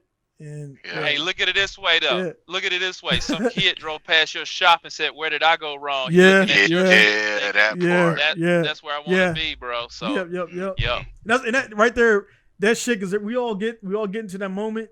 And this, I mean, this is being real, man. Like, people think you got it all. And you still got aspirations, because it's like, man, why the fuck is P. Diddy still doing music shit in the background? Like, dude, what made P. Diddy is not gonna leave him when he gets money. That's in him. That's gonna that drive to get where you at. That don't leave, man. That's why you see fucking who the fuck's the stock dude, man? Buffett. The Buffett guy. He has more than enough.